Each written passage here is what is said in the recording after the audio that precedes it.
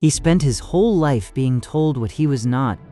Not a Stark, not a prince, not someone the world would ever kneel for. But blood does not stay buried forever. What if Jon Snow learned the truth hidden inside him, and it was greater than a name, deadlier than a secret, and powerful enough to change the fate of the North itself? Because the second Jon discovers that dragon blood runs through his veins, everything around him starts to shift. The cold no longer defines him. The shame no longer controls him. And the boy raised as an outsider begins to look less like a bastard and more like a ruler the North was never expecting. Not just wolf, not just dragon, something rarer, a fire-born heir shaped by northern ice. And when that kind of man rises, kingdoms do not ignore him. They either follow him or try to destroy him before he can claim what destiny has been saving for him. This is the story of what if Jon Snow discovered his Targaryen blood and became the dragon heir of the North. The cold beneath Winterfell did not bite the way the wind on the battlements bit. It settled, patient as old grief, and Jon Snow felt it settle into the marrow of his hands as he descended the steps with a guttering torch and a head full of wine. The air smelled of stone and tallow and the dust of dead kings. He had not meant to come here tonight. He had meant to drink with Robb until one of them fell asleep, and tomorrow, with the bell of Winterfell ringing him onto a horse, ride north to the Wall and never come back. That had been the plan. He had nursed the plan all autumn, fed it on Lady Stark's silences and Theon's kindness that was cruelty, and the certainty that there was no place at this hearth for a boy whose mother had no name. But Robb had fallen asleep, drunk and laughing, with a wolfhound under his arm and a wine cup tipped onto the rushes. And Jon, who could not bear his own bed for the second night running, had walked. He had walked the yard, where Ghost padded at his heel like a shadow with eyes. He had walked the godswood, where the heart tree wept its red tear and watched him with a face so old he could not meet it. He had walked the kennels, where the new direwolves whined for their littermates. And then, half knowing what he was doing and half not, he had taken a torch from the wall sconce by the keep door and gone down. Now he stood among the dead. Statues of the kings of winter, of lords Stark too proud to call themselves anything smaller, lined the long, low gallery. Each held an iron sword across his stone knees, point downward, to keep the vengeful spirits in their tombs. The smell of damp earth and old iron, and the small, sweet smell that lived in the dust beneath sleeping things. Jon had walked these crypts since he was old enough to be afraid of them. Fear had been replaced by familiarity, and familiarity by a strange tenderness, the way you came to love a hard man who had taught you a difficult thing. He passed Cregan, who had ridden south to make peace and come back with his brother's bones. He passed Brandon the Builder, on whom legend lay so thick the mason had rendered him as much wall as man. He passed his grandfather Rickard and his uncle Brandon, who had been burned and strangled in the same throne room in the same hour by a king the world remembered as the Mad. The old grief, rising. Jon had learned to pity their stones the way he pitied his father's eyes when his father did not know he was looking, and then he came to her. Lyanna Stark, dead at 16 of a thing the world called fever and Lord Eddard called nothing. The torch lit her cheek and Jon stopped, as he always did, because the cheek was his cheek. The same long face, the same long jaw, the same long, sad mouth. He had stopped pretending years ago that he did not see it. He had only never asked, because father did not speak of her, and because the asking would have given his father a wound to carry that Jon did not have a place to set down. He set the torch into the iron ring beside her statue. Aunt Lyanna, he said, because that was what she was. I came to say goodbye. The crypt did not answer. Bobby Beatikes coming tomorrow, he said. The wine made his tongue informal, brought up the names Robb used when his father was not around to flinch. Or the day after. I'll be gone before he gets here. They don't want me at the feast. Lady Stark says it's for proper company. So I'm going north, and you'll have to forgive me if I never come back. I think the Wall is a place a man goes who forgot how to come back. He laughed, and was startled by his own laugh and heard it die in the corridor. They'll say I ran. That's the joke of it. They'll say the bastard ran. And maybe I did. A man who never knew where he came from never has anywhere to run from, only places to run to. He was looking at her stone face when the wind began, a wind in the crypt. Not a draft, not the breath you sometimes felt when a great door opened and the air was pulled through, but a wind, a real and steady wind with a cold inside the cold. It guttered the torch. It did not put it out. It bent the flame sideways, and the flame stayed bent, like a man bowing. Jon's hand went to Longclaw, no, to the dirk on his belt, the everyday one. Longclaw was years away from him then, though he did not know that. "Who's there?" he said. The corridor took the words and smoothed them and sent them back as a hush. The wind smelled of pine. Not the pine of the wolf's wood, which was wet and resinous and full of moss. A drier pine, hot, with the sun in it, and underneath, something else, the cold dust smell of an empty bird's nest, and a faint sweetness like an apple cut and left out in the snow. He felt watched. He turned slowly, and there was nothing. Statues, statues, statues, and the gallery walking away into dark. The torch bent its bow. He could hear his heart now and was annoyed by hearing it. 15 years old and afraid of the wind in the crypts, Robb would have laughed at him. Robb would have pretended not to. Then his eyes lit upon the base of Lyanna's statue, where the crypt had always been a wall of plain stone. The torch bent further, the long flame pointing now like a finger, and the light fell where it had never quite fallen before, on a place where the stones did not match. He stepped closer. He had walked past this place 100 times.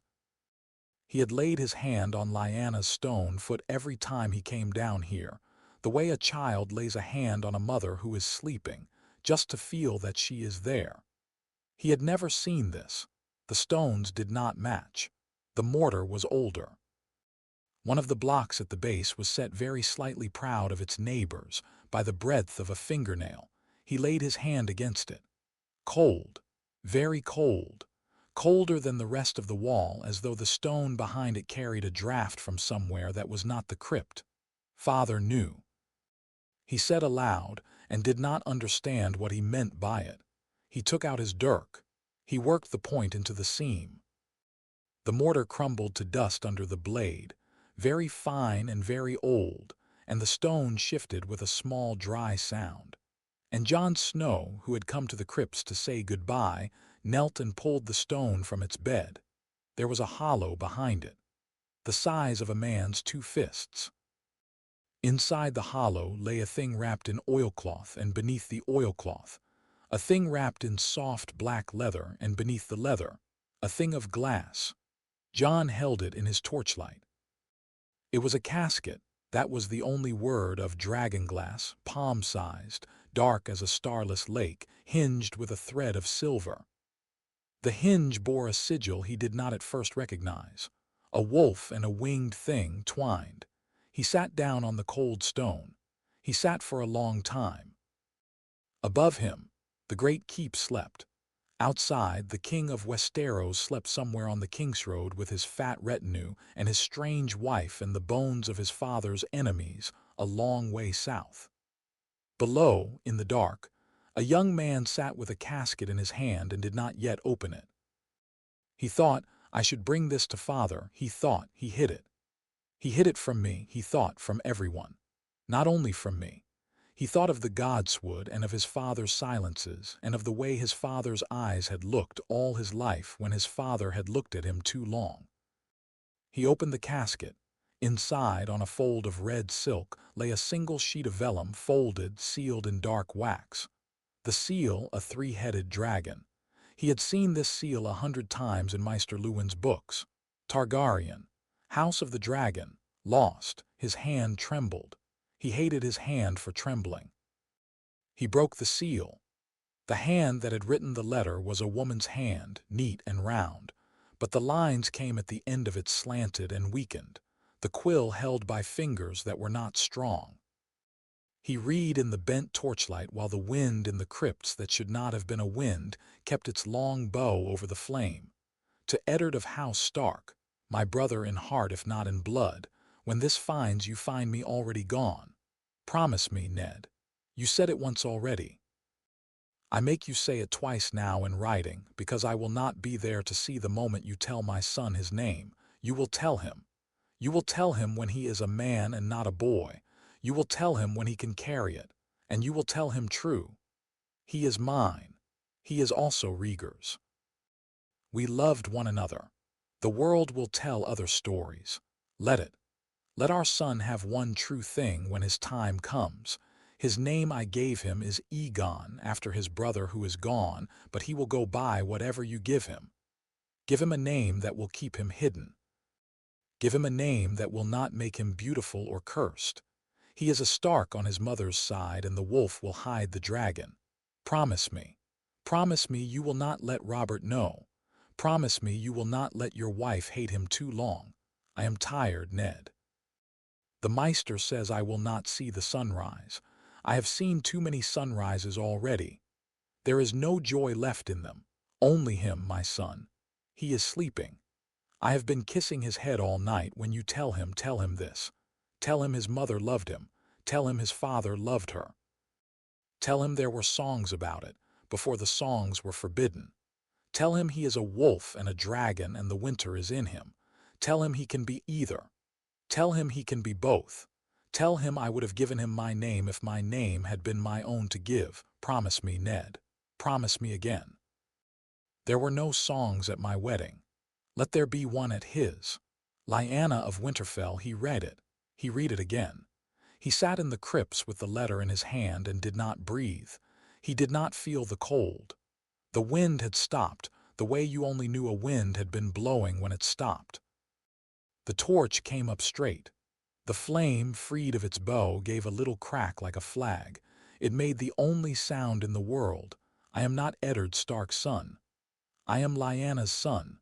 Something in his chest broke. It was not joy and it was not grief, and he could not put a word to it, and he was a boy who had words for most things. The first feeling when he could find a word was a kind of horrible, ridiculous relief. She had loved me. She had wanted me. The second was a colder, larger thing. Father lied. Father has lied to me my whole life. The third thing was older than either, and not his. It came as a shape behind his eyes. A heart tree, but not the one in the godswood, bigger, older, gnarled with things that should not grow on a tree. A man with white hair, pale as moonshine, with a single red eye and a hand that was a tangle of weirwood roots. The man, the not man, looked at Jon in the place behind his eyes, and the look was patient and very, very old. Boy who is two boys, said the not man in a voice that was a wind through raids. I have been waiting. Jon staggered. The crypt swam. His knees hit the stone, and the pain was real, and the not man was real, and Lyanna's letter was real, and he was real, and that was the only assurance he had. What are you? Jon said, and was ashamed of the smallness of his voice. A friend in time. A teacher soon. A grandfather of a sort, very long ago. The boy who looks through ravens calls me Lord Bloodraven. The dragons called me Brynden Rivers when they remembered to call me anything. The trees call me by a sound I will not put on your tongue tonight. Bran, said Jon. His mouth was dry. Bran said, the three-eyed crow, your brother dreams. Your brother is a window I have been opening. He is not yet ready. You are. I am not ready for anything. You are ready for a name. The rest will come. Jon held the letter up as though he could refute the not man with paper. Why did you show me this? Why now? Why me? My father, Eddard Stark, is not your father. The voice was without cruelty, and that was worse than cruelty. Eddard Stark is your uncle and your father at once, by oath and by blood. Eddard Stark loves you the way honest men love the things they have lied for. Do not unmake that love, child. Wear it, keep it, but do not wear it as your name. Your name is older. What do you want from me? To live. That is not an answer. It is the only answer that matters tonight. The Not Man closed his single red eye. The shape behind Jon's eyes thinned, like smoke when the door opens. Before he was gone, Jon felt one last thing, a hand, not flesh, on the back of his neck, the way a man might steady a horse. The voice came once more, fainter, kinder. You will go tomorrow to your father in the Godswood. You will ask him what is true. You will not ride to the wall. The wall is one of many roads, and you will walk it later, perhaps, but not as the boy who takes the black to be forgotten. You will ride north only when you ride north as yourself. The dragon you do not know about yet is sleeping. The wolf you do know about is awake. Begin with the wolf. And then Jon was alone with a torch and a letter and a casket and a hollow in a wall, and Ghost was there. He had not heard Ghost come. The direwolf had no business in the crypts. The steps were narrow and the dust was thick, and he had told Ghost to wait at the door, the way he always told him. But Ghost was here, and his red eyes were patient, and his white tail moved once, slowly, like a flag in a slow wind. He laid his head against Jon's knee. He breathed his hot breath against Jon's hand. Jon put his fingers into the white fur. He held on. "Ghost," he said. Then, because it was the only thing he could think to say, "I'm not who I thought I was." The direwolf, who had been a runt and a last-born and a small thing in his mother's litter, looked up at Jon with eyes that were too red and too steady. And Jon for the first time wondered if his wolf had ever been only a wolf. He sat there a long time, holding the letter, with Ghost's head on his knee and his torch burning straight, and tried to put words to what had just happened. He could not. He had grown up in a hall full of men who had words for everything, and tonight he had no words. Father. Father had held him on a knee and called him son. Father had given him his sword work, his book hours, his little iron lessons: sit straight, eat last, give your cloak to the man whose cloak is wet. Father had taken every cruelty Lady Stark threw at him and put a quiet hand on his shoulder afterward and told him, in the silences, that he was loved. Father had lied. Father had built a man, slowly, hour by hour, on a foundation of lies. Father had done it because Lyanna had asked him to. Father had done it because the king who had loved Lyanna would have hung Jon by his small Targaryen ankles from the parapets of the Red Keep and called it justice. Jon understood. He understood and could not yet forgive. He thought of Robert Baratheon coming up the King's Road. The Fat King. The Hammer King. The man who had cracked Rhaegar's chest with a war hammer at the Trident. The man who, if he learned what Jon was, would not hesitate, not for a heartbeat, not even for the love he carried for Eddard Stark. Jon's mind played out the scene with a child's clarity. A torch, a chair, a sentence. The Hammer King saying, "I'm sorry, Ned." The Hammer King meaning, "Bring me the boy." So he would not be that boy. He would not be the boy who hid either. Some part of him, a part he had not known was there until this hour, refused both. Refused to ride to the wall as Jon Snow and forget. Refused to flee south as Aegon Targaryen and burn. There was a third path, dim and dangerous, and it was already forming in his mind as he sat there with the wolf's head on his knee. A third path the way Lyanna had asked for it, a wolf to hide the dragon. Or perhaps the other way, a dragon to wake the wolf. He folded the letter. He put it in his doublet, against his skin. He laid the casket carefully aside, beside Lyanna's stone foot, where it had lived 450 seasons hidden. He set the loose stone back into its socket, packed the dust around it with his fingers, and the wall was a wall again. He stood up. His knees ached from kneeling. His hands were filthy. His eyes burned, though he had not wept. He was not, he found, a boy who wept easily. He had been raised in a hall where weeping had a price. He looked at Lyanna's statue. The torchlight had moved. Now it lit her stone mouth, and Jon, looking up at her stone mouth, did something he had never done with a statue before. He kissed her cold cheek. The stone was bitter on his lips. "All right, mother," he said. "All right." He climbed the stairs. At the top, the corridor of the keep was dark and cold and his own, the way a place becomes your own only when you have just seen everything else flicker. The serving girl who slept by the kitchen door turned in her cot and did not wake. A torch in a far sconce was guttering low.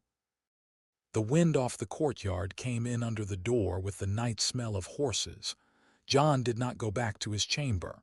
He went out into the yard with Ghost padding behind and stood looking up at the sky. Stars over Winterfell.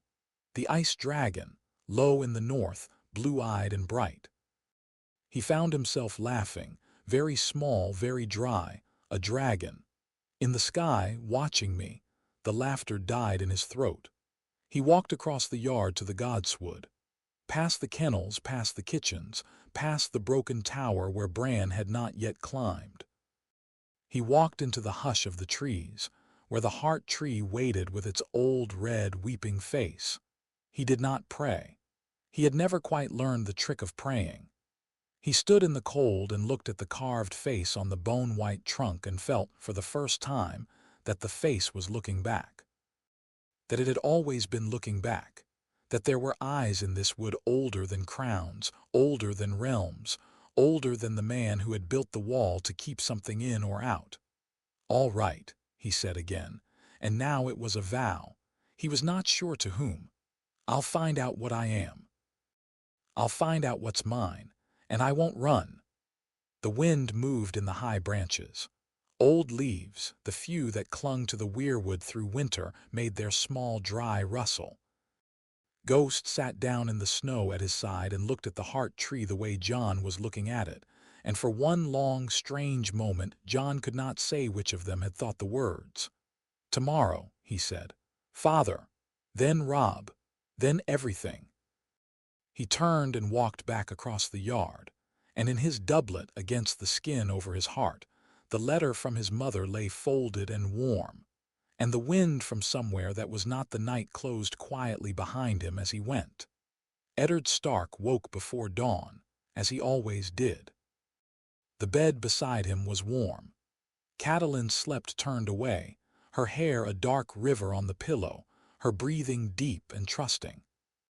He laid his hand on the small of her back for one moment, the way a man touches a thing he is afraid he will lose, and then he rose without waking her, and pulled on his breeches, and a thick tunic, and a fur jerkin against the cold of the keep, and went down to the godswood.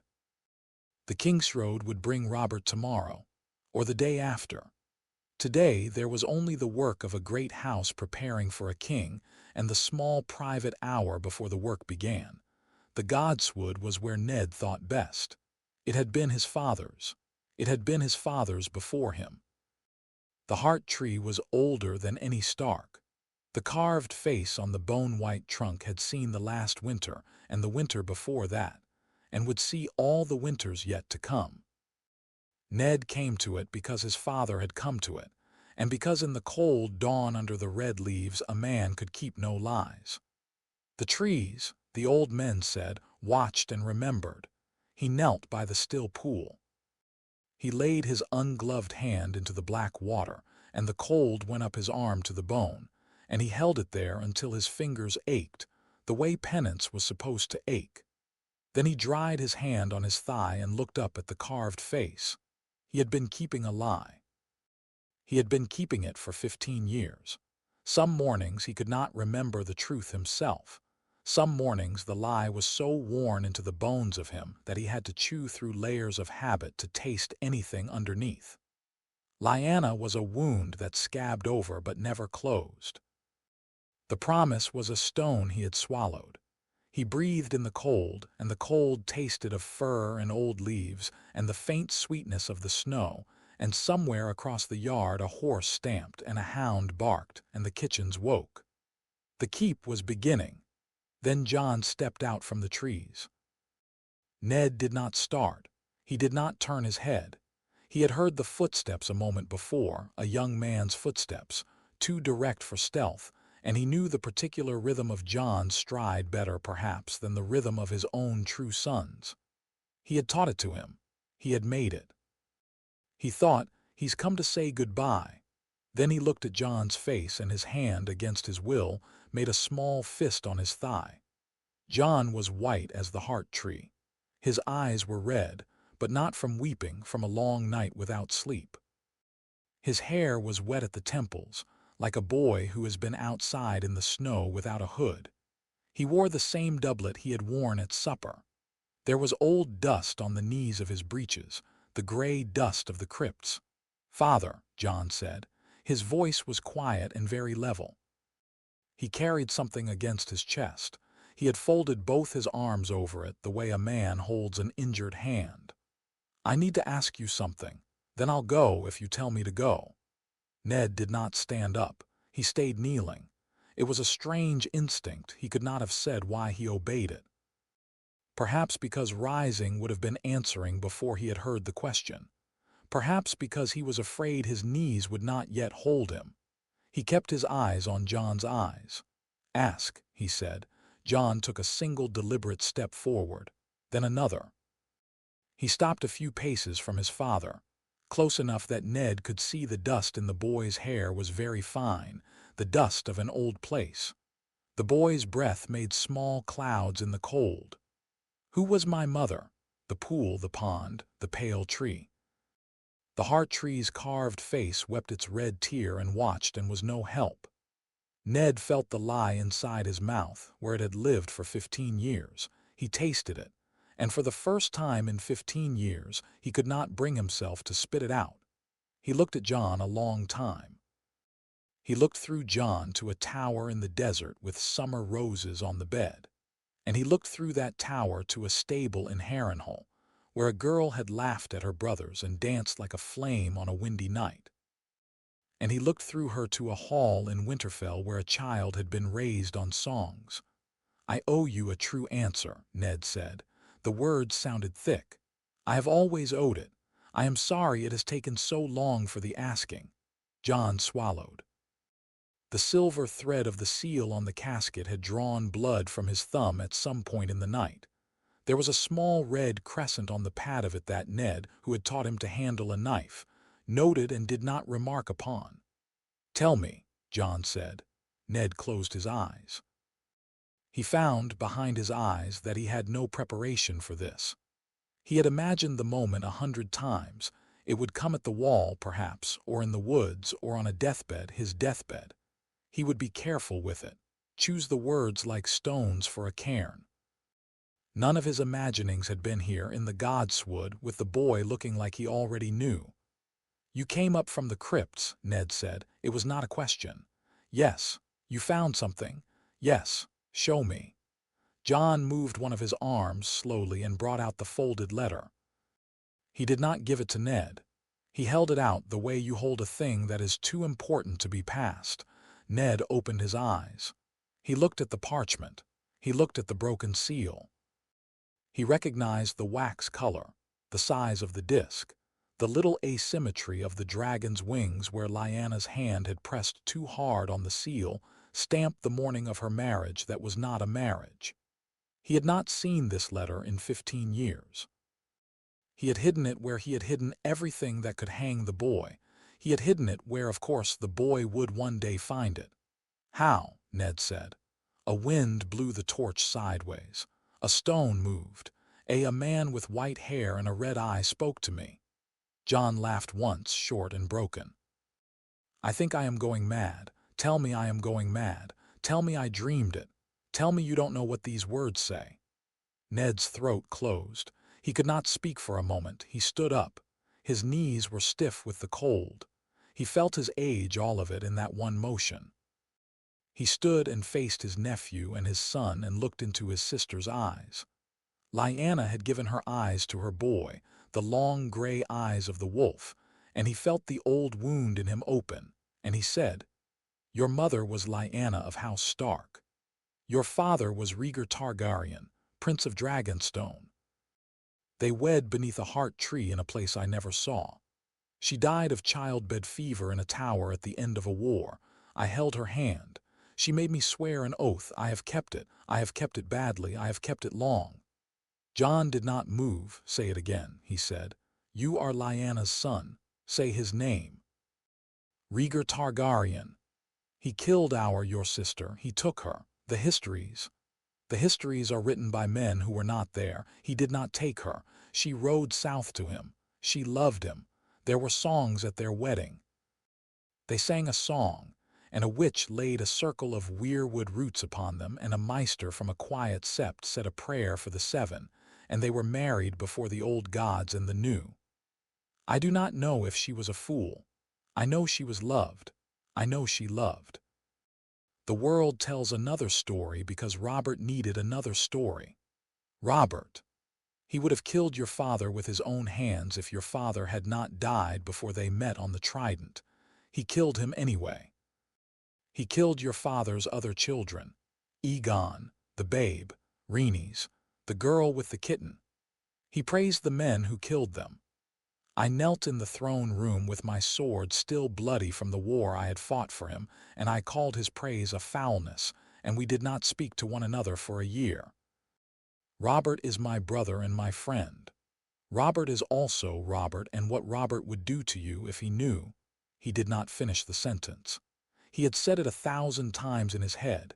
He had never had to say it aloud. Jon stood very still. The morning light was coming through the trees now, low and gray and pink at the edges. The first crow of the keep called somewhere up beyond the walls. The smell of bread rose from the kitchens, faint and warm. "My name," Jon said. His voice cracked at last. He cleared his throat angrily, a boy's anger at his own throat for betraying him. "She gave me a name. She wrote it in the letter." "Aegon," Ned said. "After his brother who was murdered, she did not know, she could not have known, that there was already an Aegon. That he had been, that he was, she had been hidden too long, or perhaps she did know. Perhaps she meant the name as a defiance. She was always—" He could not finish that either. He passed his hand over his eyes. "You named me Jon." "Yes, for Jon Arryn." "Yes. Because I needed a name a man would not look at twice. Because Snow is the name we give to bastards in the north, and a bastard nobody could be examined with a slow Lannister patience and made to count for nothing. I needed you to count for nothing, Jon. I needed Robert to look at you and see a man's mistake and forgive it the way he forgave his own.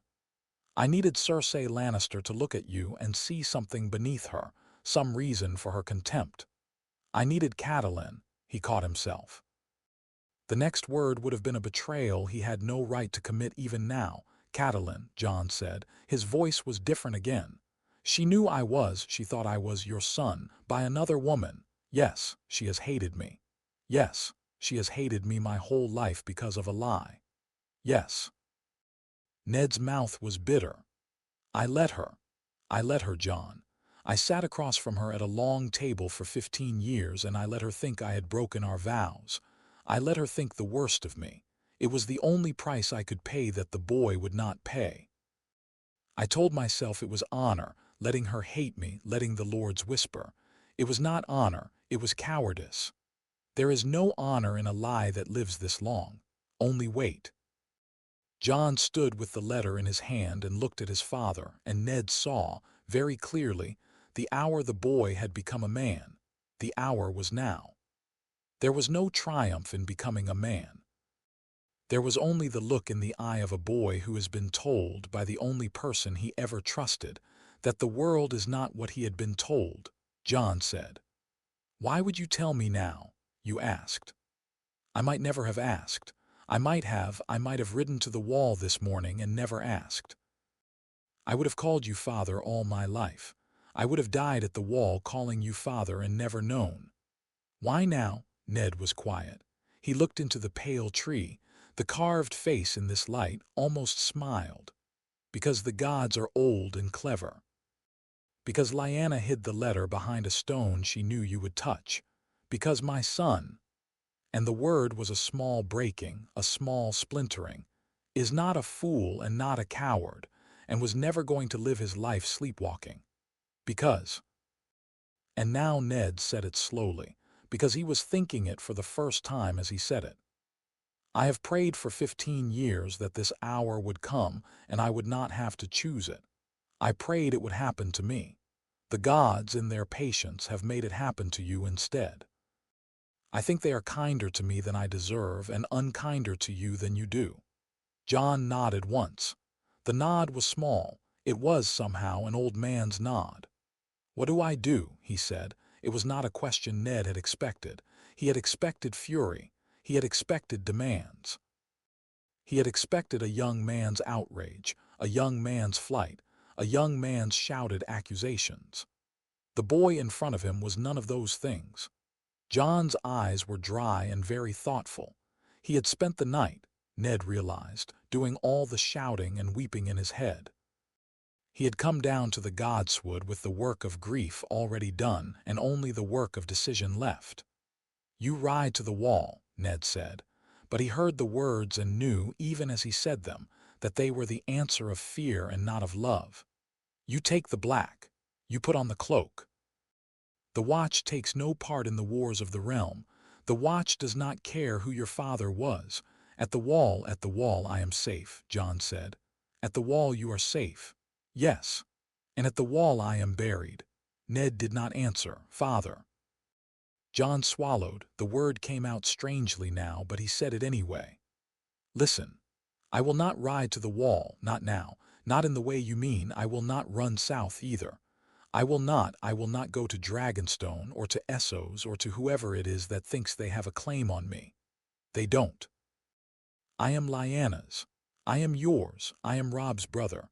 I am Bran's and Sansa's and Arya's and Rickon's. The wall would take all of that from me. The South would burn it. I will not. He stopped. He took a breath he did not seem to know he needed. I will tell Robb. I will tell the lords of the North when the time is right and not before. I will be what I am and not pretend I am less. I will be your son in everything that matters and Lyanna's son in name. I will not, Jon. I will not let Robert do to me what he did to my brother. I will not be a child you found. I am. He looked at Ned, and his eyes were burning now, not with tears but with the sharp, dry light of resolve. I am going to be a thing the songs do not yet have a name for, Stark, Targaryen. I am not going to be a knight at the wall pretending to be no one. I am going to be a wolf the South cannot reach and a dragon the North cannot misread. I am going to make them learn me. The cold morning sound around them, the creak of a far rope on a pulley, the cry of a kitchen maid for a boy with a basket. Far away, beyond the keep walls, the bell that rang the watch change. Ned saw, and this was the worst of it, Lyanna's set jaw and his nephew's set jaw. Lyanna at 16, her hair tangled, telling Brandon to stop being a fool and her father to stop being proud and Robert to stop being a child and all of them to listen to her for one cursed minute. Lyanna had said many things in her short life. The world had only listened to her once. It had listened the night she rode south, and what it had heard had broken everyone. It would listen now. Jon, Ned said, and he could not get further than the name. I am sorry, Father. Jon stepped closer. The letter shook in his hand a little. I know what I'm asking. I know what it costs you. I know what I'm putting on Lady Stark and Robb and the little ones. I know. I will not be a fool about it. I will let you guide me. I will let you choose the time and the words. But I will not put on a black cloak and pretend I am no one. Not now. Ned closed his eyes for a long moment. When he opened them, he did the thing he had not been able to do for 15 years. He raised his arms. Jon, for one heartbeat, did not move. Then he stepped into them, the way the boy he no longer was would have stepped into them. And Ned caught him and held him, and felt against his chest the rapid drum of the boy's heart. and the bones of the boy's shoulders and the small, wet pressure of the boy's eyes closed at last. And at last, weeping against his collar, Ned held him very hard. He had held him this hard once before when Jon was a babe. He did not know if he had held him this hard ever since. He pressed his hand to the boy's hair. "Lyanna would be proud of you," he said. His voice was hoarse. "She was a fool, my sister. She was a fool and she paid for it. But she would be proud of you, and so am I. So am I, Egon, so am I, Jon." Jon shook against him once. "Don't call me Egon yet," he said into Ned's collar. "I'm not ready for that." "No," Ned said. "We will go slow. We will go very slow." They held each other a while longer in the godswood. The bell of the keep changed the watch. The kitchens called for hot water. The hounds began to bark in their kennels for their morning meal. A normal morning at Winterfell, beginning the way every morning had begun in the long peace of Robert Baratheon's reign.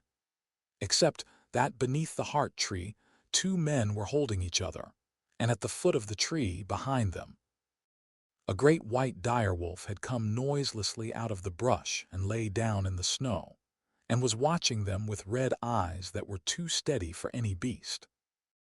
When at last they parted, Jon wiped his face on his sleeve and stood up straight, and Ned could see that the wiping had been brief and purposeful, and the boy was already thinking. Lyanna had wiped her face like that. "Father," it was firmer now, "I have decisions to make, and so do you. We need to make them together. I'm going to suggest things you will not want to do." "All right," Ned said. "Robb has to know today." "Yes, Lady Stark has to know. Today, or as close to today as we can manage. I cannot stand at her hearth one more night carrying this and let her go on believing what she believes. She has the right of the truth, father. Even if she does not love me, maybe especially if she does not love me, she has the right. Yes, Maester Lewin should know, and Sir Roderick. We will need both. We will need their counsel. Yes." And Jon hesitated. His eyes flickered to the heart tree and back. "Father, there was a man last night, a thing in the crypts, white hair, red eye. He spoke to me. He said he was Brynden Rivers. He said he was a teacher. He said Bran has been seeing him." Ned's face changed. He had heard the name before. The bastard sons of dragons did not lightly become legends. Brynden Rivers, called Bloodraven, hand to a king and worse, and lost beyond the wall 100 years ago. Lost, supposedly. The world believed it.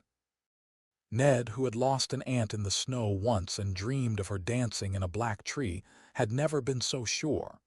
"He is an old story," Ned said carefully. "He is a story that talks to your son. I know it now. Bran has been having dreams. The tree with eyes dreams. Robb laughs about them, and Bran laughs about them, and Lady Stark says he is too clever a child to dream small. I think they aren't dreams, father. I think Bloodraven later.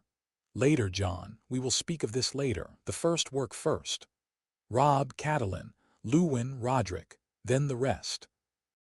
Then everything." Jon nodded. He looked once more at the carved face on the white trunk. He looked, Ned thought, the way Lyanna had looked at it when she was told she would have to marry Robert. The way she had looked at it when she had ridden south.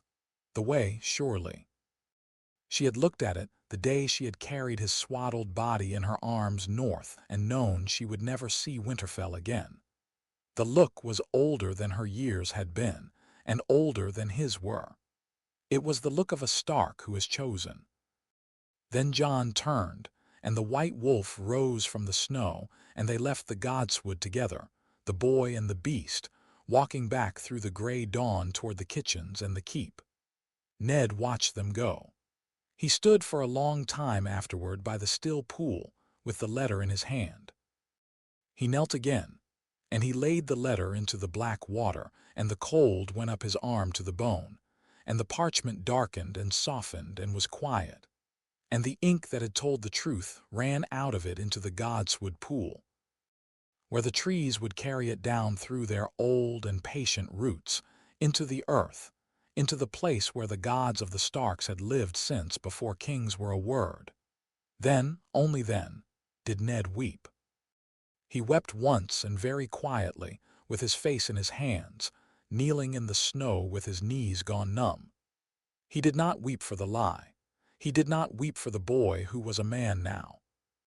He wept for his sister, who had not lived to see this day. For his sister, who would not see her son grow into the things he was becoming. For his sister, whose long gray eyes had looked at him in a dim tower 15 years ago and asked him for an oath he had been keeping. With all the strength a man could keep an oath all this time. "I am sorry, Lyanna," he said. "I am sorry it has taken so long. He's a good boy. He's going to be a hard man. He's going to be, I don't know what he is going to be. He is not what we expected. He is what you would have hoped." The heart tree did not answer. The carved face wept its red tear, the way it had always wept it, and the mourning went on around him. The bells, the hounds, the kitchens, the smell of bread, the sound of horses being curried in the yard.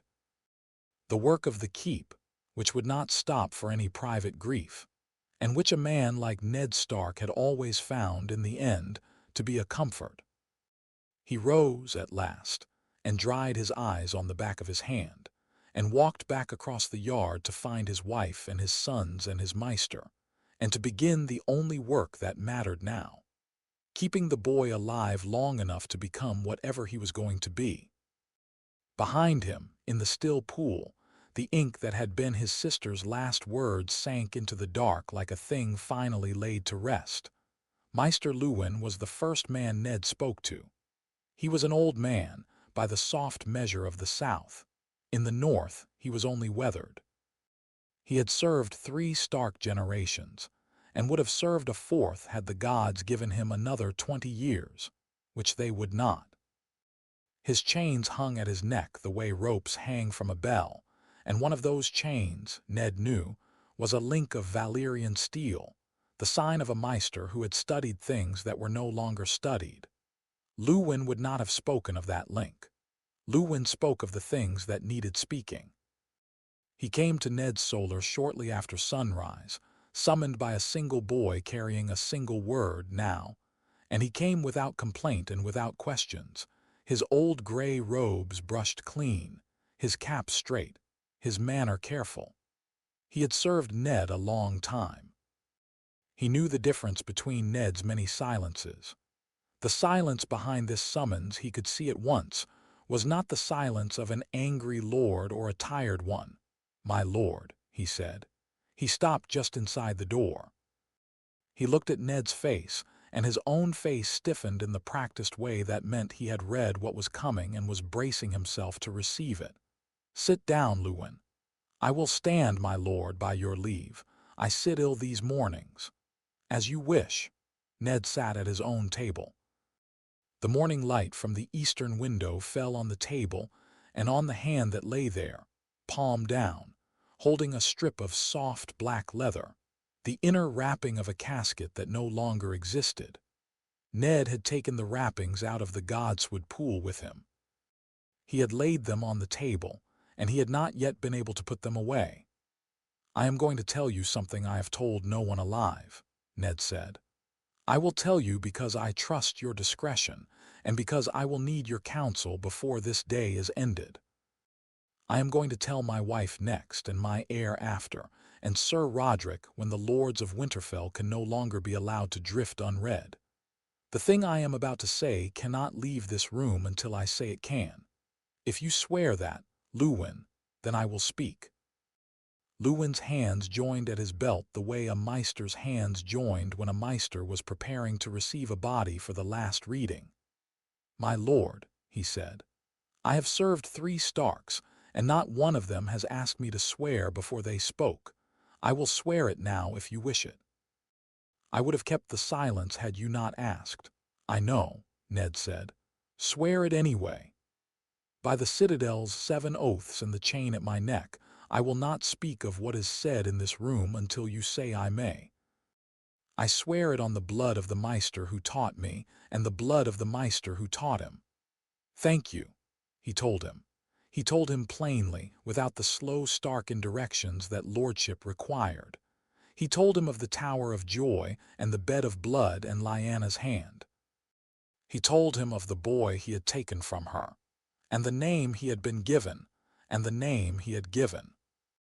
He told him of the letter behind the stone in the crypt, and of the wind in the crypt that should not have been, and of the white-haired man with the red eye whom Jon had described, and which name Luwin had heard and which name Luwin had paled at hearing.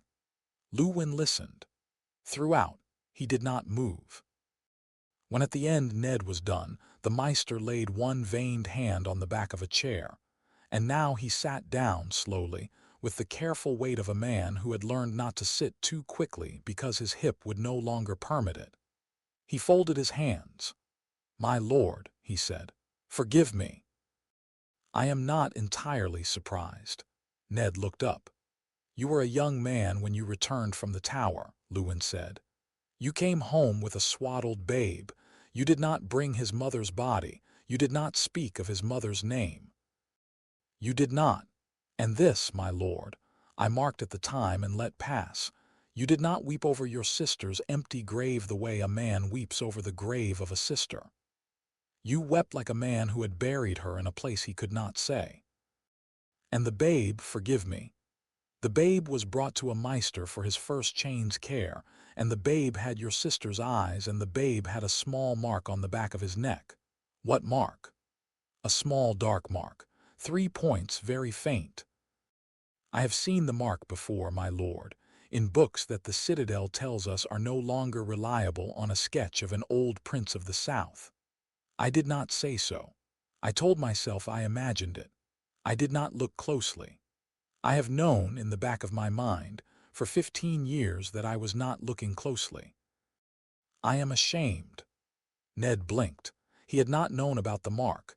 He had not, in 15 years of fathering Jon, looked at the back of his nephew's neck. "You will not be ashamed in front of me, Luwin," Ned said roughly, "or in front of him. You will think what we need to do.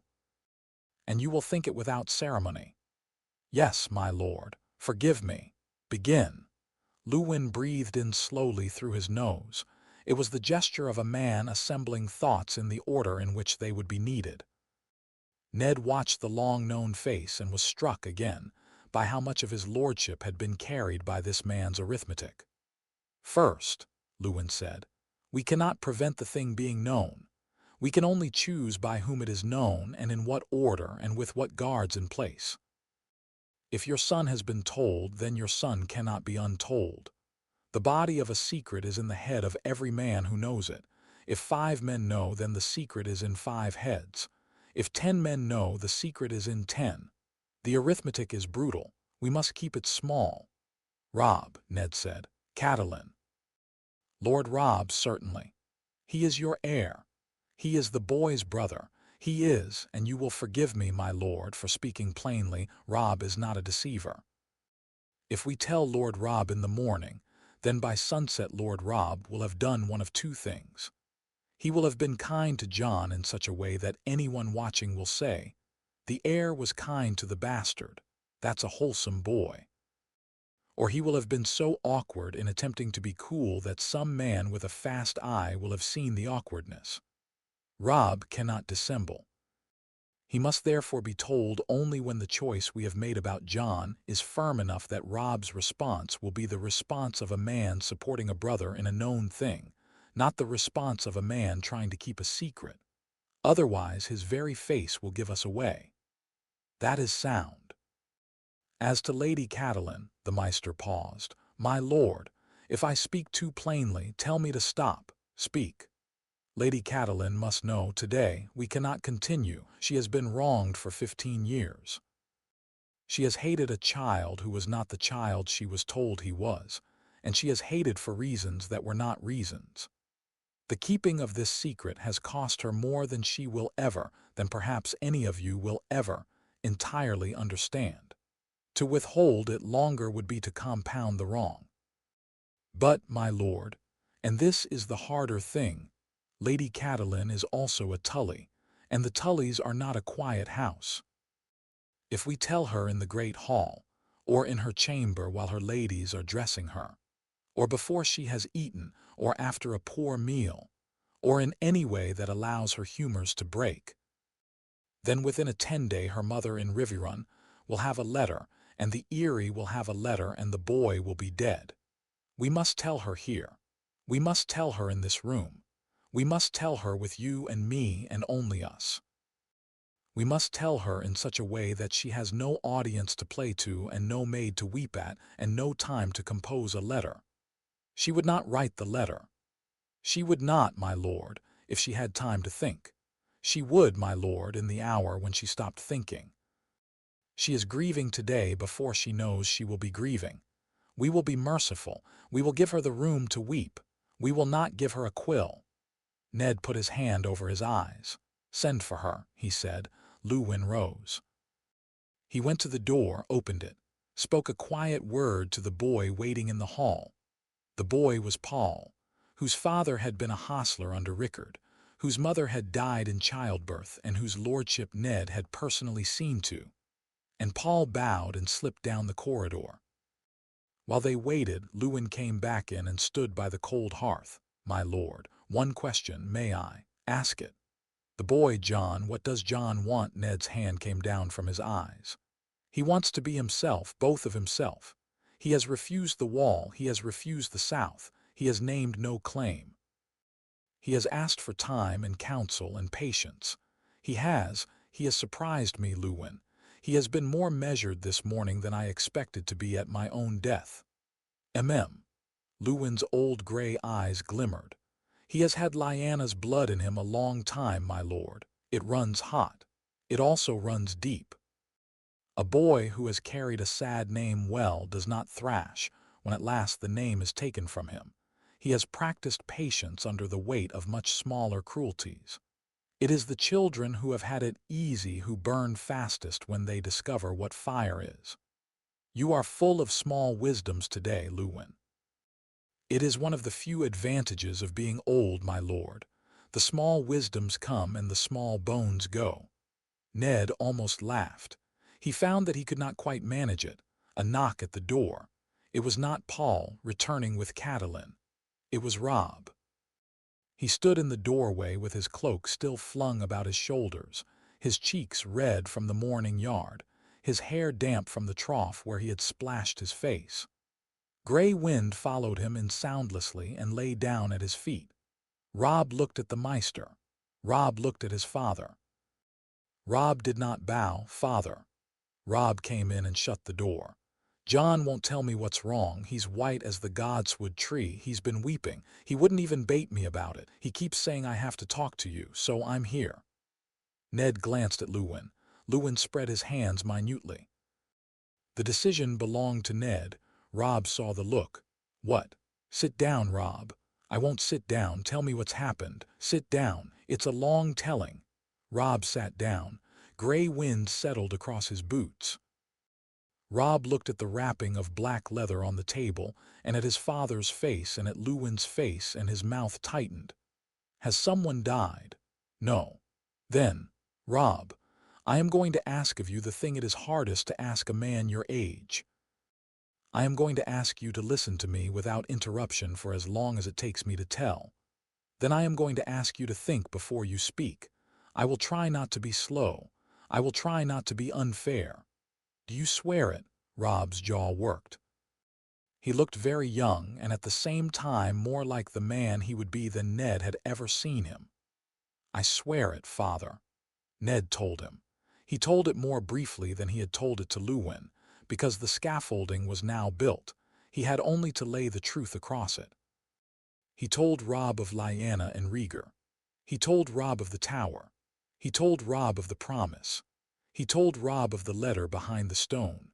He told Robb that Jon had been Aegon, that Jon was a Targaryen, that Jon was Lyanna's son and his cousin, and not at all his half-brother. He watched Robb's face for one blank moment. Robb did not move. Then a strange thing happened. Robb laughed. He laughed once, low and quick, with no humor in it, like a man clearing his throat. Then he stopped and looked at his hands. He's not my brother. He is your brother in every way that matters. No, but, father, Robb looked up. There was a flush on his cheeks now that was not from the cold. "He's not my brother, he's my cousin. He's a prince. Father, he's a prince." "Yes." Robb sat quite still for a long moment. "He's a prince," he said again. "And the king is 2 days down the road." "Yes." "The king who, when we were boys, told us with his own mouth in this hall that he had broken the mad king's grandson on the marble floor of the throne room." "Yes."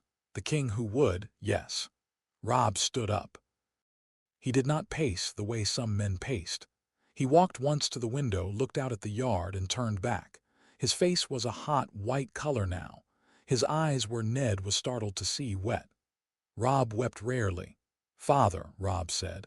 He tried to keep his voice level. He almost did. "What happens now?" "Now we tell your mother. Now we tell Sir Roderick. Now we make plans. The king arrives within 2 days. We must keep Jon alive through the king's visit. We must therefore keep the king from looking at Jon long. We must keep Jon away from Cersei Lannister entirely. We must do all of this without changing one thing in the rhythm of Winterfell that the king knows. Do you understand?" "I understand." "Robb." Ned met his eyes. "Robb, look at me." Robb looked. "Jon is yours. He has always been yours. He was yours when you thought he was your brother. He is yours now that you know he is your cousin. He is yours when he is named Stark, and he is yours when he is named Targaryen. The blood that runs in him does not change the blood you've spilled at his side. Do you understand, father? Do you understand?" "Yes." Robb's voice was thick. "Yes, father, I understand. He's mine, I know that. You don't have to, I know you know it. I am saying it because you will need to remember it later. There will be hours when something will tell you he is not your brother but a prince. There will be hours when something will tell you he is not your cousin but a stranger from a house that burned ours alive. There will be hours when you will be tempted, by your honor or by your tiredness or by your wife or by your bannermen, to forget that he is yours. Don't. Promise me." Robb's mouth made a small, bitter shape.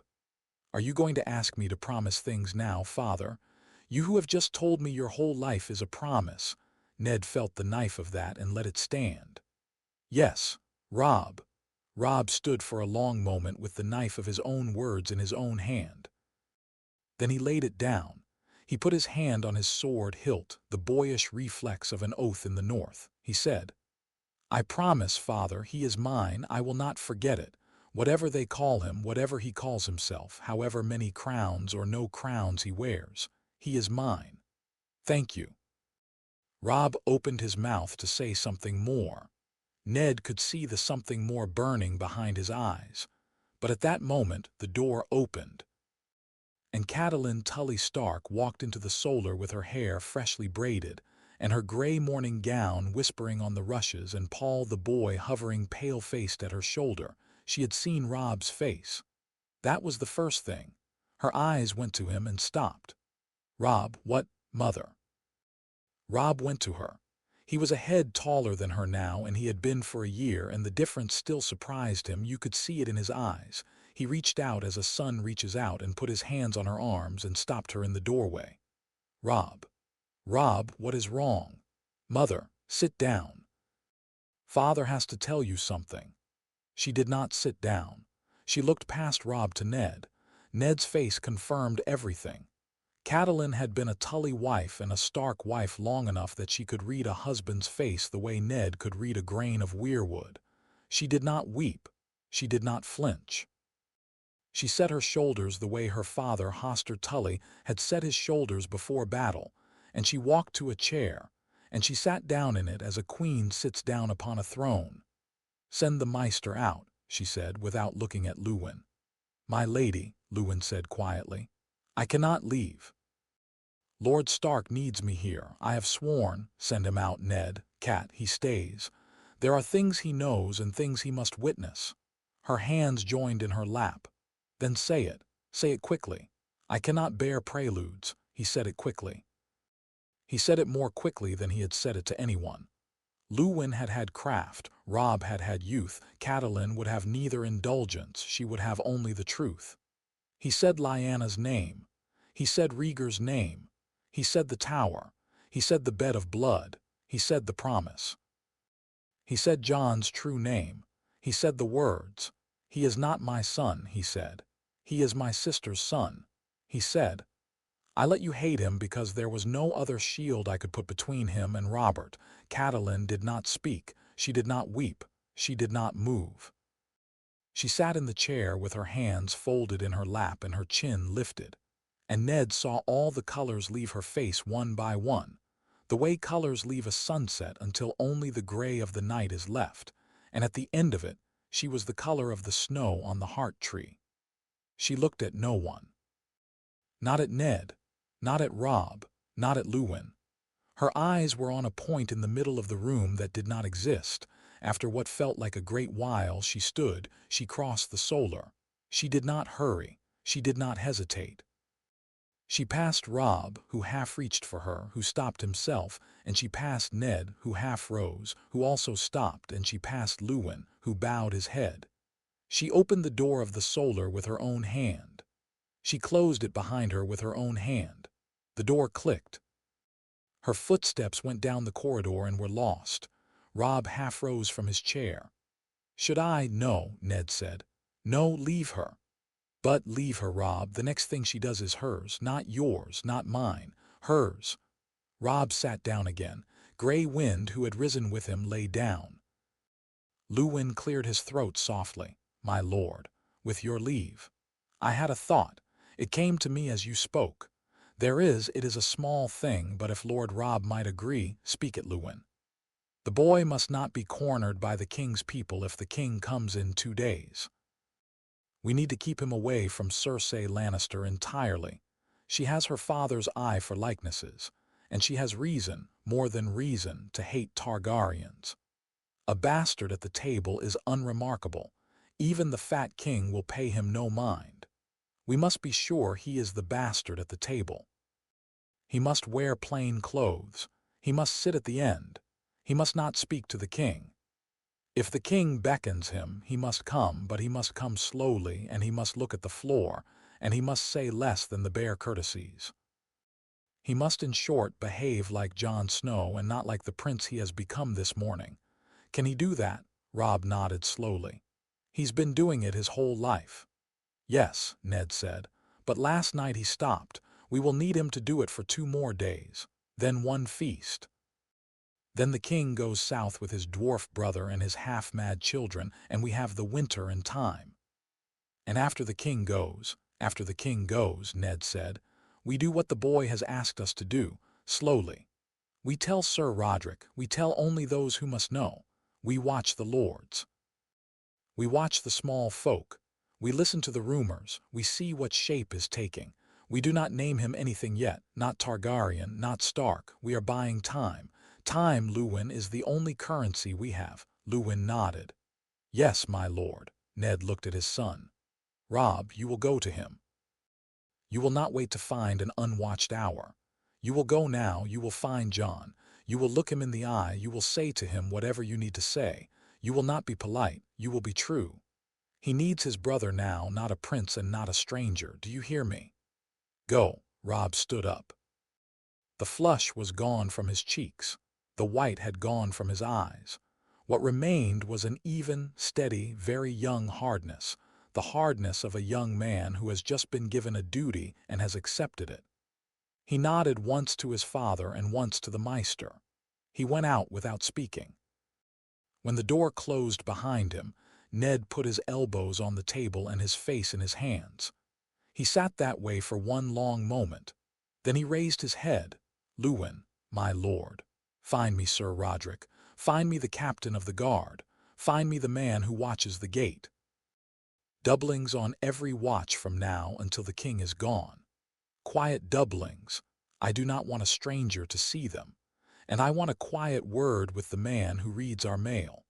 No raven leaves Winterfell without my hand on it for the next fortnight.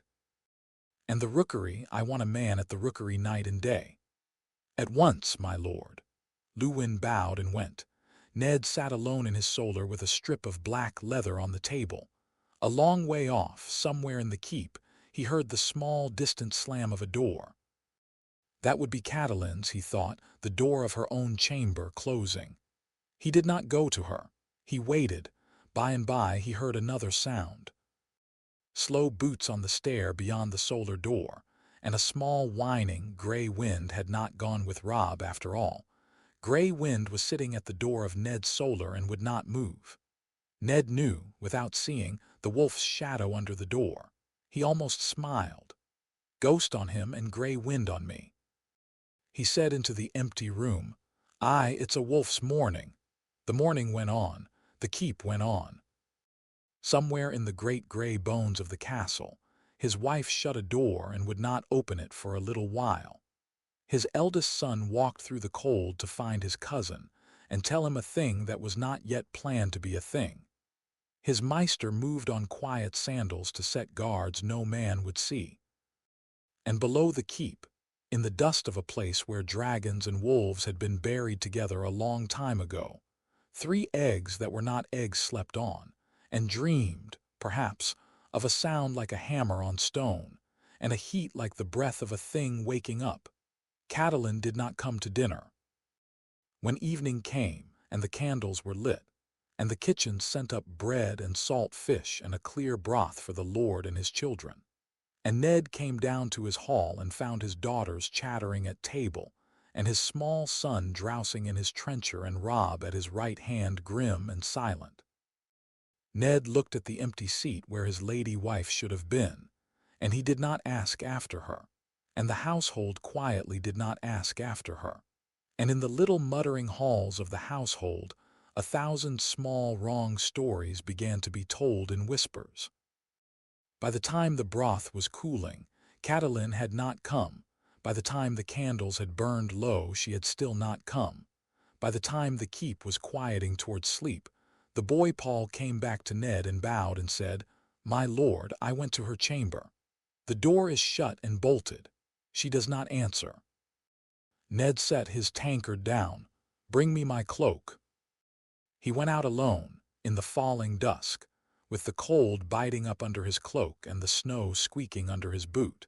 And he walked the keep yard and the keep walls and the small hidden ways of Winterfell that only a man raised in it knew. And at the end of his walking, in the last light, he found her. She was in the godswood.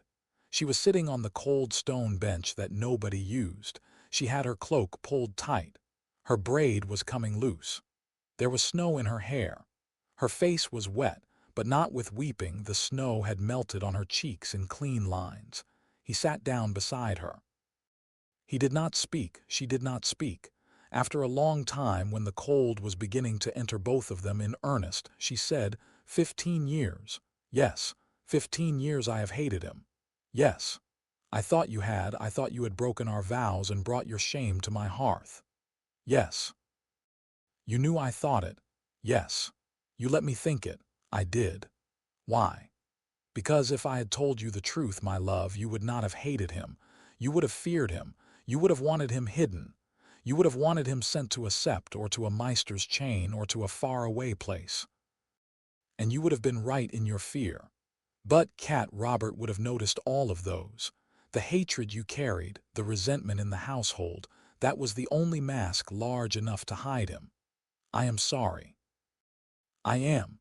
I am not sure I can put the shape of how sorry I am into a word your ear would believe. I am sorry, Cat. She did not answer for a long while. The wind in the godswood made the small dry sound of leaves. Snow fell very lightly and laid itself on her shoulders. I have hated a child for 15 years. Yes, for 15 years he has eaten at my table and looked at me with, yes, Cat. And he is Lyanna's. He is Lyanna's, and he is Rhaegar's. She put her face in her hands. She did not weep. Her hands shook a little, that was all. I do not know how to fix this, she said into her hands. I do not think you can, Ned said. I do not think any of us can. I think we go forward and try not to make new harms. She lifted her face from her hands. She looked at him, full on, the way she had looked at him on her wedding day, the way she had looked at him on the day she had asked him whose son the boy was, and he had not given her a true answer. Her eyes were terrible. They were dry and they were fierce, and they were tully blue in the dusk. "Will he hate me, do you think?" Ned was silent a long time before he answered. He had thought of the question himself. He answered with the truth. "I do not know, Cat, but he is not a small man. He is a cold one sometimes, and he is quick to anger, and he can be Lyanna in his temper, which is a hard thing. He is also fair. I think he will be fair, but I do not know. He may take a long while. He has reason." She nodded once. Her chin lifted. "Then I will give him the long while. I will give him whatever he needs. I cannot give him 15 years back, but I will give him the rest. He has the right of it, Ned. He has the right of it of me." He found her hand under the cloak. He held it. They sat in the godswood until full dark, and the snow fell, and the Stark in the heart tree wept its red tear, and far away across the yard, in a dark chamber lit by a single candle, two boys who had grown up calling each other brother were sitting on a narrow bed and not saying much. And one of them had his hand on the back of the other one's neck, and the other one had his face turned away, and they were doing the work of brotherhood by the only road brotherhood had, which was through. Jon was sharpening his blade when Robb came in. He had not heard the door open. He had been sharpening the blade for the better part of an hour, the same dirk he had taken into the crypts, and the stone had eaten the edge into a thinness that did not need eating. The bed in the small attic chamber was unmade and would stay unmade. The trencher old Nan had brought up had not been touched. The candle was burning low and would soon need a new one. Jon was sitting on the floor with his back against the bedpost and the dirk on his thigh and the whetstone making its small grit-grit sound in his hand. The door opened. Robb stepped in. Robb shut the door behind him very quietly. "Don't get up," Robb said. "I wasn't going to." "Good." Robb came across the cold stone floor. He did not sit on the bed. He sat on the floor opposite Jon, his knees drawn up, his back against the wardrobe.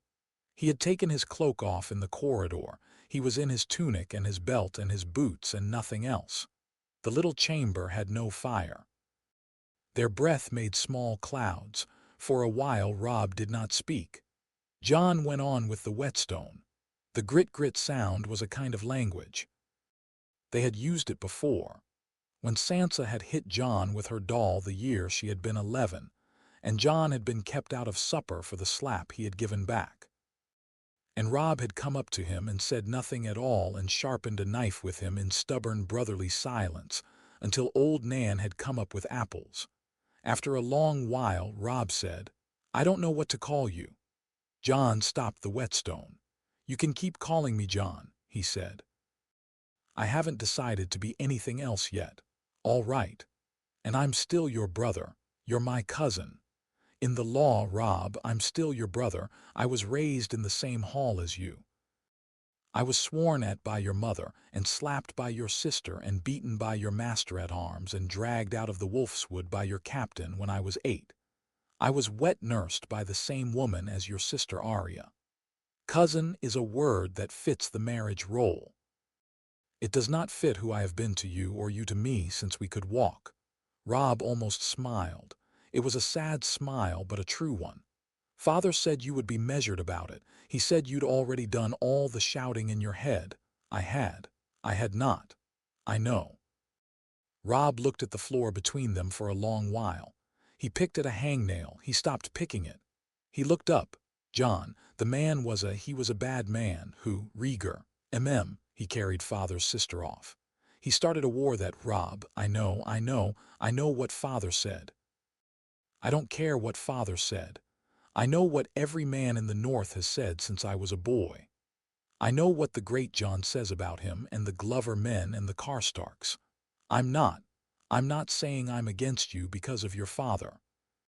I'm saying I am trying to think how I will hold my mouth shut every time some lord says the prince's name like a curse and you are sitting at the table. You will hold your mouth shut. How? Because I will be sitting at the table, and you will be sitting at the table, and the Lord will be sitting at the table, and we will be the men whose mouths matter at the table, and he will be a man whose mouth in the end doesn't. We don't owe his curse a contradiction. We owe each other a face. Robb looked at him a moment. You sound like father. I sound like father because I'm trying to. I'm 15 years old, Robb. I'm trying to be a man older than 15. I will fail at some hours. Forgive me when I do. All right. The candle guttered. The wax on the holder ran a small white finger down the iron. Jon. What do you want? Jon set the whetstone down. He set the dirk across his knees, edge up. He thought about the question. He had been asked it twice today. Once by his father in the godswood, and now by his brother on the floor of his own cold chamber. And he had answered the first time with the words a boy answers in the moment when the world has come apart. The words about being neither one thing nor the other but both. They had not been bad words. He had meant them, but they had been, he saw it now, a defense. He had been parrying. Robb was asking the second question, the one that came after the parry. What did he want? I want, he said carefully, for the lords of the north to look at me one day and see a man, not a problem. I want our people to live through whatever comes. I want the South to keep its eyes on its own poison. I want, and this part, Robb, I am embarrassed to say, I want my mother's name to be spoken without a hush. I want her name said aloud when the Meisters tell the histories. I want the lie that they have told about her, that she was carried off, that she was raped. I want that lie ended. She loved a man. The man was a fool, perhaps. He was a prince. He was a husband. He was my father. I want when I am dead and the songs come, I want her hour to be remembered as it happened, not as the king's drunken song says it happened. That is one thing I want. There are others. They are smaller. That's not small. Not even one of them is small. No. How do we do that, Jon? We don't. Not yet. Not for a long time. We start by keeping me alive past Saturday. Saturday. That's when the king will be here. Maester Luwin says we have to keep me away from the queen. He says the queen has her father's eye for likenesses. She does. Mother said she stared at me for half a minute the only time she ever met me and counted my bones. She said it like it wasn't a kindness. All right. Then we keep me away from her. We keep me out of the king's eye. I sit at the end of the table. I look at the floor. I am a bastard. I'm a bastard who is kind to the king's children and who never speaks unless spoken to. I am a bastard in a black tunic with no sword belt. And then on Sunday morning the king rides south, and we do the thinking we cannot do this week. Father said he'd be hanged. What? Father told me yesterday. He said the king is going to ask him to be hanged. He said he will say no. Jon was quiet a moment. Father will not say no. Robb looked at him. He won't, Robb. The king will ask, and father will refuse, and the king will weep on him in the godswood, and father will go. He always goes when the king cries on him. He went south when the king cried on him about Lyanna. He went south on a hammer raid when the king cried on him about Ares. Father is a man who answers other men's tears. He will say no twice. He will say yes the third time. Then we have to make sure he doesn't go. We have to make sure he doesn't go, Jon agreed. Or we have to make sure that if he goes knowing what he is leaving behind, and he leaves it set up to keep itself alive. Robb nodded slowly. Jon, there's a thing I want to do. I have been thinking it since I left Father's solar. Tell me if it is foolish. All right. I want to swear to you. I want to swear to you under the heart tree. Now. Tonight. Before any of this gets larger. Before any council, before any feast, before the king arrives. I want it to be the first oath about you that gets sworn. I want it to be a Stark oath and a Stark oath only. I want to swear to my brother. Jon looked at him. I don't want to be sworn to, Robb. I know. I'm not a king. I'm not a lord. I don't want anyone kneeling to me, especially not you. I'm not going to kneel. Then, I'm going to swear, Jon. Standing. The way father swore to King Robert and the way the lords of the north swear to father. I'm going to swear that what is mine is yours. that the wolves in our blood remember the wolves in your mother's blood, that whatever you are, Stark or Targaryen or both, you have my sword. That whatever the South does to me first. That whatever crown father has me wearing in 20 years, you wear with me. That if I have a son, he will be your son. That if I die, my house will not become a house that forgot you. I am going to swear that. Will you let me? Jon was silent a long time. He thought, this is exactly what they will hate Robb for when this comes out. This is the thing Tywin Lannister will hold against him in the Great Hall, and the mocking song will be sung in Casterly Rock about it for 50 years. Robb the kind, Robb the foolish. Robb who put his sister's child above his own, he thought, and it is also exactly what will keep me from the fate of my brother in the throne room. It is the thing Lyanna's letter asked for. It is the wolf hiding the dragon, he thought. He's offering me his life. I cannot refuse it. But I cannot let him give it without giving him something in return. All right, he said. But Robb, listen to me. If I let you swear this, if I let you do this, then I will swear something to you. The same hour, under the same tree, do you hear me? What will you swear? That I will not take a crown that takes you from your father's seat. That I will not be a king who comes to Winterfell to displace you. That if I am to be anything at all in the north, it will be alongside you, not above you. That whatever blood my father gave me will not be a blood the lords of the north have to fear. That I am not the mad king's grandson coming home to take a hall back. I am Lyanna's son. I am her brother's nephew. I am your brother. I will be these things first and last, and in the middle.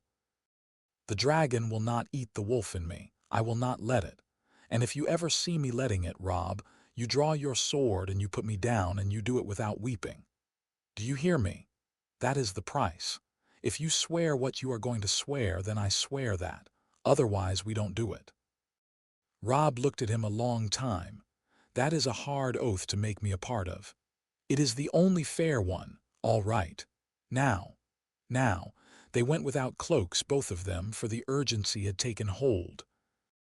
They went down the cold stone stair, past the kitchens where old Nan was kneading bread for the morning, past the stable where Hoder was rubbing down a horse and humming, out through the small side door of the keep into the cold black night, into the godswood, into the heart of the Stark thing that was older than all of them.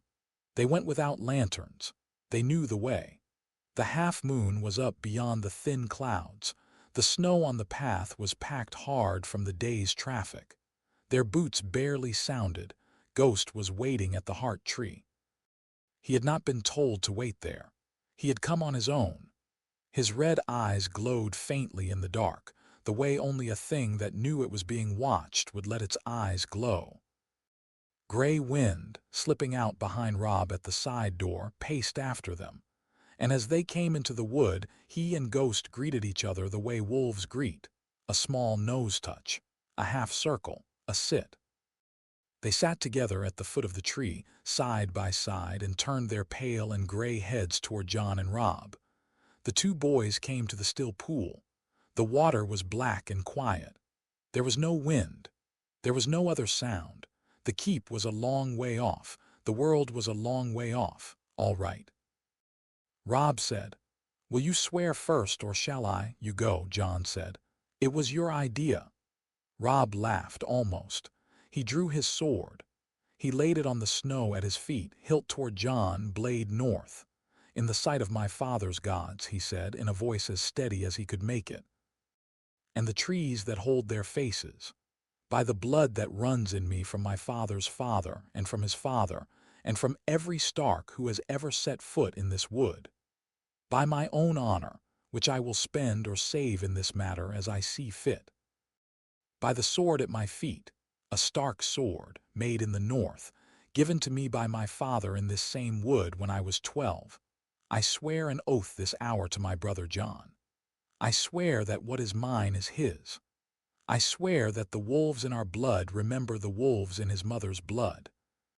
I swear that, whatever he chooses to be, Stark, Targaryen, or both, He has my sword and my arm and my back. I swear that whatever the South does to him, it does to me first. I swear that whatever crown my father has me wearing in 20 winters, he wears with me, and I will wear no crown that he is not allowed to wear with me. I swear that if I have a son, he will be Jon's son.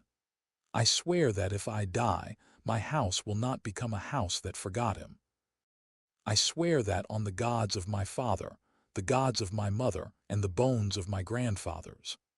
I swear it with the knowing of his name, and I will swear it again the day he takes a name aloud, and I will swear it any time I am asked. So I, Robb, of House Stark of Winterfell, do swear to my brother. The wood was still. Jon stood for a moment with his hands open at his sides. The cold pricked his eyes. Some part of him, not the small boy, the thoughtful man underneath the small boy, heard the oath all the way through and went in him to a place where it would live forever. He drew his own dirk. He laid it on the snow beside Robb's sword. The two blades crossed at a shallow angle. The metal looked very dark in the heart tree light. In the sight of my father's gods, he said. And the breath caught on the word father, but he did not pause. And the trees that hold their faces, by the blood I have just learned was mine. By the blood I have always known was mine, the blood of the Starks of Winterfell who took me in. By my own honor, which is small as yet, but mine. By the dirk at my feet, an old gift from my brother Robb, I swear an oath to House Stark. I swear that I will not take any crown that takes my brother from his father's seat. I swear that I will not be a king who comes to Winterfell to displace him. I swear that if I am to be anything at all in this realm, I will be alongside him, not above him. I swear that whatever blood my father gave me, and I will not be ashamed of it, will not be a blood the North has to fear. I'm not the mad king's grandson coming home to take a haul back. I am Lyanna's son. I am her brother's nephew. I am Robb's brother. I will be these things first and last and in the middle. I swear that the dragon will not eat the wolf in me. I swear that if my brother ever sees me letting it, he will draw his sword and put me down, and he will not weep when he does. I swear that on the gods of my mother, the gods of my mother's mother, the gods of my father, both of them, and the bones of every Stark in the crypts under our feet. So I, Jon, raised in House Stark, do swear to my brother. The wood was still.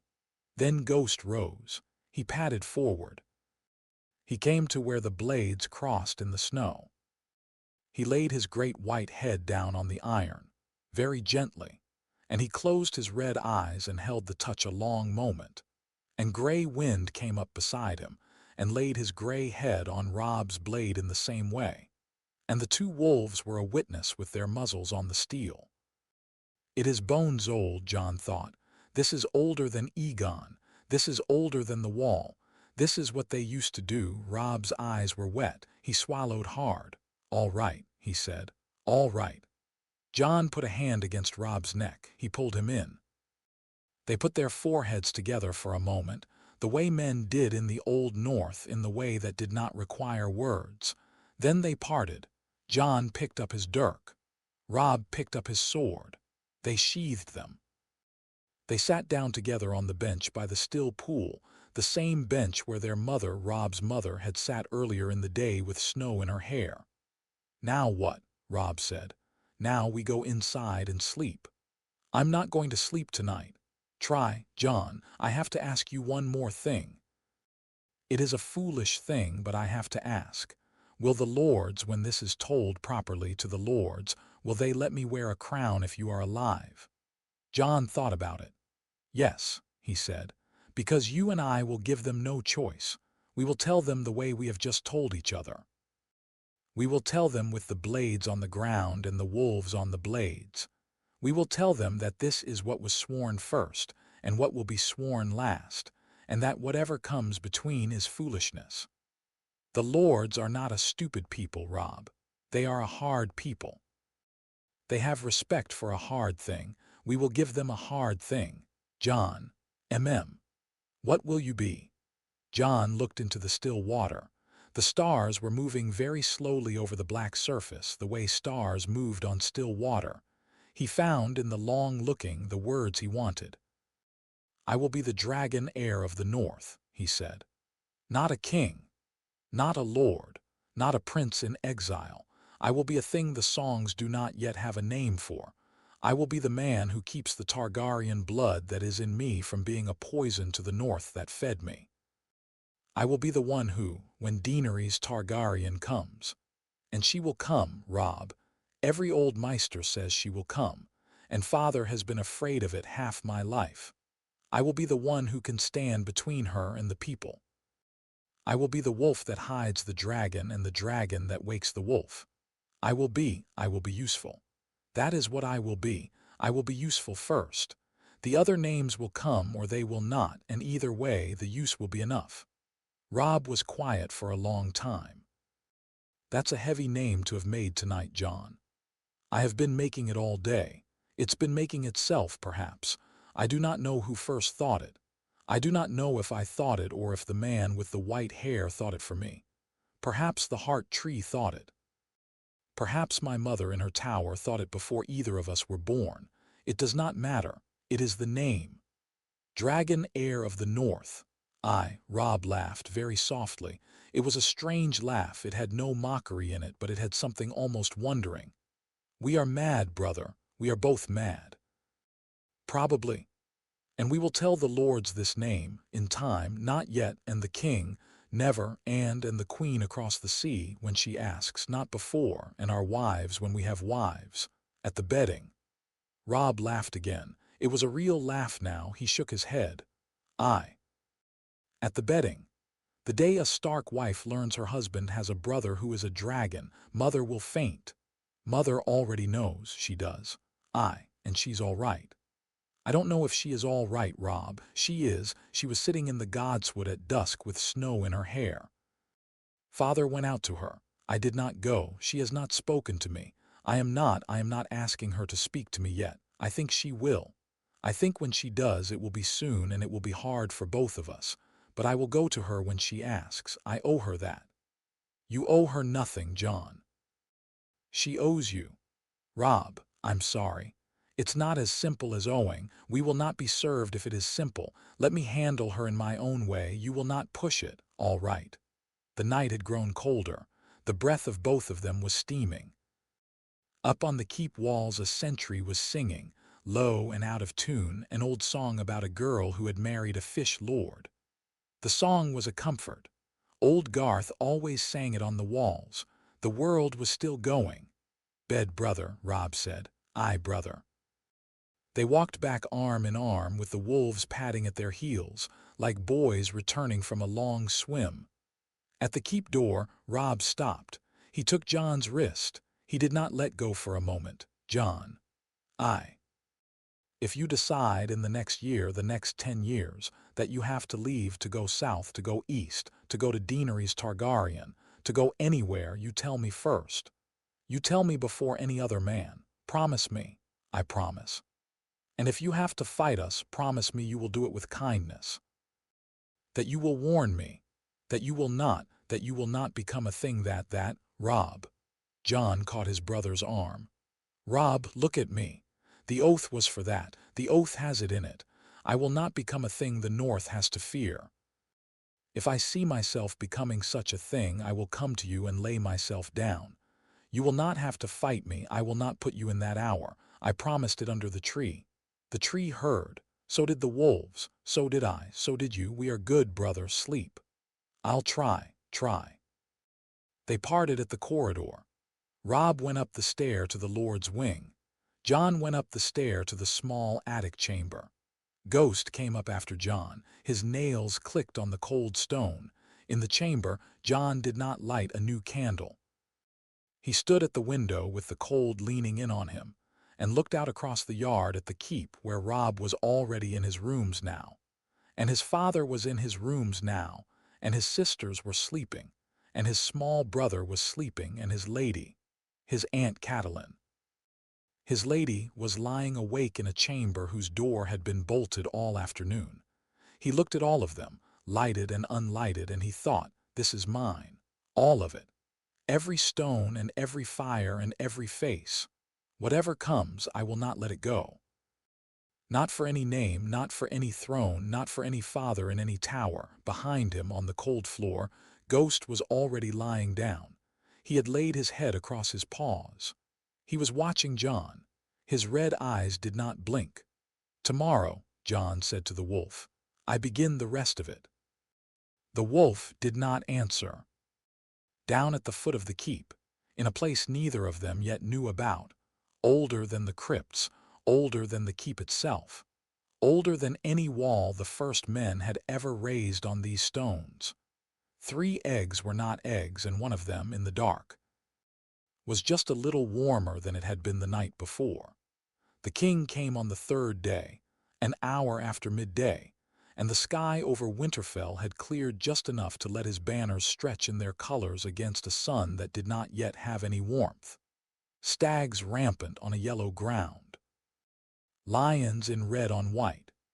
Behind those, in tighter ranks, the bristling pack of bannerless household pikes that always rode with Robert Baratheon. Not great houses, just the long retinue of kingship, the clerks and cooks and cupbearers and grooms and mistresses and bards.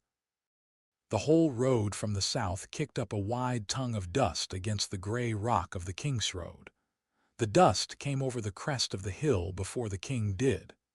The dust always announced him, Old Nan said. Old Nan said the dust had announced the king's father too. In his time, only it had been the dust of Stormlanders and not the dust of half a kingdom. The Stark household had been in the yard since dawn, freezing politely in their best cloaks. The girls were in lavender. Sansa had spent an hour weeping over Septa Mordane's choice of a color, and another hour later being grateful, in a quiet way she would not admit, that the gown matched her hair.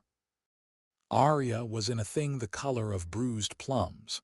She had her hair brushed and pinned and was already, an hour in, putting her finger up under the pin to scratch where the pin pulled.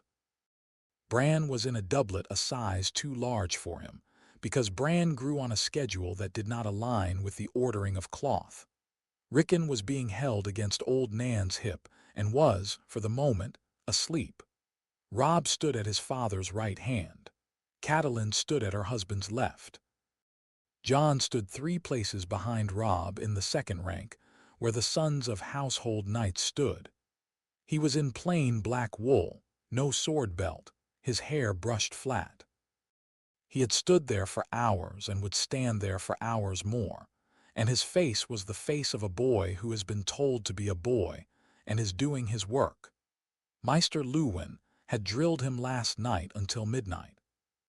They had gone over what to say if the king beckoned him, what to say if the queen beckoned him, what to say if the queen's brothers beckoned him. They had run the pattern of how to bow in a way that did not invite a second look. They had practiced the angle of his eye. Luwin had said, "You will look at the floor like a man who is used to looking at the floor. You will not look at the floor like a man practicing. The difference is a hair, but the queen will read the hair." Now Jon stood at the back, and he was looking at the floor, and he was not practicing. Behind him at his heel sat Ghost. The White Wolf was a complication. Luwin and Ned had argued about it for an hour, and Ned had finally said, "He will sit at heel and he will not move," and Luwin had said, "He is white, my lord, with red eyes, in a yard full of Southerners. They will look, and Ned had said, "They will look at all 6 of the wolves, Luwin. 6 wolves are a wonder. 1 wolf is a curiosity. 6 is a thing the king will joke about and forget. Let the boy keep his wolf." So Ghost sat. The other wolves sat. Gray Wind by Robb. Lady, Dainty and Brown and White by Sansa. Nymeria, Leaner and Meaner by Arya. Summer by Bran. Shagadog, twice the size of his head, fastened to a leash held by Old Nan, growling under his breath. 6 direwolves in a courtyard. The Southerners would look. They would joke. They would forget. Luwin had agreed in the end with reluctance, and Jon was glad of it, because the warm pressure of Ghost's flank against his shin was the only thing keeping him steady. The horn sounded. The gate creaked open. The first of the king's outriders came in, with the bright plates of the Kingsguard glinting in their double rank. The ground shook a little under their hooves. Jon kept his eyes on the cobble in front of his boots, the way he had been taught, and only the smallest part of his attention took in the men who came. The white cloaks of the Kingsguard, the tall, slender figure in white that was certainly the Kingslayer, his golden hair lifting in the wind. Behind him the Hound, broader, dark, his half-burned face under a steel snout helm, and behind them, riding in the wheelhouse so big that the gate of Winterfell groaned against its sides like a poorly fitting boot, the king himself. The wheelhouse was a thing the size of a small farm. 6 horses pulled it. The road behind it ran wider than the King's Road anywhere. The wheelhouse stopped. A man, a servant, came down with a small step. Then the queen came down in cloth of gold, her hair like a shaken sheaf of wheat, her eyes already moving across the assembled Starks, weighing them. The cold did not seem to find her. She had a smile that fit the kind of smile that a queen wore when she had decided to wear a smile. Jon kept his eyes on the cobble. He felt her glance, the way you feel any look in a yard like that, a small heat at the side of the face. It came across the row of household knights, paused for the smallest moment on him, slid on, paused again on Robb, lingered on Robb, then moved to the small ones. Nothing in her face changed. Jon had been told this would not be enough. He had been told to look more bored, to slump a bit. He did not slump. He did make his face go heavier, a small adjustment, a downturn of the mouth, the look of a boy who had been standing in the cold too long. He had practiced the look. It was easy. He had been bored in this yard 100 times. Then Robert Baratheon came down out of the wheelhouse. The king of the 7 kingdoms had grown. He had grown sideways, in the way of men who had been lean once and were no longer asked to be lean. The black tunic strained over his chest.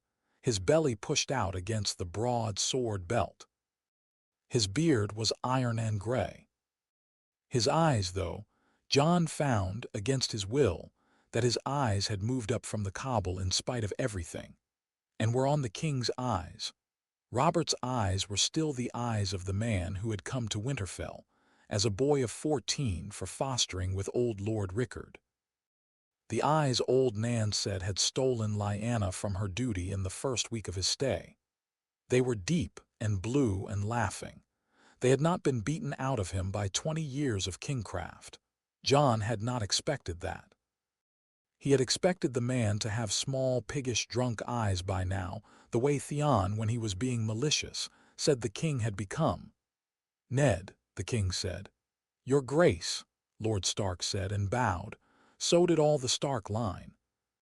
Jon bowed last and lowest at the back, the way you bowed when you were the 6th son. Robert came forward 2 paces.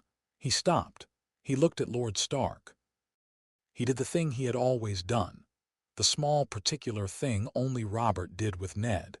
The thing that was meant to embarrass them both and had embarrassed them both for 30 years now. He hugged him. He clapped both arms around Ned, lifted him a little off the cobbles and made a sound that was half laugh and half grunt. Then he set him down. He stepped back. "Look at you, Stark, the fine lord of Winterfell, the grim, the gray, the lonely Ice King. Hey, you have not aged a day. I have aged 40. Look at me. I am a barrel. I am a southern barrel. You look well, your Grace. I look fat, Ned. Don't lie to me. I'm too old for it." Robert turned his head. "And this is the heir, Robb. You were a babe when I last saw you. By the gods, you've shoulders. Your father has not been sparing the master-at-arms, I can see that. Lord Robb." "Your Grace," Robb said. He bowed. The bow was a perfectly polite northern bow. "And the lady wife, Catelyn.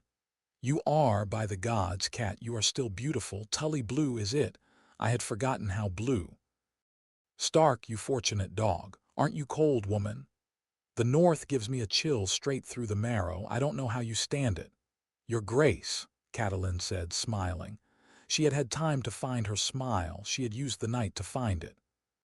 The smile was not a beauty smile but a hostess's smile, and was, perhaps, the better.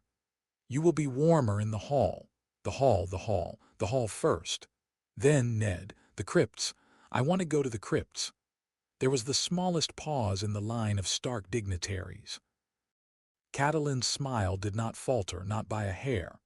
Ned's face did not change, not in any way a stranger could see.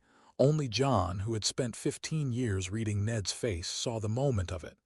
A small tightening at the corner of the eye. Then it was gone. "Of course, Your Grace. After the hall. Whenever it pleases you. Now, Your Grace." "I'm not asking, Ned.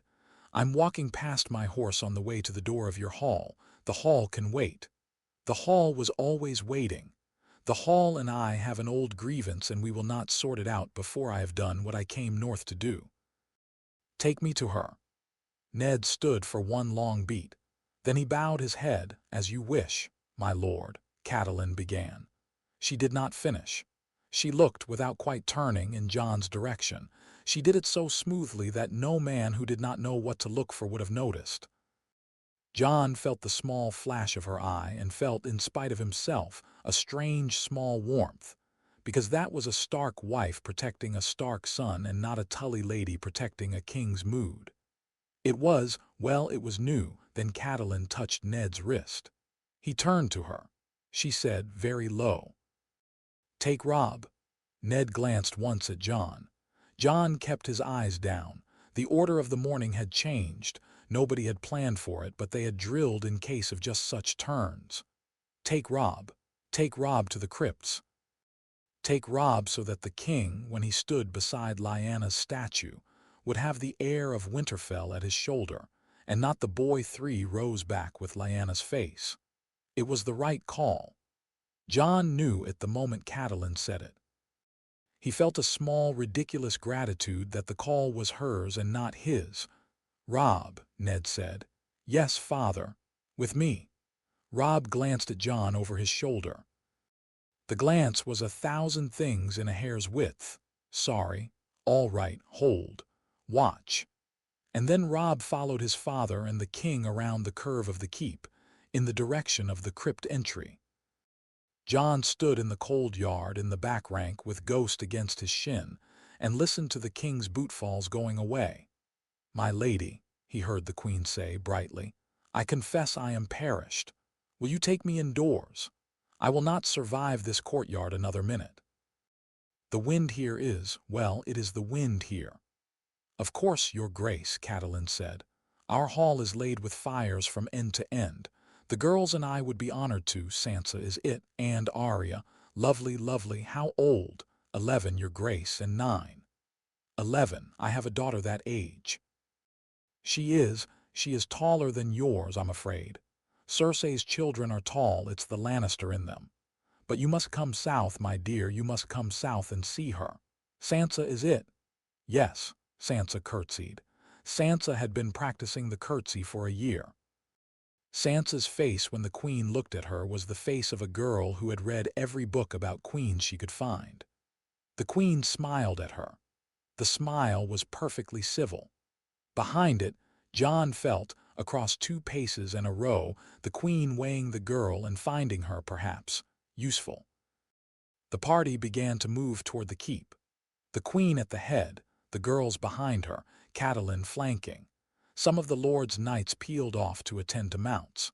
Sir Roderick began the slow business of organizing the wheelhouse train into the courtyard's various holdings.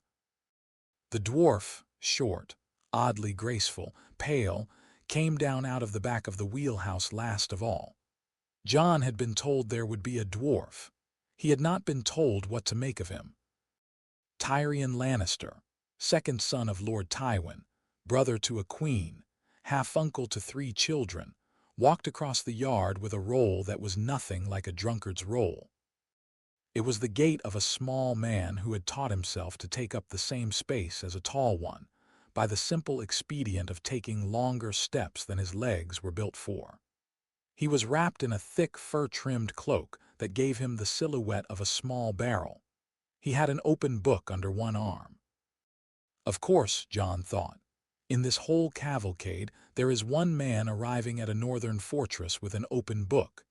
He came past the rear rank of Stark household and stopped. Stopped is not quite the word.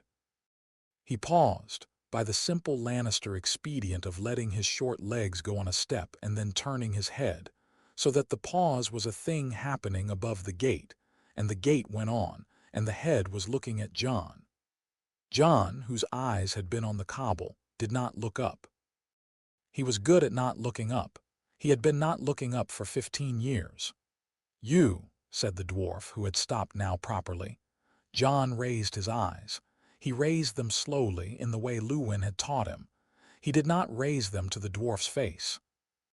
He raised them to the dwarf's belt, which was a fine small belt with a hammered buckle. He inclined his head, "My lord." "You're a Stark." "My lord, don't lie to me about it. I have seen 4 Starks in the last quarter hour, and your face is a Stark face." "I am Lord Stark's son, my lord." Jon said. He had practiced this answer with Luwin all night. The trick of it, Luwin had said, was to give the title and the honor without the truth. He gave it. "Jon, Jon, my lord." "Jon what, then?" Jon paused. It was a tiny pause, the kind a man does when he has been walked into a small puddle and is choosing which boot will get wet first. He could feel the dwarf reading the pause. "Jon Snow, my lord." Ah, he looked up despite himself. He had not meant to. His eyes met the dwarf's, and they stayed there a fraction of a second longer than they should have, and the dwarf's mismatched eyes, one green, one black, did the thing that the dwarf was famous for doing. They saw him. It is one thing to be looked at, Jon would think later. It is another to be seen. The dwarf saw him as a thing in a yard, saw him as a face in a row, saw him as a Stark face in a row that included other Stark faces. Saw him as a Stark face with eyes that were not the gray eyes of his 3 Stark sisters and his Stark brothers, but eyes that were different. The dwarf looked, and the looking lasted about 3 heartbeats, and then the dwarf's mouth moved in a small, private, amused smile, the kind of smile a man with nothing to gain wears when he is putting a thing away for later. "Jon Snow." The dwarf inclined his head not deeply but precisely. "My condolences, my lord, on being 3 rows behind the heir, on being in plain black, on having been kept out of the audience in front of my sister. It is the bastard's lot in this realm to stand third in his own keep. I am familiar with the lot. I am, in my own way, also a bastard, only one whose father refused him the courtesy. You are at least allowed the wolf at your heel, charming wolf. White is the white more common in the north, he is the only one of his color, my lord. He was born last in the litter. Last in the litter. Of course he was. The runts come into the world with a peculiar privilege in my experience. Do enjoy your wolf, Jon Snow. We will speak more, you and I." He did not wait for Jon to reply. He moved on across the yard, his gait taking him in long, roly-poly strides toward the door of the keep. And Jon stood in his place in the second rank of household knights with his head down and a cold sweat running, very lightly, between his shoulder blades. Sir Roderick clapped his hands. The household began at last to move. The cavalcade was inside, the Starks could thaw. Jon let himself breathe. He had not realized until he let it out how long he had been holding his breath. "Walk," he said softly to Ghost. Ghost rose. They walked. In the kennel yard behind the great hall, where it was warmer, and the smell of horses and fires kept the worst of the wind out, Jon found Robb waiting for him. Robb had run, he could see. His face was flushed and he was breathing in the small, hard way of a man who has just gone too fast on cold air. "Done," Robb said, "in the crypts, done." He laid roses on her stone, real ones somehow. He'd carried them all the way. He stood there and wept like a child for a long while. Father stood and let him weep. I stood behind. He did not, Jon. He did not look at any other stone. He did not look at her boots. He did not look at the ground around her. He looked at her face and at the floor at her feet, and that was all. It was all right. I think it was all right. Good. Good. Where's the dwarf? Inside with the queen. Robb's face, which had been bright with relief, sobered. Jon, he saw you. He did. He stopped. He did. What did he say? Jon told him. Robb's mouth made a hard line. He'll talk to father about it. He won't, not today, not tomorrow. He will put it away, Robb. Lannisters put away the things they see. They do not bring the things out. They hold them in until the moment a thing is most useful. He saw and he marked, and he will save. Then we have to make sure he does not save it long. We have to make sure he does not save it ever. He must, somehow, Robb, before the king rides south. He must put it away in a way that we have controlled. I do not yet know how. We will have to think. Jon, father says he's going to ask the king to take a piss with him in the godswood tomorrow night after the feast. He says the king won't refuse. He says he's going to tell the king, while the king is too drunk to hear it, that there are rumors of a Targaryen claimant in Essos, and that the realm will need vigilance. He says he wants to start the king watching the wrong direction. That's a long maneuver. I had not thought of it. Father has been making it for 15 years. He has. He told me this morning before the king came that this, me holding you holding the secret, all of us together, this is what Lyanna asked him for the night she died. He said he did not know if she would be proud of any of us. He said he hoped. Jon's eyes went hot. He turned his face into the wind a moment until they cooled. She'd be proud, Robb. She would. They stood for a while in the kennel yard, the two of them, with Ghost and Grey Wind sitting at their boots and the noise of the keep already gathering around the king like a small fire. They did not speak. There was no need. They were doing the work brothers do in the small hours of the morning, the work of standing in the cold together while the storm came in. That night, the feast in the great hall. Jon sat at the very end of the lowest table, beside Theon Greyjoy, who had arranged his hair carefully and was already 3 cups of mead deeper than any other man in the hall. He had Ghost lying on the rushes between his feet and Sansa's lady's maid, who was older than him by 2 years, and had a freckle Theon had been trying to find an excuse to put his lips against for a fortnight, sitting on Theon's other side. Theon was in fine form. Theon was always in fine form when he was 3 cups in. Theon laughed at everything Jon said, and at most things Jon did not say. Up at the high table, the king laughed and ate and laughed. The queen ate carefully, watching the room. Sansa sat between her parents and was quiet and eager. Arya was already pinching the bottom of a server boy. Bran was watching the rafters.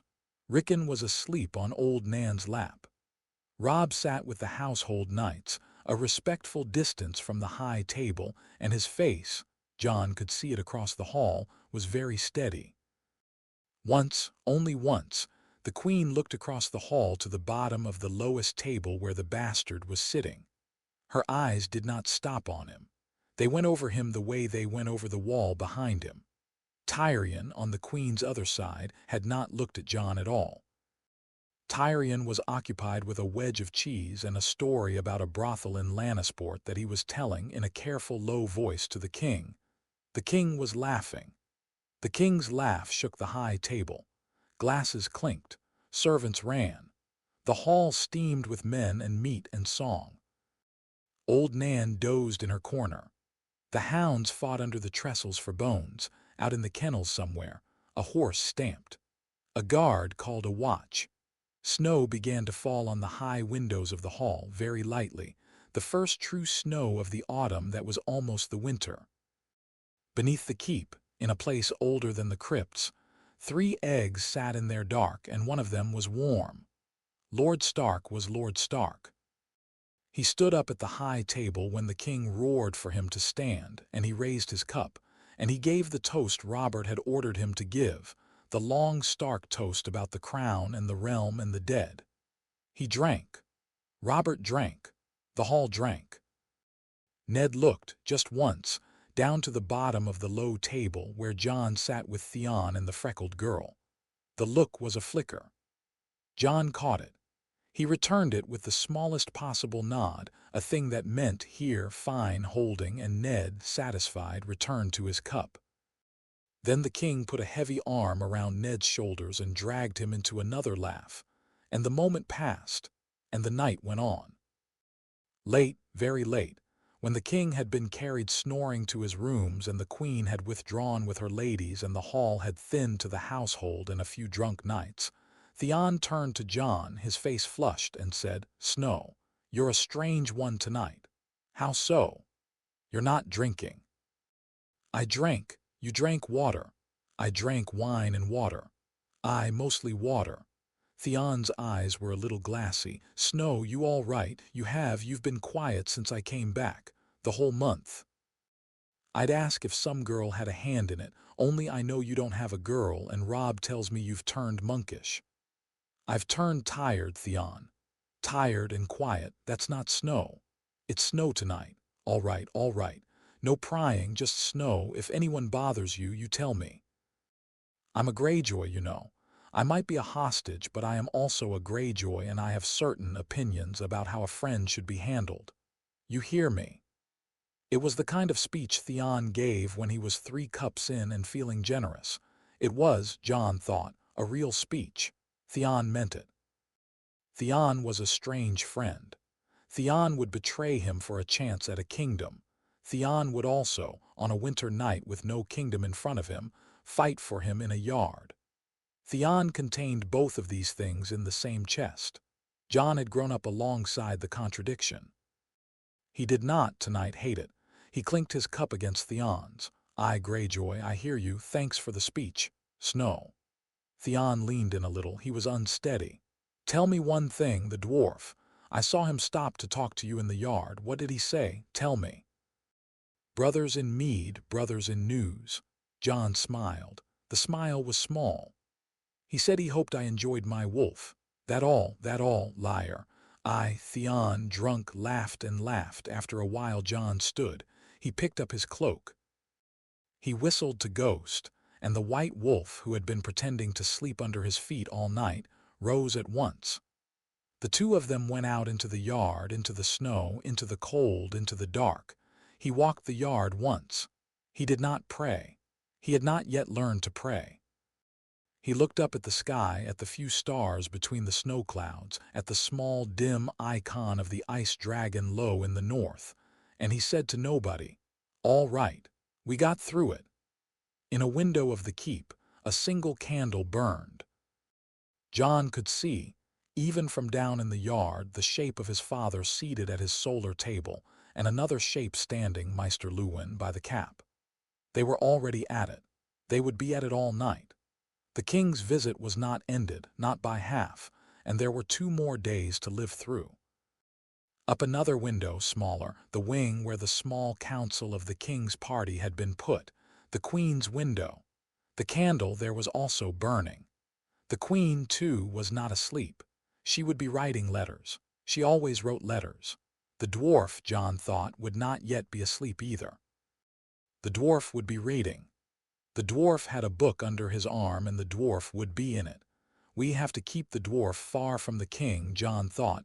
We have to keep the dwarf far from his sister. We have to keep the dwarf in some way on our side. He saw something in the yard. He filed it. He will not bring it out yet, but he will bring it out. We cannot let him bring it out before we are ready. He went up to bed. Ghost padded after him. The keep, still half-loud with the king's snoring and the women's murmurs and the hounds barking in the kennels under the new moon, settled itself by inches into the long-held breath of the visit. In her chamber, Catelyn Stark, who was, for the 3rd night in a row, sleeping alone, because her husband was in his solar with his maester and would not come to her until first light, sat at her own writing desk with a candle and an unrolled parchment. She had laid down her pen 3 times. She would lay it down a 4th. The letter she had wanted to write to her sister Lysa was unwritten. She picked up the pen one more time, and this time she wrote, "My sister, the realm is changed. I cannot tell you yet. Watch the south for me. Trust no Lannister. Love, Cat." She sealed it without a crest. She put it aside. She would send it tomorrow by a small bird with a small leg. She did not yet know whether she would use the gray wax or the red. She put her face in her hands. She breathed into her palms. After a long while she rose and she crossed the corridor, and she went to her husband's solar. The door was open, the candle was burning, and she went in, and Maester Luwin, without a word, gathered his papers and bowed and left them, and she sat in the Maester's still warm chair, and she said, "Tell me what we are doing, Ned."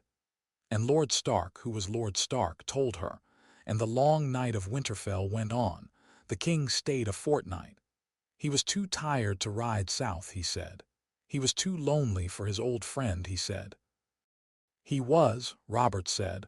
On the morning he had announced his intent to extend the visit, simply enjoying himself for the first time in 7 years, and a man should be permitted his pleasures, even a king. Especially a king. He laughed when he said it. The hall laughed with him, because the hall could do nothing else. For Lord Stark and his small council, the announcement was a fortnight of held breath.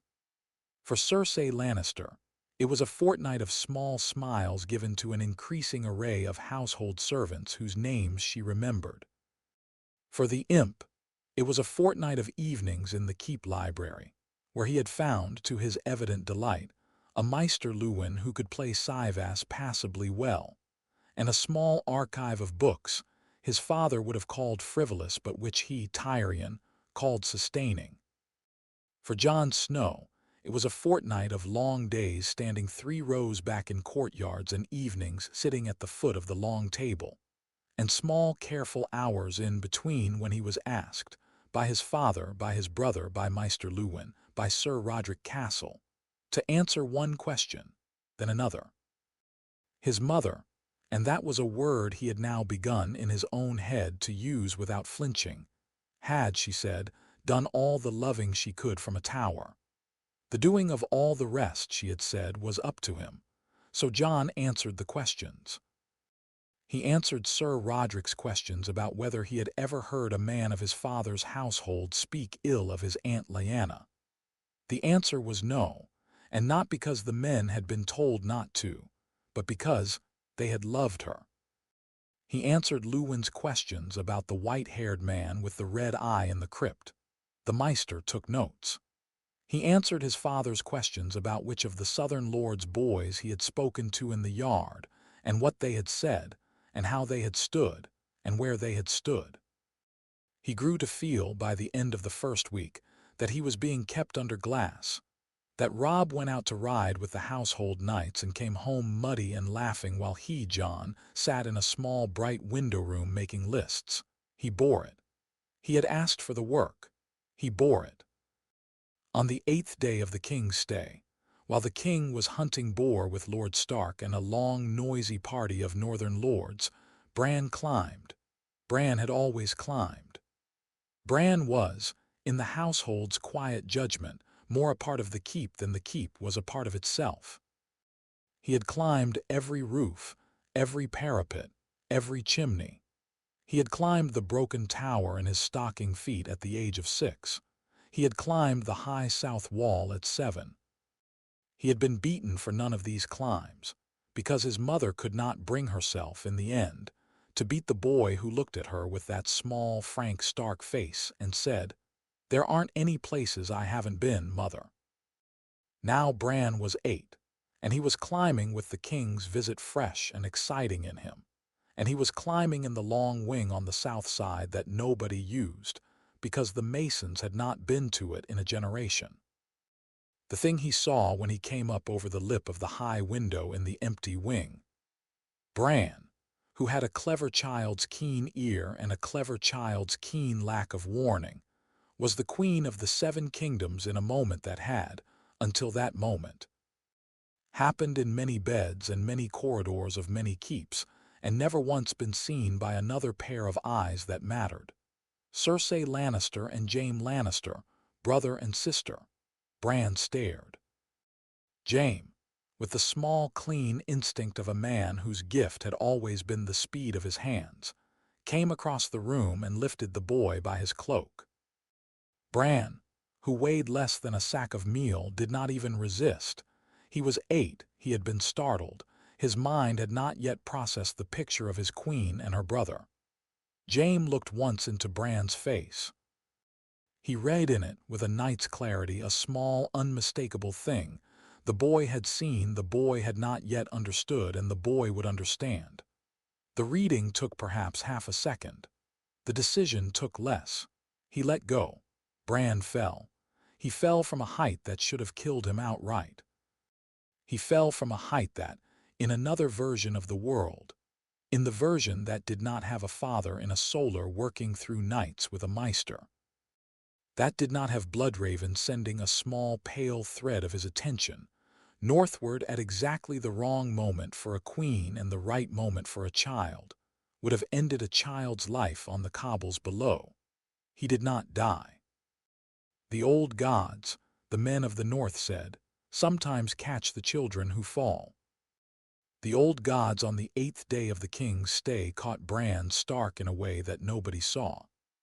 The boy's right hand, in the long fall, had passed across a rough edge of weirwood ivy that grew in a patch on the south wall, and his hand had closed by reflex, the way a falling hand will close. And the ivy had held just long enough to swing him, just enough to slow him, just enough that he hit the cobbles a foot to the left of where he had been falling, against a low pile of straw the stable boys had not yet swept. And the straw and the ivy and the slowing together were enough that Bran did not die. His leg was broken, 3 ribs. His skull was cracked but not crushed. He lay in the snow at the foot of the south wall, breathing. A scullery boy who had been crossing the courtyard with a kettle and had heard the small wet impact stopped. Then he ran. The scullery boy was 12. He ran into the Maester's tower, banging the kettle as he went, and that bang, which Maester Luwin remembered for the rest of his life as the sound that began the second life of his keep, fetched not just Luwin but Catelyn, and not just Catelyn but old Nan, and not just old Nan but, in the next minute, the entire household.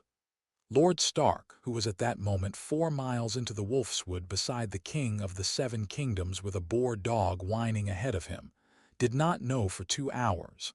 In those 2 hours, Maester Luwin set the leg as best a maester could. Old Nan held the boy's hand. Catelyn Stark sat on a stool beside the bed in the maester's chamber and would not speak, would not weep, would only reach a hand once in a while to the boy's bound forehead, and lay her fingertips there as if she were reading, by the warmth or coldness, whether her son would live. Sansa came and sat in a corner with both hands over her mouth. Arya stood at the door and said 3 times, "I want to see him," in a voice that was not yet a child's voice and not yet a woman's voice, and then went silent. Rickon, when they brought him, looked at Bran for a long moment and laid his small head on Bran's pillow next to Bran's bound head, and would not be moved. Robb was the one who fetched Jon. He fetched him not from the keep but from the Godswood, where Jon had taken Ghost for an hour because Sir Roderick had finished with him for the afternoon. Robb came running with mud on his boots. He had run the long way around the kennel to be unseen. He had a cut on his cheek from a low branch. He stopped at the edge of the Godswood, and Jon, who saw him before he could speak, came at once. "Bran," Robb said. "What?" "Fell, he fell, from the south tower. He's alive, but how?" "I don't know. He's in Luwin's. Mother's there. Father doesn't know. Hun hasn't come back. They sent a rider." They were already running. Across the yard into the keep, up the stair. Ghost and Grey Wind running with them, the wolves' nails scrabbling on the stones. They came into Luwin's chamber. They saw Bran. They saw Catelyn's face. They stopped. Catelyn looked up. The fortnight's first proper meeting of her eyes and Jon's, since the day in the godswood that they had not had words for. She did not look away. He did not look away. After a moment, she said, very low, "He fell from the south tower. Paul was crossing the yard with a kettle. He saw nothing, he heard the impact only. He says nobody else was in the tower." "The south tower's been empty 30 years, Robb said. "It's locked at the door. It has not been opened by the keep boys for the king's visit. There was no reason for it to be. There was no reason for Bran to be in it. Bran was climbing. Yes, and there was no reason for Bran to be at that height in that wing. There were rooms. There were rooms in that wing that have not been opened in a generation."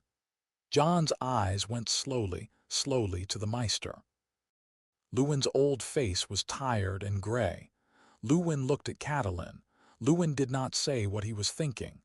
Lewin laid a hand on the Maester's chain at his neck and let his hand rest there. "My lady," he said, "we must let the boy rest. We will speak when Lord Stark returns and not before." Catelyn nodded. She did not move from the stool. The hunting party came back in the dusk. The king was bloody from the boar. He was loud and elated. The rider had reached him an hour out. The king was sober now, at least the way he was sober, which was the way a man who has been loud is sober when sobered with edges. Lord Stark came up the keep stair 3 at a time. He came into Lewin's chamber and stopped. He looked at his wife. His wife looked at him. He did not speak. He went to the bed. He laid his lips against Bran's bound head. He stood there a long time. When he turned, his face was the gray it became when it was preparing to do a hard thing. "How?" he said. "He fell from the south tower. Show me where." They went, in the dark, with torches to the south wall. Catelyn would not stay behind. She would not let go of Ned's arm. Robb walked behind them. Jon walked at Robb's elbow. Ghost padded behind Jon. Maester Lewin came with his cap pulled low against the wind. They came around the curve of the keep to the place beneath the tower. And Lewin, who had looked at the cobbles before, walked slowly along the line of the straw pile and stopped and pointed. A patch of weirwood ivy on the wall, torn at the height of about 3 man-lengths. The straw was darkened in places with old blood. A length of broken stone where a corner of the tower window had been crumbling for years, fresh broken, very fresh. He hit there. He swung on the ivy. He hit the straw. "He shouldn't be alive," Ned said very quietly. "No," Lewin said. "Lewin." "My lord. There is a thing in the keep that does not belong here. Find it. At once, my lord." That night the keep was searched, quietly by men of the household whose loyalty was old and known. Sir Roderick organized it. Ned organized it. Catelyn. And this was the strangest small thing of the night, the small thing Robb would remember later, the small thing that Maester Lewin would write a private note about in his ledgers. Catelyn, of all of them, was the one who said, "Search the Queen's wing too," and Ned said, "Cat." And Catelyn said, in a voice that did not invite the second word, "Search the Queen's wing too." And the Queen's wing was searched by a small, careful crew under a small, careful pretext. An inventory of linen, a counting of brooms, a knock at a door with apologies for the disturbance and quick eyes for what lay on tables. The search turned up 2 small things. One was a hairpin from a Queen's woman that had been left in a corridor where a Queen's woman should not have been. This was the sort of thing every keep search turned up and was filed and forgotten. The other was a small folded piece of parchment, sealed with no wax, slipped into a crack in the stones of a corridor in the south wing where Bran had fallen. The parchment was found by a kitchen boy named Micken, who had been told to look in cracks. The parchment was brought to Lord Stark's solar at the 3rd hour after midnight. Ned read it. He read it twice. He laid it on the table. Catelyn, beside him, read it. Maester Lewin, at the Maester's chair, read it. It was a note in a hand none of them recognized, in a small, careful letter in Dornish ink that was unusual this far north. It said, The boy must not wake. That was all. Catelyn put her hand against the table. She did not weep. She had stopped weeping the day in the godswood.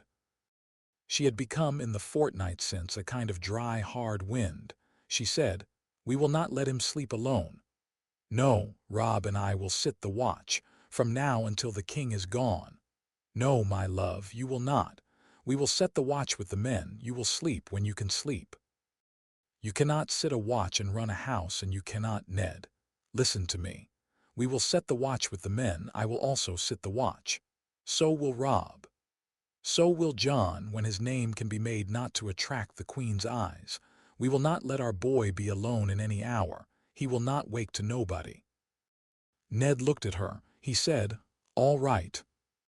In the morning, the king was told that Bran had fallen and would live, perhaps, but it was uncertain, and Robert wept at his old friend's elbow and offered the services of all his maesters, and it was at this moment, by the most ordinary path, that Robert at last said the words he had been working up to since the day he had ridden into the keep. "Ned, come south with me. Be hand. Be hand and sit with me in the Red Keep and help me run this realm of fools." Ned, who had 2 days ago been preparing to refuse, paused. He looked at Catelyn. Catelyn, who had 2 days ago been preparing to insist that he refuse, looked at him. They had spoken about this. They had spoken about every variant of it. They had spoken about it from every angle.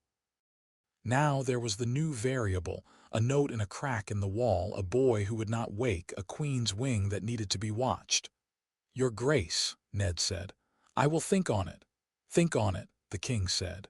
"Think on it, bah. I have heard the word think come out of your mouth more times in 3 days than I heard it out of all my counselors in 3 years. Think on it. Think on it. I will be here 3 more days. Think hard.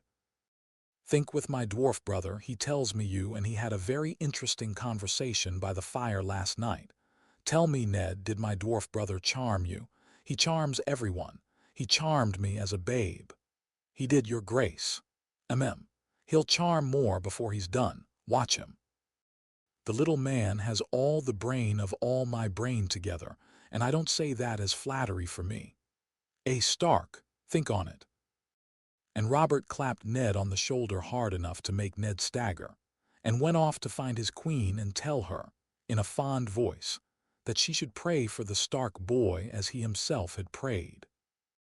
Out in the kennels in the same hour, the hour was midday on the 9th day of the king's stay. Theon Greyjoy was tying up a small stash of wine and apples to ride out into the woods with Bran's regular minder, a youth named Hodor who had only one word and whose word was his name. When a rough-faced man Theon had never seen before came around the corner of the kennel with a hand inside his cloak. He was going at a fast walk. He was not from the keep. He was not, by his look, from the Queen's party. He was a man hired from the road. He was making for the door of the Maester's tower, where, by the slow, careful arithmetic of a man who had paid an inquiry, he had been told the small Stark boy lay sleeping with one watcher. A direwolf, 2 direwolves summer, by the door of the Maester's tower. Grey Wind, who had been pacing in the yard because Robb was inside, both rose at once at his step. What followed Theon would talk about for the rest of his life when he wanted to be admired. The truth was less heroic than his telling, but the truth was good enough. Theon, who was not a coward when he was sober and not a fool when he was wary, had had 3 things going for him in the moment. He had a long boar knife on his belt because he had been about to ride out. He had a Greyjoy reflex for an unfamiliar hand inside an unfamiliar cloak. And he had Hodor, slow Hodor, big Hodor, a boy of 17 years and the strength of a dray horse at his elbow. The man went for the Maester's door. Summer rose. Grey Wind rose. Theon, who saw the wolves rise, drew his knife and yelled, "Hey, you there!" And the man turned. The man saw Theon. The man saw the wolves. The man's hand came out of his cloak with a long, thin blade, and the blade glittered with, Theon, looking at it later, would say with something darker than the steel, a stain on the steel. The man came at Theon with the blade. Hodor moved. Hodor was always slow until he was not. The hand of the rough-faced man got within a foot of Theon's belly when Hodor's huge palm came down across the man's wrist and snapped it. The man screamed. The blade fell. Theon stepped in. Theon, in spite of his usual caution about getting his good cloak bloody, stepped in with the boar knife and put it into the man's gut and twisted it the way he had been taught in his 8th year by a Greyjoy uncle who had killed 3 Northmen in the Greyjoy Rebellion and had survived only by being honest about how to kill men. The man, gutted, slid down the kennel wall, spasming. His eyes were furious. His mouth was open and saying a name that none of them quite caught. They would argue about the name for weeks afterward, and then his eyes were not anything. Gray wind came across the yard at a long lope, and Summer came up from his post, and the 2 wolves stopped over the dying man, and Summer growled, low and steady, until the man stopped breathing. Hodor said, "Hodor." Theon said, I know, lad, I know." He sat down very suddenly on a bale of straw. He had begun to shake. Inside the Maester's tower, Robb and Catelyn sat with Bran. They had heard the shout. Robb was already coming through the door with his sword. He came out into the kennel yard. He saw. He stopped. He looked at Theon. He looked at Hodor. He looked at the dead man. He looked at the long, thin blade lying in the trampled straw. He bent.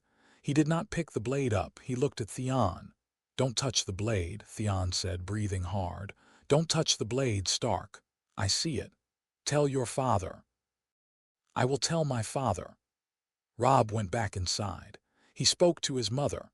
Catelyn rose, white-lipped, and came out into the kennel yard and looked at the dead man and looked at the blade and said nothing. Maester Luwin came out a moment later. He went to his knees, his old knees creaking, and he produced a leather glove from his sleeve and put it on, and only then did he lift the long, thin blade. He held it up to the dim light of the late afternoon. His face changed. He drew in a small, careful breath. "Valyrian steel," he said. "What?" "Valyrian steel, my lady. There are not many such blades in the realm. Catelyn, if you were not the lady of this house, I would say to you that this blade I am holding is one I have seen before, or one near enough." "Where, Luwin?" "In the catalogue of my schooling. There was a description, many years ago, of a knife of cat's paw size with a dragonbone hilt, sworn to be one of the small armory of—" He did not finish. He looked at her. He passed her his hand. She took the hand in her own gloved hand. Her face, in that moment, was what Robb would later remember as the moment his mother became a woman who could not be killed by anything less than a city wall coming down on her head. The note in the crack in the south wing. The fall of her boy. The blade in the kennel. They all came together in her into a single hard shape. He saw it. She did not have to say it. "South," she said. "He got it from someone in the king's party, or the queen's. We will find out. We will not do anything stupid. We will find out. We will learn. We will measure. We will not be loud. Do you hear me, Robb? We will not be loud about this. Not yet. Not until we know." "Yes, mother, Theon, my lady. You did well today. I will not forget it. Whatever may pass between our houses in the years to come, I will not forget that today you stood between the body of my child and a knife. Do you hear me?" Theon, who had paled and was sitting on the bale of straw breathing through his nose, looked up. He looked at her. He nodded. He said, "I hear you, my lady. Please tell my father one day that I will tell your father, Greyjoy. I will tell my own grandchildren when I have them that today you were as close a son to this house as any boy ever born into it. Now, up, wash, eat something. Do not boast of this in the hall tonight. There will be a time to boast. Tonight is not it. Do you hear me?" "I hear you, my lady." Catelyn turned away. Inside, she put her hand on Robb's wrist. She looked at her boy. She said, "Tell your father, get him out of the king's company. Walk him in the godswood. Now." "Yes, mother, now." Within the hour Lord Stark was in the godswood with his eldest son. The dead man's body had been laid in the icehouse, very quietly, without a fuss, and would be buried in the morning beneath a small stone in a place none of the king's party would find, unless they were looking for it. Within 2 hours, the dead man had been searched, and there had been nothing in his pockets but a string of southern coppers, an unspent Dornish stamp, and a small bone die.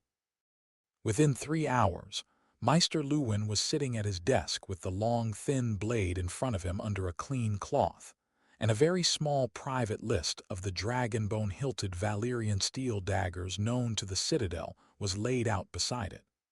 The list was not long. The list was, for a Maester's purposes, not even very mysterious. Luwin made a small mark beside one of the names on the list, and then erased the mark.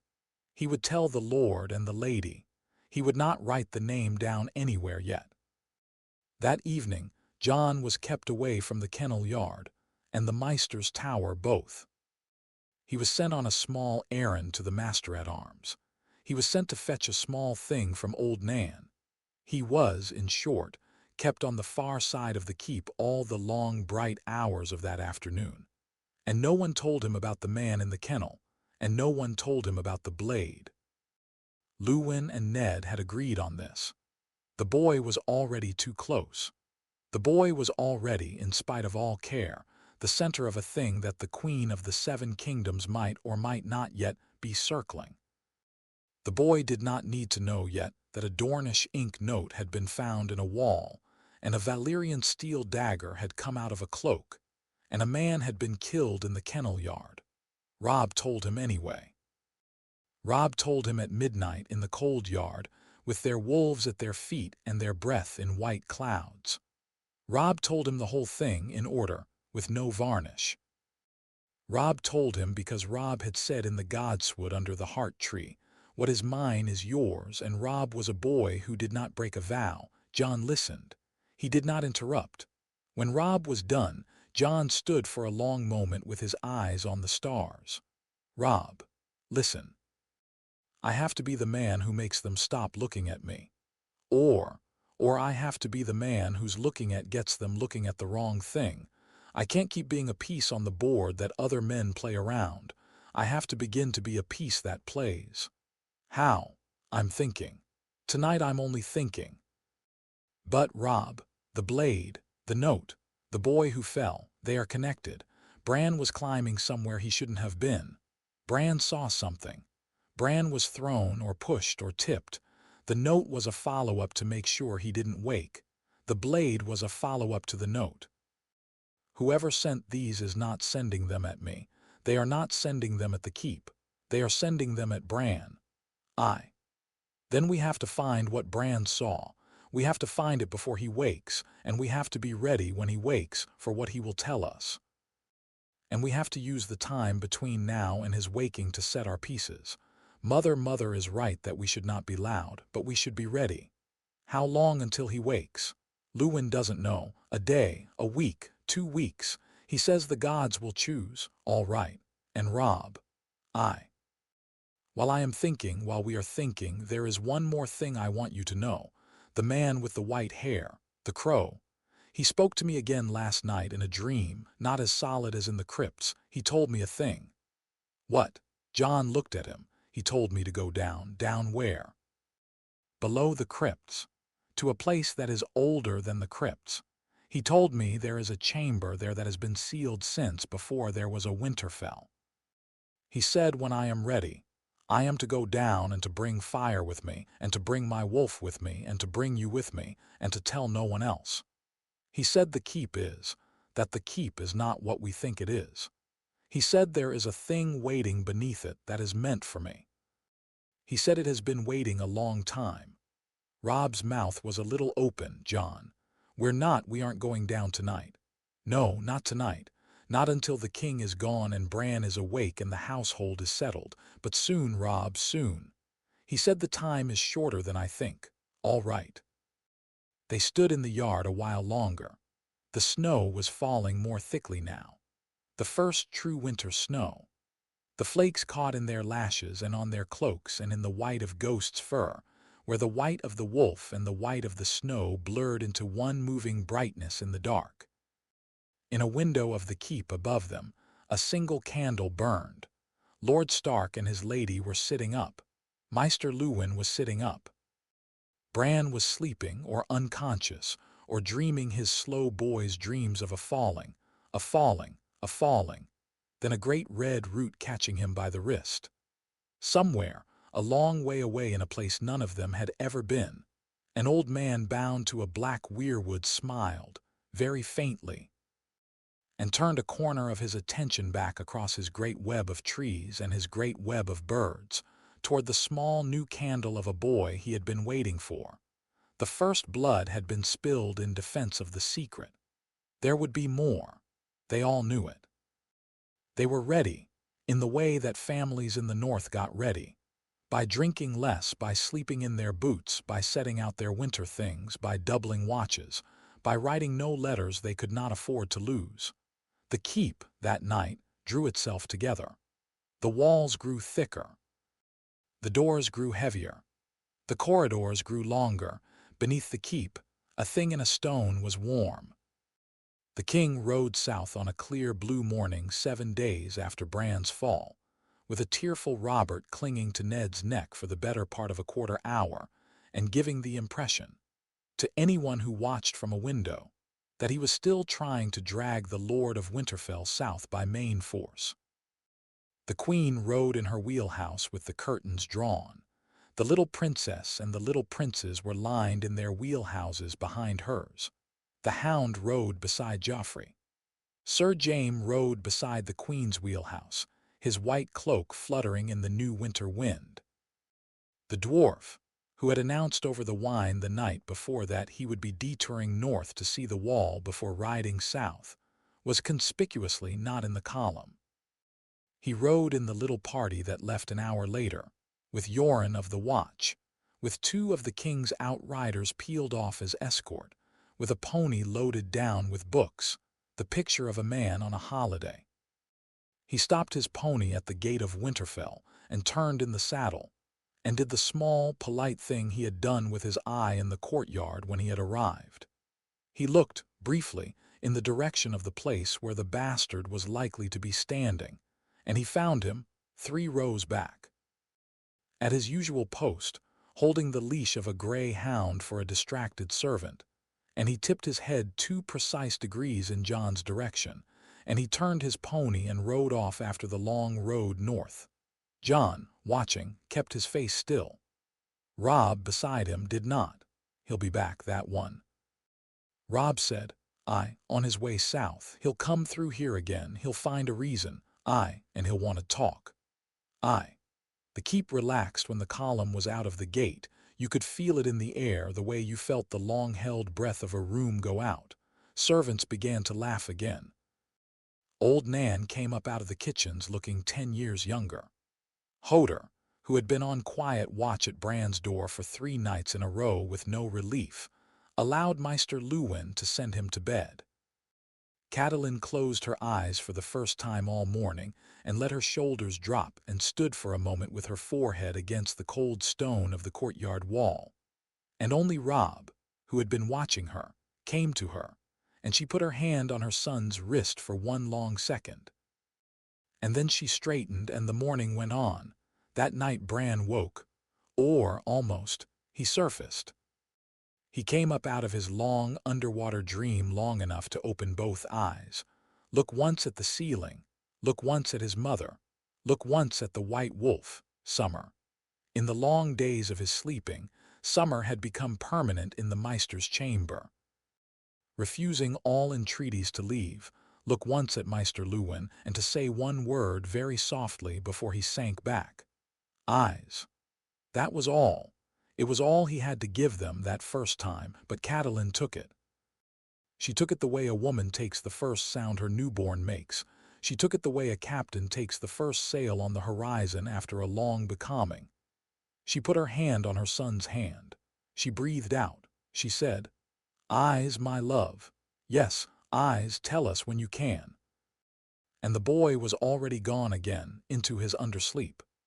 He will come back, Lewin said, in the small private voice he used when he was sure of an old maester's small thing. He will come back, my lady. The eyes were the wakening eyes. He will come back. A few days more. A week, perhaps. He will come back. Eyes, Catelyn said. Eyes, eyes. She said the word to herself many times. Robb in the corner watched his mother and learned, perhaps, the look of a woman who has spent the night cracking and at last begun to reset. 3 days passed. The king's column was a long, thin smudge of dust on the horizon, and then nothing. Letters began to come north. Not many, but small ones, small thank yous from a southern lord, a small note from Renly, a small, cool message from the queen herself that said nothing about boys or daggers but said many things about the courtesy of northern hosts. Catelyn read them all. She forwarded none. She kept her own counsel. She did not send the unfinished letter to her sister. She had decided, in a small, hard hour of the cold morning, that she would write to no one outside the walls of Winterfell until her son was awake. On the 4th night after the king's departure, Jon came to his father's solar at the 2nd hour after midnight. He did not knock. The door was open. He had been told that day that the door was open at this hour and would be open at this hour for as long as it had to be. He came in his black wool and his cloak with snow melting on his boots. Ghost padded behind. Ned looked up. Maester Lewin looked up. Robb, who had been seated on a stool by the fire, looked up. "It's time," Jon said. "Down." "Yes, tonight," he told me again, "last night." He was clearer. He said the egg is waking. He said if we wait another fortnight, we will lose it. He said it has waited 450 years and a fortnight more is the limit of its endurance.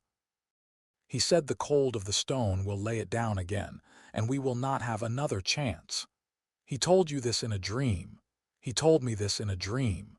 Ned looked at Lewin.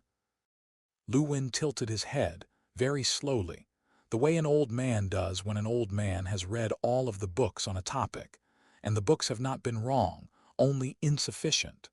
"My lord. There is precedent for the dreams of the green seers being trustworthy on matters of fire and stone. There is also precedent, I am required, my lord, to be balanced in this. There is also precedent for them being a thing that can be sent by a malicious party as well as a benevolent one. But the boy says he saw the same man in the crypt. The boy says the man's voice has the same low quality, the same way of speaking. I do not see how a malicious party could be sending a long deception this slowly. The shape is too old, my lord. The shape is something the Citadel has half a chapter on, in a book that has not been bound for a long time, and which, in any case, I have been reading at night since the day Lord Snow came to me and told me of the white-haired man. There is, my lord, a thing under Winterfell that is older than the keep. The thing is described variously, as a hollow, as a hot place, as a place where the first men and the children of the forest met when they made a pact. I am not telling you what to believe, my lord. I am telling you what is in the books. I am telling you that if Lord Snow says there is a sealed door beneath the crypts, then I would not bet against him. Robb. Yes, father, you will go with him. Aye, father. You will go with him, you will be at his shoulder, you will not let him go down alone, and you will not let him come up alone. You will bring fire, you will bring rope. You will bring two extra torches.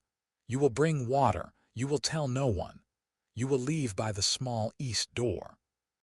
You will tell the watchman at the small east door that I have sent you down to look at the rookery's lower archive, which is in the lower crypt, and that you will be a long while.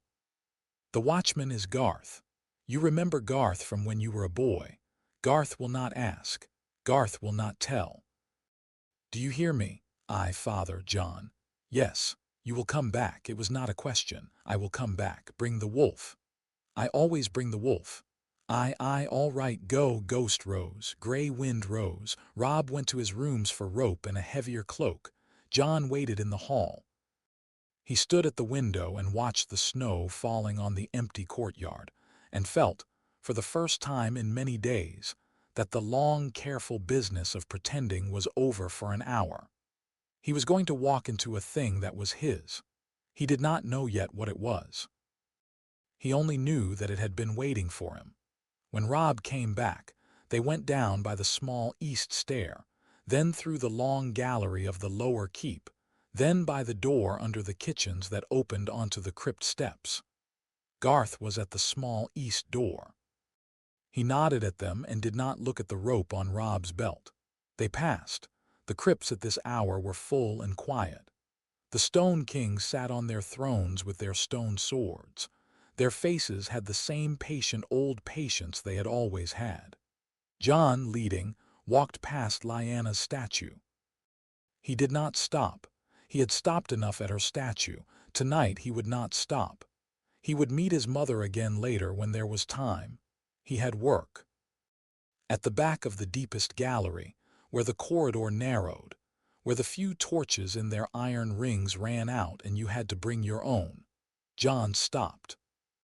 The corridor ended in a low arch, and beyond the arch, in his many walks of the crypts, had always been a small, dim chamber with a single broken stone bench in it where the keepkeepers had sat to take their meals when they had been on long shifts. The chamber was empty now. It had been used for nothing in his lifetime. He went into the chamber. Robb came after him. Ghost came after Robb. Grey Wind came after Ghost.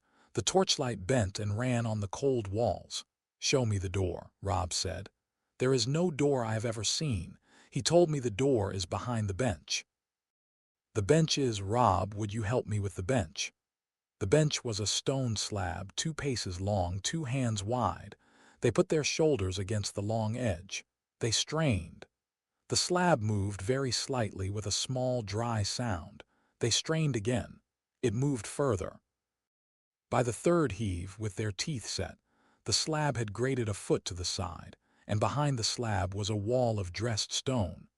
And in the wall, where the slab had been hiding it, was a low, arched opening barely tall enough for a stooped man, sealed with a single thick disk of granite, set flush. And around the disk, Jon brought his torch close. Around the disk was a ring of carved sigils he did not at first recognize. Luwin had given him a small parchment, a scratch copy of every sealing mark from every old ruined door the Citadel had ever catalogued. He pulled the parchment from his cloak. He held it under the torch. He looked from the parchment to the wall. "There," he said. "The middle one. That's a Stark direwolf. The outer ones, those are weirwood roots. The runes around it, Robb, those are First Men runes. And there, above. Those are different. Those are Valyrian. Under our keep, under our keep. Why? I think, Robb, I think this part of Winterfell is very old. I think it was here before we were here. I think the First Men and the Children of the Forest sealed something here a long time before the wall. And I think, and this is the strange part, Robb, I think when the dragons came, somebody from the south came up here too. Somebody in the early days of the Targaryens. Someone who knew what was under here. They added their seal to ours. 2 sealings. We are not the only ones who hid a thing in this stone. Jon, are we sure we want to open it?" Jon looked at his brother. "No," he said. "I'm not sure. I am only sure that if we do not open it tonight, what is in here will go back to sleep, and I will spend the rest of my life wondering. And, Robb, I do not think the white-haired man has lied to me. I do not think he is a friend, exactly, but I do not think he is a liar. All right. You don't have to come in with me. You can stand at the door. I'm coming in with you. All right." Jon laid his hand against the granite disk. He had no key. He had been told no key. The disk was warm under his palm. Not hot warm. A summer warm. It had been warm in the cold under the world for 450 years. He could feel the warmth through the leather of his glove. He pressed. The disk moved. It moved in a way that no disk of granite should move. It moved as a wheel on something that was not a hinge but Jon would think later, a kind of patience built into the stone. It rotated half a turn under his hand. He pressed harder. It rotated another half turn. There was the small sound of a slab being released somewhere. And then, with a rush of air that came up out of the small hole and made the torch's gutter, the disc swung outward and down and the way was open. The air that came out was warm. That was the first thing. After warmth, there was the smell, old smell, dust smell. But under it, a small green smell, a smell of moss, and under that the rich animal smell of a thing that had been sleeping in the dust a long, long while and had not yet been disturbed. Below the smell, fainter, almost a memory, the smell of fire. Of a fire that had not burned for a long time. Jon stooped. He went through. The corridor on the other side was low and the floor sloped down.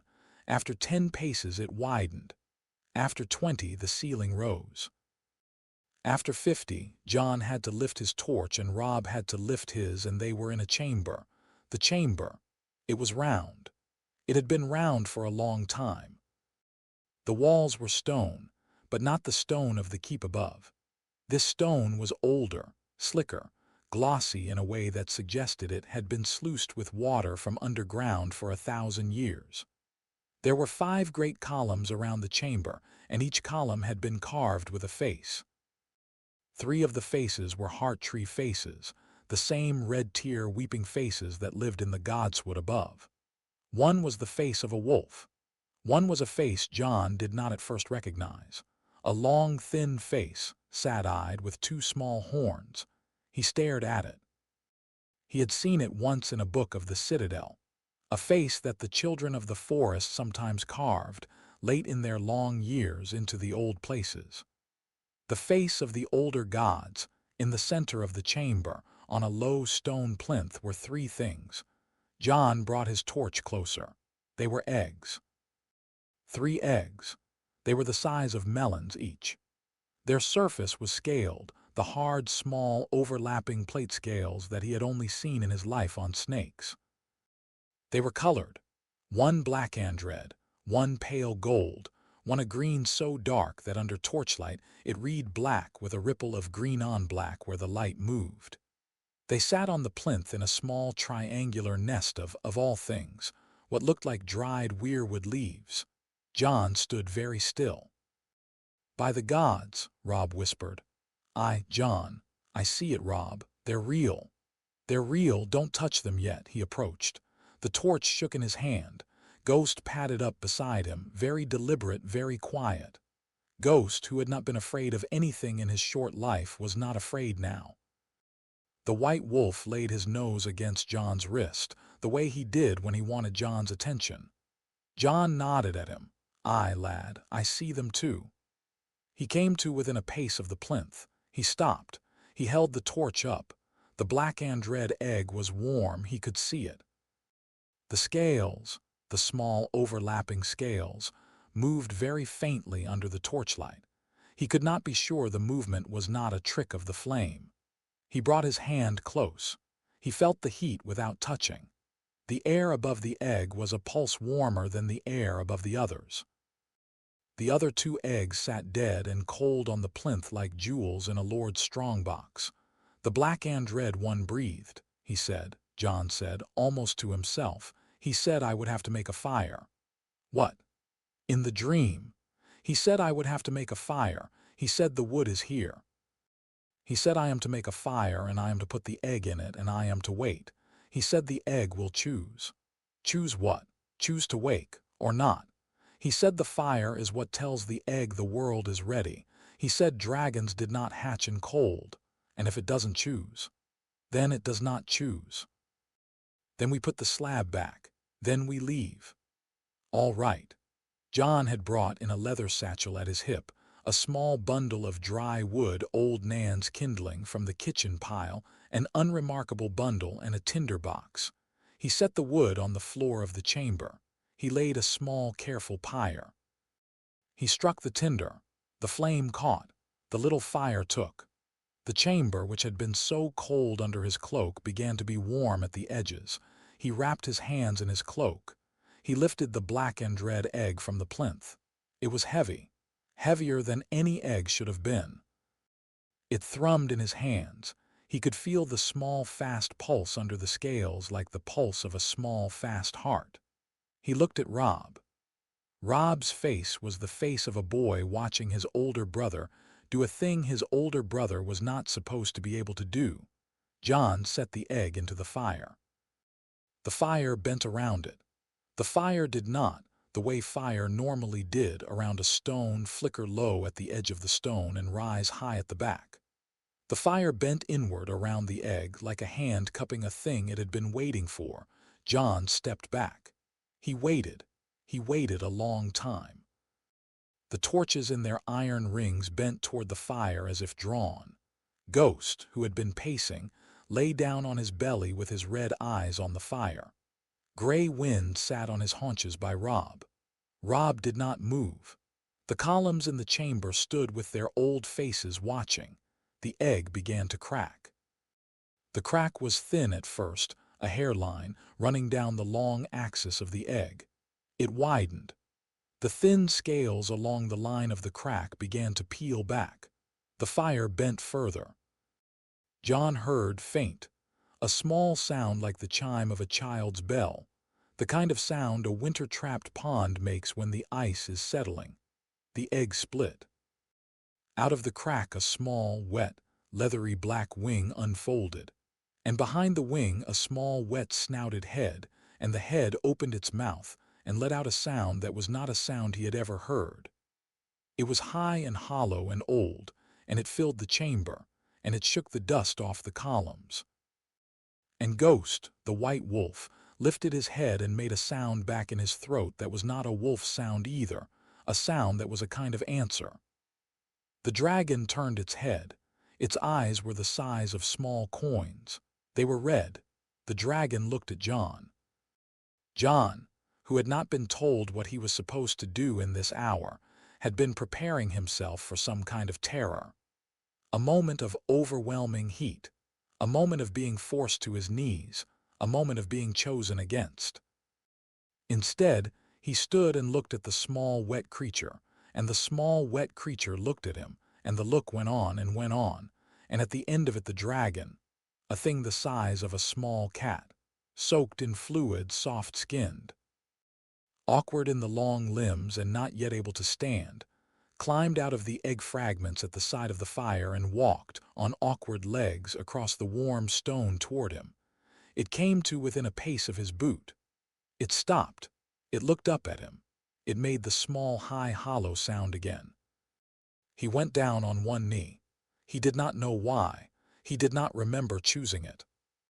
Some old part of him, some part that may or may not have been in his blood, some part, perhaps, that had to do with the way the heart tree faces in the godswood made him drop his eyes, some part that had no part in him at all but only in the chamber, went down on one knee.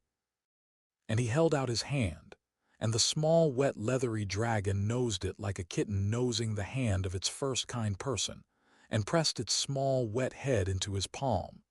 And Jon Snow, who had been for a fortnight a prince beneath a mask, became at last, in the warm, underkeep dust of an older Westeros than any of them had imagined, the thing the white-haired man had been trying to make of him. A Targaryen and a Stark and a man with a small, wet baby dragon in his hand. The dragon trilled. "Hush," Jon said. "Hush, I have you, I have you. Hush, little one, hush." Behind him, Robb made a small, choking sound. He was laughing, he was crying, he was both. He laid both his hands on his head, fingers in his hair. By the gods, Jon, by the gods, Robb. Get the wood. The dragon needs the fire a while yet. He's wet. He's cold. Look at him. Get more wood. Build up the fire. I'm going to dry him. Jon, very carefully, picked up the small dragon. The dragon did not bite him. The dragon let itself be picked up the way a baby goose lets itself be picked up. It was warm. It was warmer than any living thing had any right to be. He held it against his chest, inside his cloak, against the wool of his doublet over his heart, and the small, fast pulse of it ran into him, and he felt a thing he could not put a word to. A clearing of his head. A widening of his chest. He had been holding his breath, perhaps, since the night in the crypts. The breath now had room to come. The dragon tucked its head under the lip of his cloak.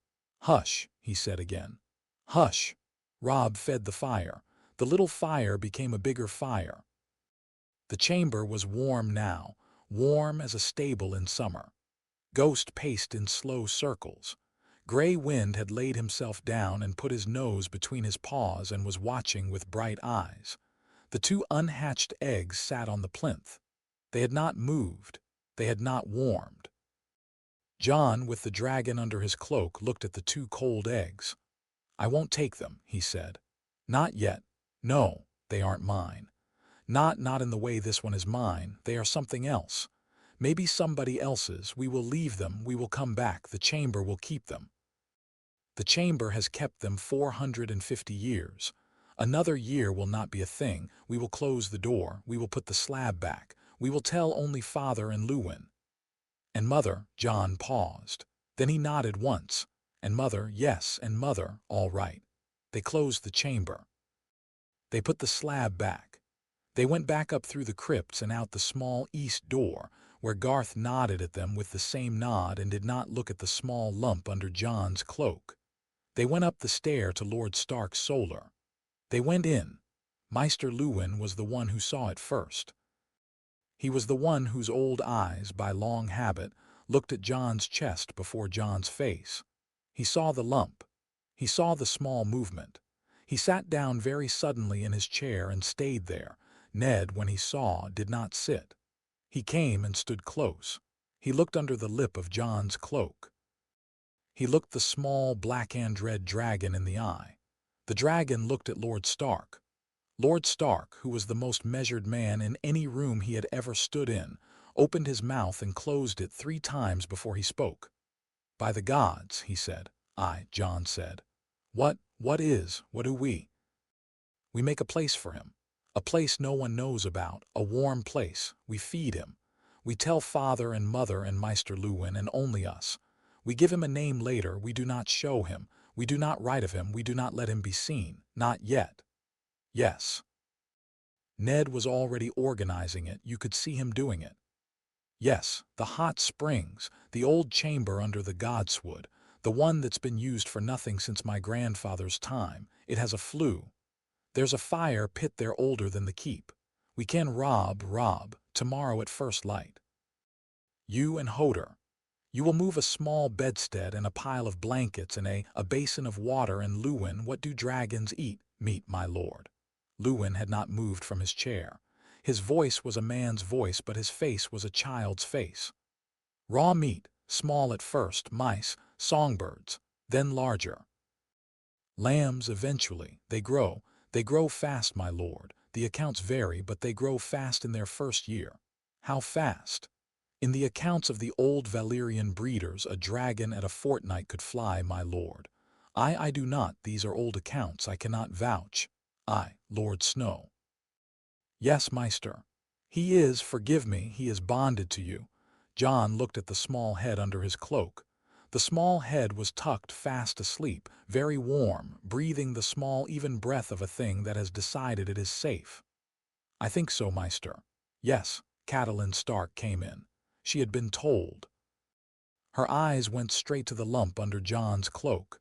She crossed the room. She did not at first speak. He looked at her. She looked at him. It was the longest look they had had in a fortnight. She came up to within a pace. She lifted her hand a little. She dropped it. Then she lifted it again, and very gently, very carefully, she laid her fingers against the lump under his cloak. She was not afraid. Or, if she was afraid, she did not show it. Catelyn had learned in 15 years to bury her fears under a cloth of duty until she had time to grieve them. The dragon, sensing the new hand, gave a small, contented stretch under the cloak, and Catelyn's eyes filled. My lord, she said to her husband, and her voice cracked and she did not finish, and she put her face into his shoulder, and she wept finally, wept the way she had not been able to weep all the long fortnight, wept as a woman weeps who has been holding too many things for too long. Jon stood with the dragon at his heart and watched his lord father hold his lady mother, his aunt, his lady, his mother, the words layering, and felt no jealousy of it, and no resentment of it, only a small, deep gladness that the tears had at last found a way out of her. His name, Robb said softly, into the small quiet that followed. Jon thought. He had been thinking it all the way up the steps. He had been thinking it the moment the small, wet head had pressed into his palm. He looked at Maester Luwin, who would understand the choice. He looked at his father, who would understand the second meaning. He looked at his mother, who would not understand at first, but who would in time. Then he looked at Robb. Winter, Jon said. Winter. Aye, he is a northern dragon. He is not a southern thing. He is not Aegon's. He is not, he is mine. He was hatched in Winterfell. He will be of Winterfell. I will not name him for fire or for blood or for some old Valyrian line.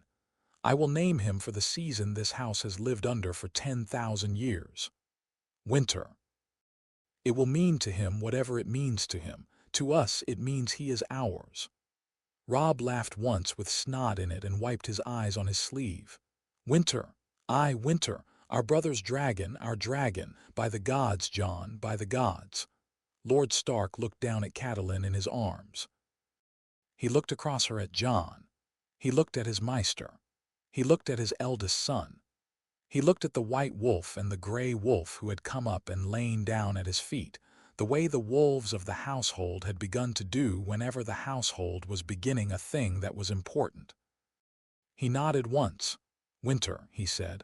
Aye, the night is coming. Let him be coming with it. Outside, on the keep walls, the wind moved. The first true snow of the deep winter began to fall. The sentries on the walls turned up their collars and walked their slow walks and laughed quietly with each other, and did not know, would never quite know, that beneath their feet, in a warm small room under the godswood, a dragon the size of a kitten was opening its red eyes to the world for the first time, and looking at a 15-year-old boy whose face was the wolf face of his mother and whose blood was the dragon blood of his father, and was deciding, in its small dragon way, that this boy was its keep, and this keep was its hoard, and this north was its sky. The Stark ravens were the best in the realm.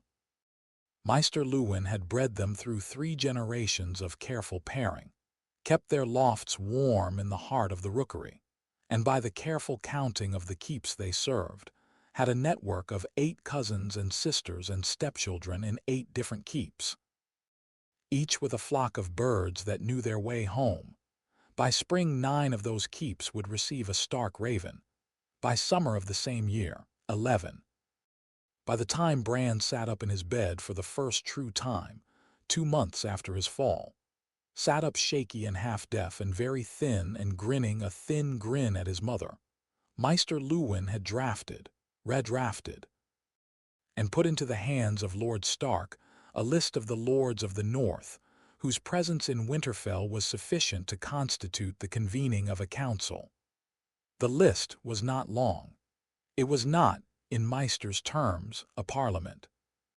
It was the dozen names that had to be in a room before the rest of the North considered itself spoken to: the great Jon Umber, Roose Bolton, Helman Tallheart, Meege Mormont, Galbart Glover, Howland Reed if Howland could be coaxed up out of Greywater, Wyman Manderley, who was twice the size of any other lord in the list and twice as loyal too, Rickard Karstark, the Lock, the Serwyn, the Lord Hornwood, and at the end, at the bottom, a handwritten addendum from Catelyn Stark herself in pen still wet, Brynden Tully.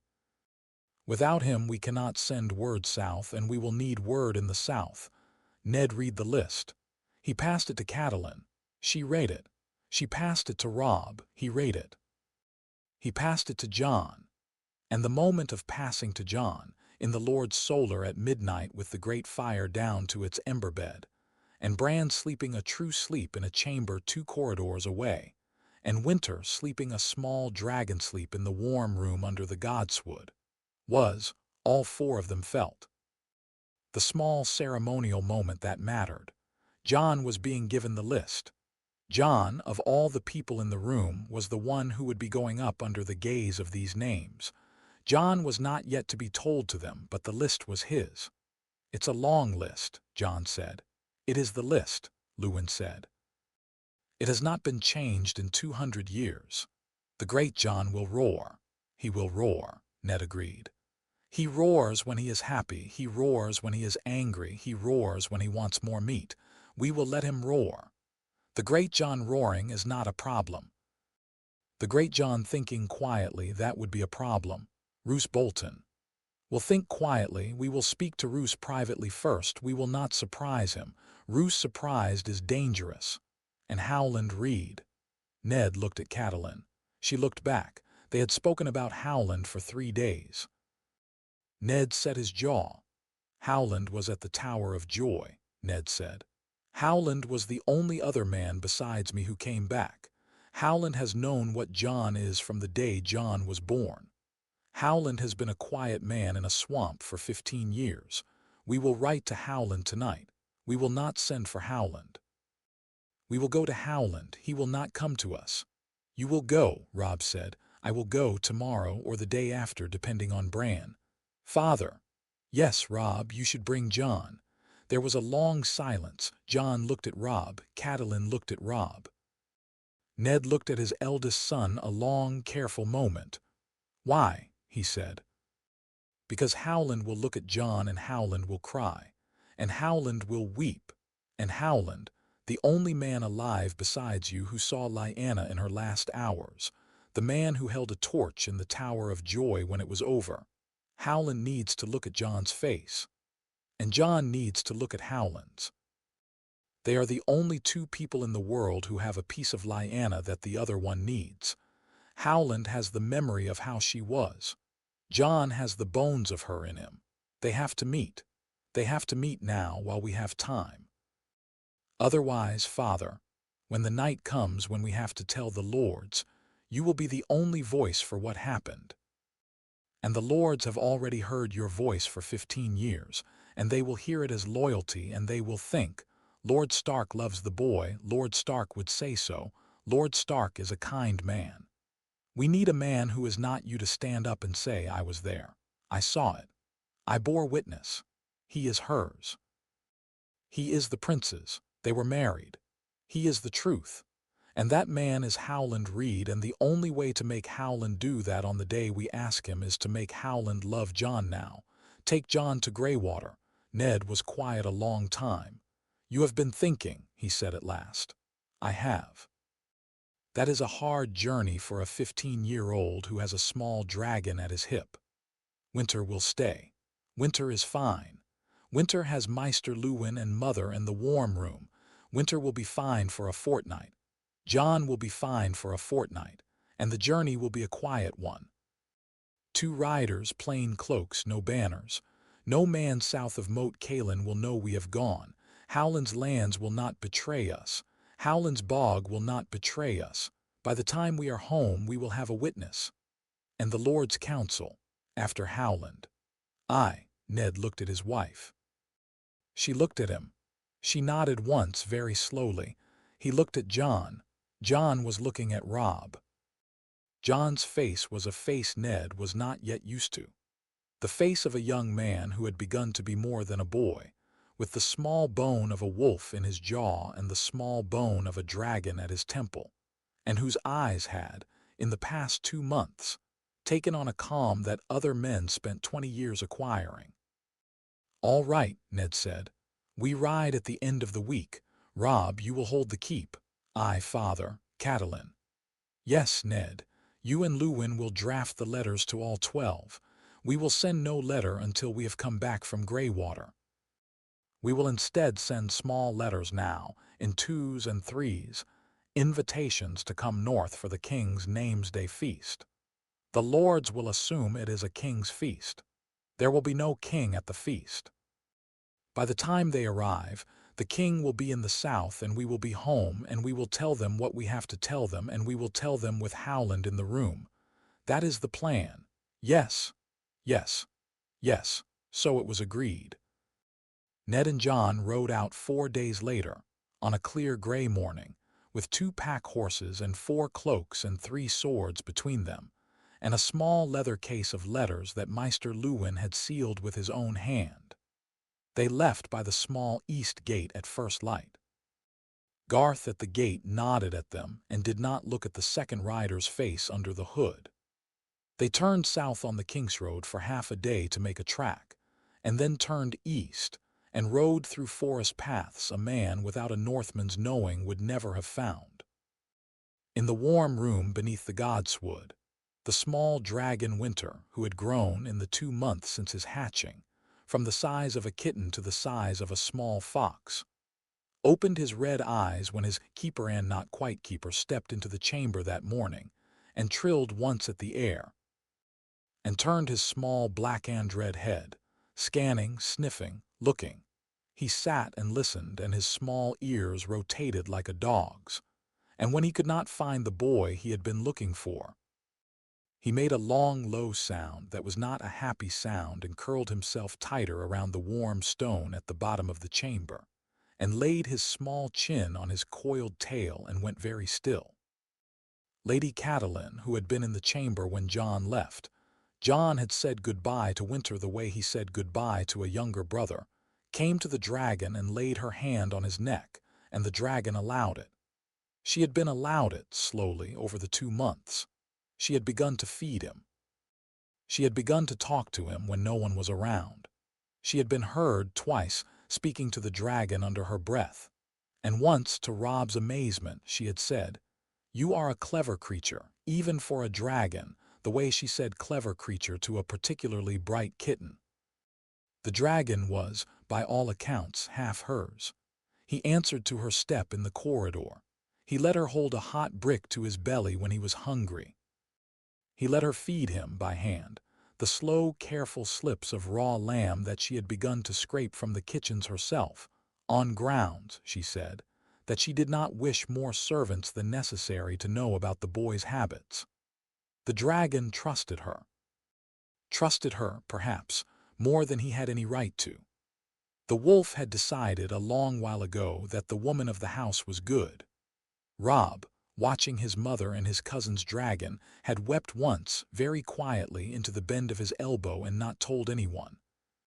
Now, with Jon away, Catelyn fed the dragon herself. "He'll come back," she said to the small black and red snout under her palm. "He's a stubborn boy. He'll come back. Don't pine. He won't even be gone a fortnight. We have a great deal to do, you and I. We have to make sure your room is warmer when he comes back than when he left. We have to make sure the kitchens are sending up enough lamb.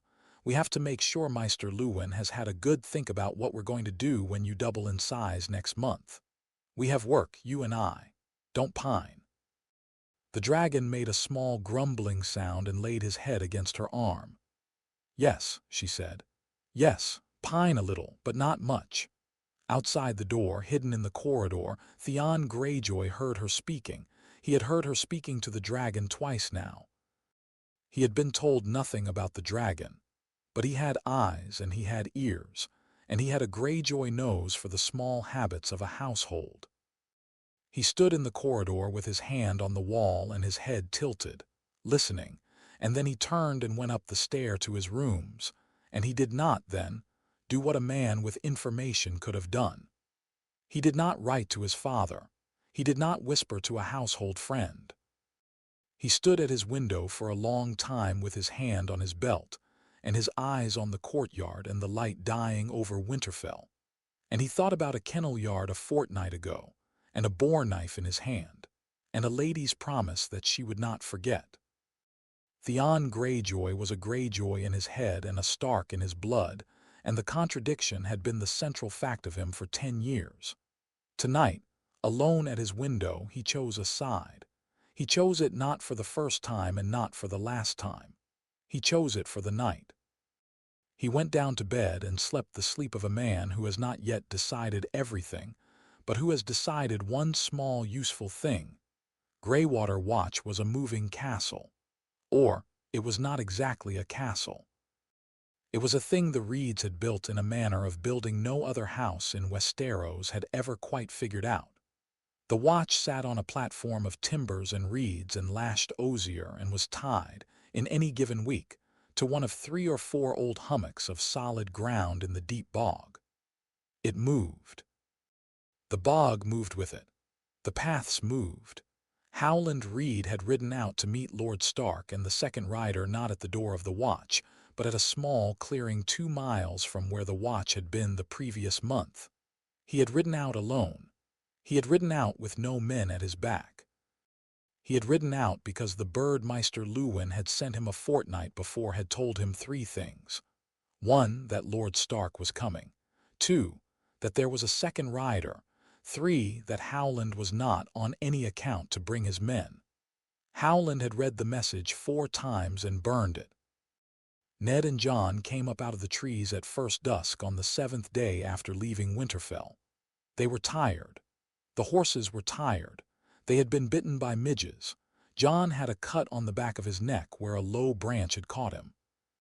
They came into the small clearing at a slow walk, and they saw, sitting on a small white pony with a long fishing spear leaned across his saddle horn, a small thin man in oiled leathers with a face full of kindness and a beard that was more gray than dark.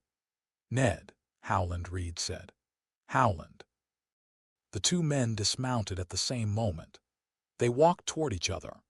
They embraced, in the brief, hard, embarrassed way of men of the North who had not seen each other in 15 years, and who had been to a tower together and had buried something in a desert.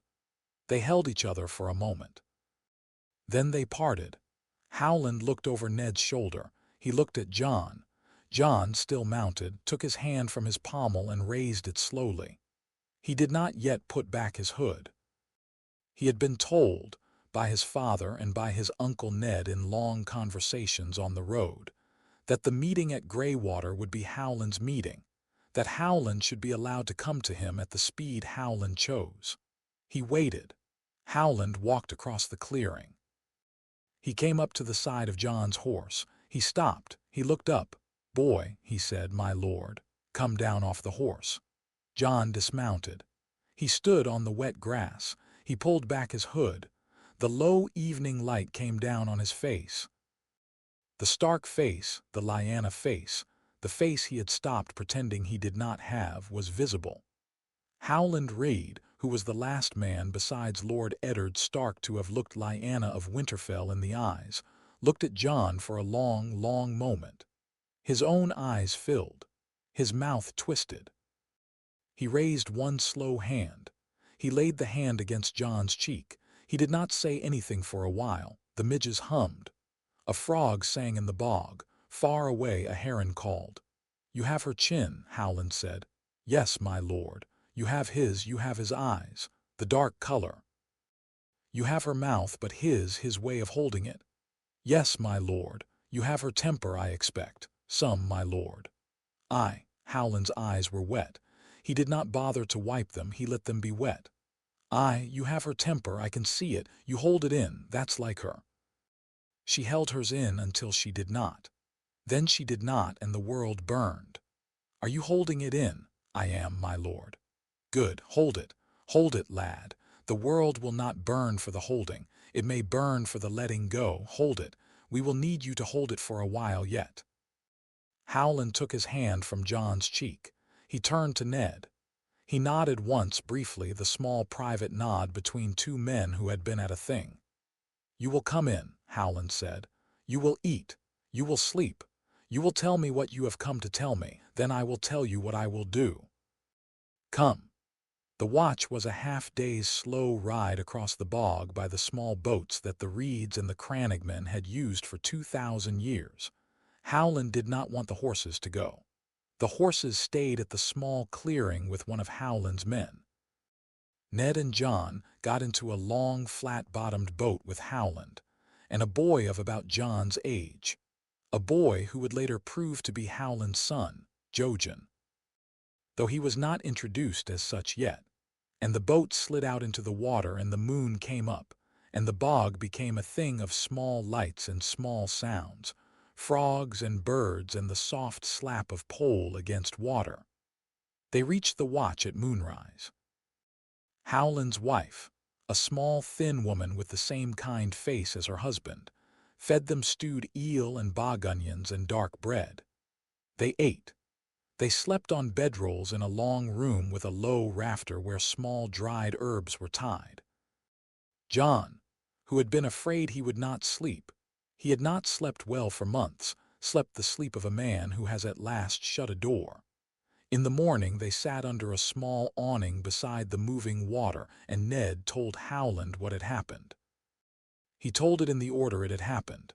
The letter, the godswood, the council, Lyanna's name spoken at last in a hall, the kennel yard, the dagger, the trip down beneath the keep, the dragon under Jon's cloak. Howland listened. His small, thin face did not change much, but his eyes all the while were on Jon. When Ned came at last to the question, "Will you stand with us when we tell the lords?" Howland took a long, slow breath and said, "Of course." It was the entire answer. It was all he gave them. Then he laid his hands on his knees and looked at Jon and said, "Tell me what you want." Jon looked at him. He had been asked the question 3 times now. Once by his uncle in the godswood, once by his brother on the floor of his own chamber, once by Robb the night the dragon hatched. He had answered it 3 times. The answer had grown each time, and now there was a 4th answer, and the 4th answer was the truest because it had been simmering on a long road through cold woods and bog water. "I want my mother's name to be spoken aloud," Jon said. "I want the realm to know her as a wife and a mother, and not as a captive and not as a corpse on a desert bed. I want the men of the north to know that there was a song at her wedding. I want the lords, when this is told, to be told it with witnesses. I want Howland Reed to be the witness. I want the north to take me as I am. Not as a prince, not as a Stark, as a man who is both. I want the lords to see Robb as their lord and king to be. I want to stand beside him as something the songs do not yet have a name for. I want the realm to know that I am not coming for the Iron Throne. I want them to know that Daenerys Targaryen is not their enemy unless she chooses to be. I want for my brother Bran to walk again, if that is the gods' will. I want my Aunt Catelyn to one day not have to wait until everyone else has gone before she can speak to me. I want Sansa to be safe. I want Arya to live a life she is allowed. I want Rickon to grow." He paused. "I want to be useful," he said. "The rest of it is the song." Howland was quiet a long time. "That is a good list," he said at last. "It is a long list. We will not get all of it, we will get some. We will fight for the rest. I will stand with you, Jon. I will stand with you, Aegon. I will stand with you whichever name you choose to wear in the end. I will speak for what I saw. I will speak in front of the great Jon and Roose Bolton and Wyman Manderley and the whole Stark Hall. I will tell the truth. I will not embroider. I will not lie. I will be a thin, small witness. I think they will believe a thin, small witness. I think the lords of the North respect a man who has not embroidered the truth. They have never trusted a fat witness." Ned made a small, dry laugh. "You are still funny, Howland. I am older. I am still funny when older." That night they ate again. The same meal, eel and onions and bread. And they sat by a small lamp and Howland told stories Jon had never heard.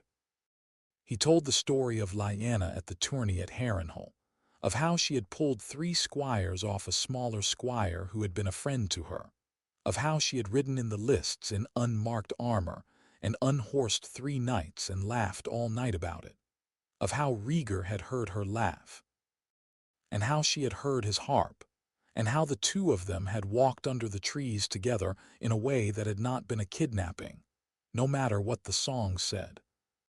He told the story of the Tower of Joy in a way Ned had never heard it told, because Ned had told it to himself in the privacy of his mind so many times he had forgotten to listen to anyone else's version. Howland's version had a kindness in it that surprised even Ned. The Kingsguard knights who had died in front of the tower had died in Howland's telling for a thing they had loved. They had not been monsters. They had been good men sworn to a bad oath. They had died in the end for Lyanna. Jon listened. He drank no wine. He kept his eyes on the lamp. When Howland was done, Jon stood up. He went to the door of the long room and looked out at the bog. The moon was on the water. He said without turning, "Will you call me Egon?" Howland looked at his back. "If you wish it. Tonight only. Once, so I can hear it. So I can hear someone say it who isn't me." Howland stood up. He came across the room. He laid his hand on Jon's shoulder. "Egon, son of Lyanna and Rhaegar, you are loved. You are seen. You are a long way from the boy your father wanted. You are exactly the boy your mother wanted. You will be a great man if the gods do not take you young. They may. If they do, you will still have done a thing they cannot take back. You will have stood up. Egon, Egon, Egon." Jon's eyes were wet. He did not turn from the door. "Thank you, my lord. Sleep, lad." He went to sleep. He slept with the moon in the window. In Winterfell, the small black and red dragon under the godswood was being fed by Catelyn Stark. In the Maester's chamber, Bran Stark, 3 weeks awake now, looked at the ceiling and said, very quietly to no one in particular, "He's coming back. Tomorrow." With Howland. Maester Luwin, who was making notes in a book at his side, looked up. He had not been told that this was a thing the boy could now do. He marked the date in his small private ledger.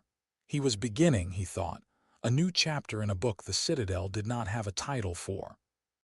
A fortnight later, Jon and Ned and Howland rode together up the Kingsroad to Winterfell. They came in the late afternoon. The lords of the north had begun to arrive. The keep was full of banners. The Umber giant in chains, the flayed man of the Boltons, the bear of the Mormonts, the merman of the Manderleys, the sun on spears on stones of the Karstarks, all hung in the great hall and waiting for the master of the keep to call them down. Robb met them at the gate. Robb's face was thinner than it had been when Jon had ridden out. Catelyn was at his shoulder. Bran was up. Bran was walking, slow and stiff, on a small staff Hodor had carved for him. Bran had walked on his own legs twice across the courtyard yesterday, and was today determined to walk to the gate, and the gate Maester Luwin had said no to was the gate Bran was now standing at. When Jon dismounted, Bran's small, thin face lit up. He came stumping forward on the staff. He flung an arm around Jon's neck, and Jon picked him up and held him a long moment, light as a crow. "You're back," Bran said. "I'm back. You have to see him. He's bigger. He's the size of a cat now. He tried to fly yesterday. He fell into Mother's lap. Mother said not to tell you yet." "I'm telling you, he tried to fly." Jon laughed. The laugh was the first true laugh he had laughed in a fortnight, and he did not, for it, weep, though his eyes ran. "Aye, lad, I'll see him, as soon as I've kissed Mother and washed." He set Bran down. Bran wobbled. Catelyn caught Bran's elbow and steadied him. Catelyn looked at Jon. Jon looked at her. She did not yet hug him. She would not yet do it. They were not quite there. But she put her hand against his cheek for the briefest moment, the way Howland had, and she said, very low, so only he could hear, "Welcome home, Jon." It was the first time she had ever said the word home to him. He felt the word like a small, warm weight in his chest. He did not weep. He nodded once. He said, "Thank you, my lady." She nodded back. The moment was over. The keep took them up. The lords arrived. The hall filled. The great Jon Umber, who could be heard in any keep he was nearest to even when he was not yet there, came through the gate 3 days after Jon's return at the head of a company of his bannermen, bellowing about the price of horseshoes on the Kingsroad. Wyman Manderley came in his great wagon, swayed by 4 pulling horses. He was lifted out of it by his own household with the long, careful courtesy of men used to lifting their lord. Roose Bolton came in alone but for 2 pale outriders, on a pale horse, in a pale gray cloak. He did not bow at the keep gate, but he removed his glove and pressed his bare hand to Lord Stark's wrist, the old greeting. Midge Mormont came on foot at the head of 3 of her daughters, all of them in furs and shortaxes. The Locke and the Serwyn arrived together, which was unusual. They had been quarreling for a generation. Howland Reed stayed quiet in the back, in the Maester's wing, and was not seen. On the 3rd night of the Lord's gathering, Lord Stark called them to the great hall. He stood at the head of the high table, Catelyn at his right, Robb at his left. Jon was not in the hall. Jon waited behind a curtain in the antechamber, with Howland Reed beside him and Maester Luwin beside Howland and the small dragon Winter. For the first time ever brought up out of his warm room, wrapped in a heavy fur on Jon's arm, all of them in a small, careful tableau. And the curtain was the curtain that had served for 15 generations as the curtain that hid the singer's gallery. Ned spoke. He spoke briefly. He told the lords there was a thing they needed to know. He told them it was a thing about his sister Lyanna. He told them it was a thing 15 years old. He told them it was a thing he had kept from them out of fear, and that he would now ask their forgiveness for the keeping. He told them that they would not understand fully in this hall tonight, that they would understand only after he had brought before them a witness and a sign and a man. The hall went quiet. The great Jon, who was halfway through a haunch of mutton, set the haunch down. Howland Reed came out from behind the curtain. He walked to the front of the hall. Some of the older lords recognized him. Some did not. He stood small and thin, and he raised one hand for quiet, though the hall was already quiet, and he told the story of Lyanna. He told it as he had told it in the watch, in a low, careful voice, the way a man tells a true thing to other men. He told it short. He told it without embroidering. The hall listened. The great Jon's eyes grew and grew. Wyman Manderly's hand rose to his mouth. Midge Mormont's jaw set hard. Roose Bolton, who blinked rarely, blinked. When Howland was done, he stepped aside and Lord Stark spoke again. Lord Stark said, "My sister had a son." The hall was a held breath. Lord Stark said, "The son was given to me. The son was kept with me. The son was raised with my name to keep him from a king's hammer." The hall waited. Lord Stark said, "The son is here. He has chosen, with the agreement of his uncle and his cousin and his lady mother, to come before you tonight. He will not come to you as a Targaryen prince claiming a throne. He will not come to you as a Stark cousin to displace my heir. He will come to you as he is, and he will tell you what he means to be, and you will hear him out, and at the end you will tell him whether you will have him or not. We will abide by your word. This is the North. We have our way. The lords of the North have their voice." He turned. He nodded. Jon stepped out from behind the curtain. He had Winter on his arm.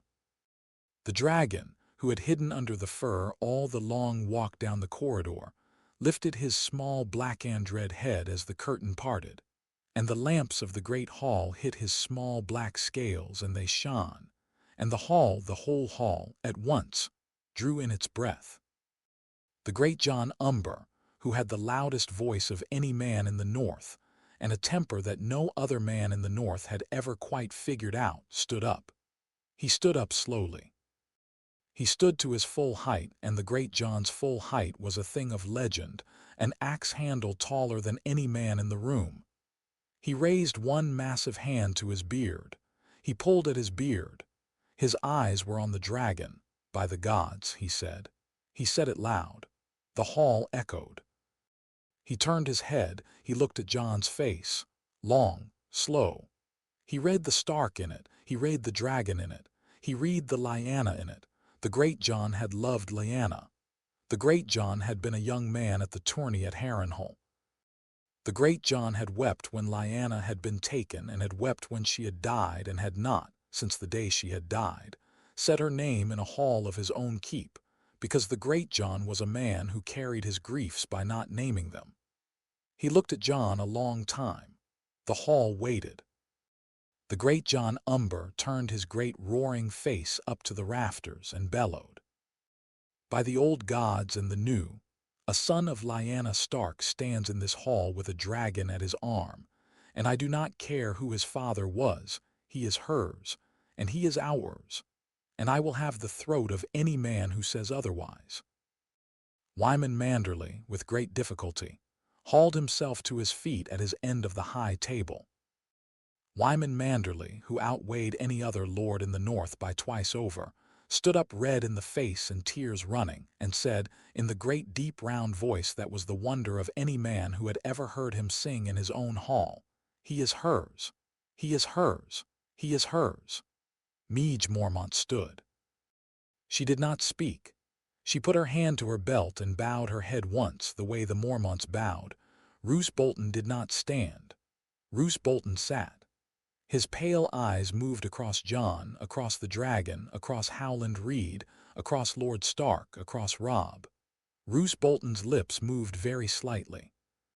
He said in the soft, small voice that all the lords leaned closer to hear, "Lord Stark, I thank you for the trust of telling us. I will think on the matter tonight. I will give my answer in the morning." It was the polite Bolton refusal. It was the sentence Ned had been expecting. He nodded. Howland Reed stepped forward. "My lords," he said, "most of you have not heard me speak in a long while. I will not speak long now. The boy you see before you is Aegon, son of Lyanna of Winterfell and Rhaegar Targaryen. He was wed to her. They were wed under a heart tree by a witch and a sept, and their wedding was sung. He is no kidnapped child. He is a wolf and a dragon. He is asking you tonight not for a throne but for a place in your hall. He is asking to be useful. He is asking you to call him by whatever name you choose. He is asking that you let him stand at his cousin's right hand when his cousin is named Lord of Winterfell. He is asking for the chance to prove to you in the years to come that the dragon in him will not eat the wolf. He is, in short, asking for your patience. I have known him 8 days. I will tell you, though I have known him 8 days, that he has earned mine. You will give him yours, or you will withhold it. I am only here to bear witness to his blood. I will not say more." The hall held its breath. The great Jon, still on his feet, looked at the rest of the hall. "What say you, lords? What say you? He has a wolf at his heel and a dragon at his arm and the Stark face on his chin. We have a king coming back south one day with a hammer that broke his father. We have lions in the south who will write a price on the boy's head before the winter is through. He is asking us to take him in. I'm telling you what my answer is." "What's yours?" The Mormonts in unison said, "Aye." Manderley said, "Aye." The Karstarks, Rickard Karstark and his sons, said after a very small pause, "Aye, with conditions." The Hornwood said, "Aye." The Locke said, "Aye, by the gods." The Glover said, "Aye." The Serwyn said, "Aye." The Tallheart said, "Aye, on his honor." The Boltons said nothing. The great Jon, when the hall had finished its slow circle of eyes, looked at Roose Bolton. He did not glower, he did not press. He simply looked, and Roose, in his pale way, met his eyes, and Roose said, very quietly, "I will not nay him tonight, great Jon. I will think on him. I will not stand in his road. That is my answer." It was as much as anyone got from a Bolton on the first night of an oath. Ned stepped forward. He raised his hand. The hall quieted at once. He said, "My thanks, my lords. We will speak more tomorrow. Tonight there is one more thing. Tonight my son Robb, my heir, and my nephew Aegon, who will go among us by the name of Jon, until such a day as he chooses otherwise, will swear to one another and to you in the godswood an oath. I will witness. Howland Reed will witness. Maester Luwin will witness. I ask any of you who choose to come and witness as well. There is no obligation. The godswood is small. Come if you wish." The great Jon laughed low. "I'll come." Midge Mormont said, "I'll come." Manderley said, "I'll come." In the end, all of them came. Even Roose Bolton, who stood at the back with his pale hands folded, and the whole hall went out in a long line into the cold night of the godswood. where the heart tree had never seen so many men gathered in its long, careful life. And Jon and Robb stood together by the still pool with their swords unsheathed and laid on the snow at their feet, and Winter the dragon, fed an hour before, sleepy, good, lay across Jon's arm like a strange small gentleman, and the two boys swore the oath they had sworn already in private.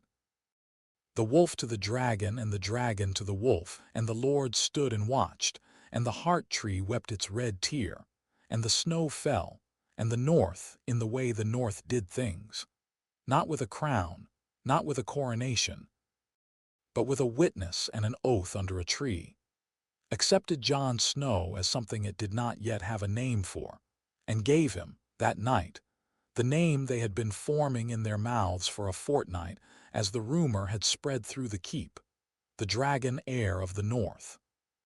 The first whisper reached Pentos in a wine shop.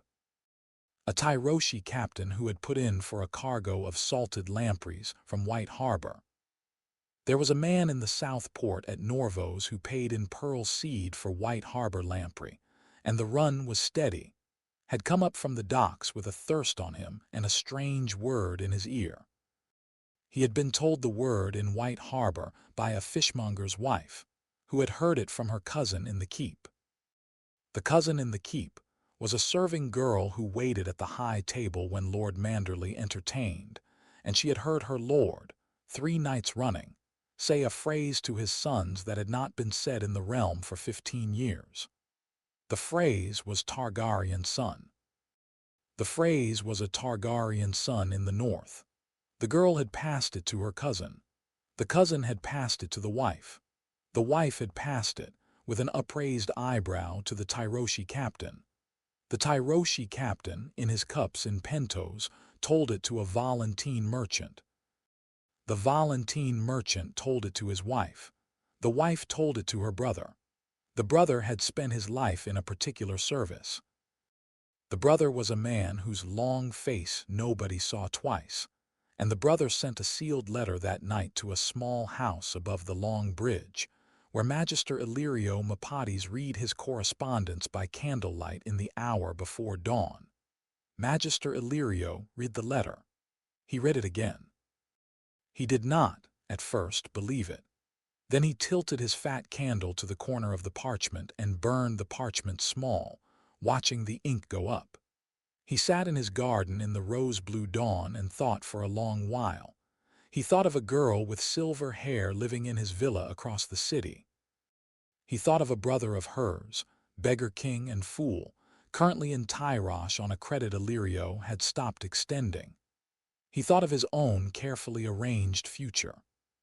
He thought of the new king of Westeros, who was fat and who drank, and of the new king's small council, who were all, as Illyrio knew, currently a quartet of vipers writhing around a single egg.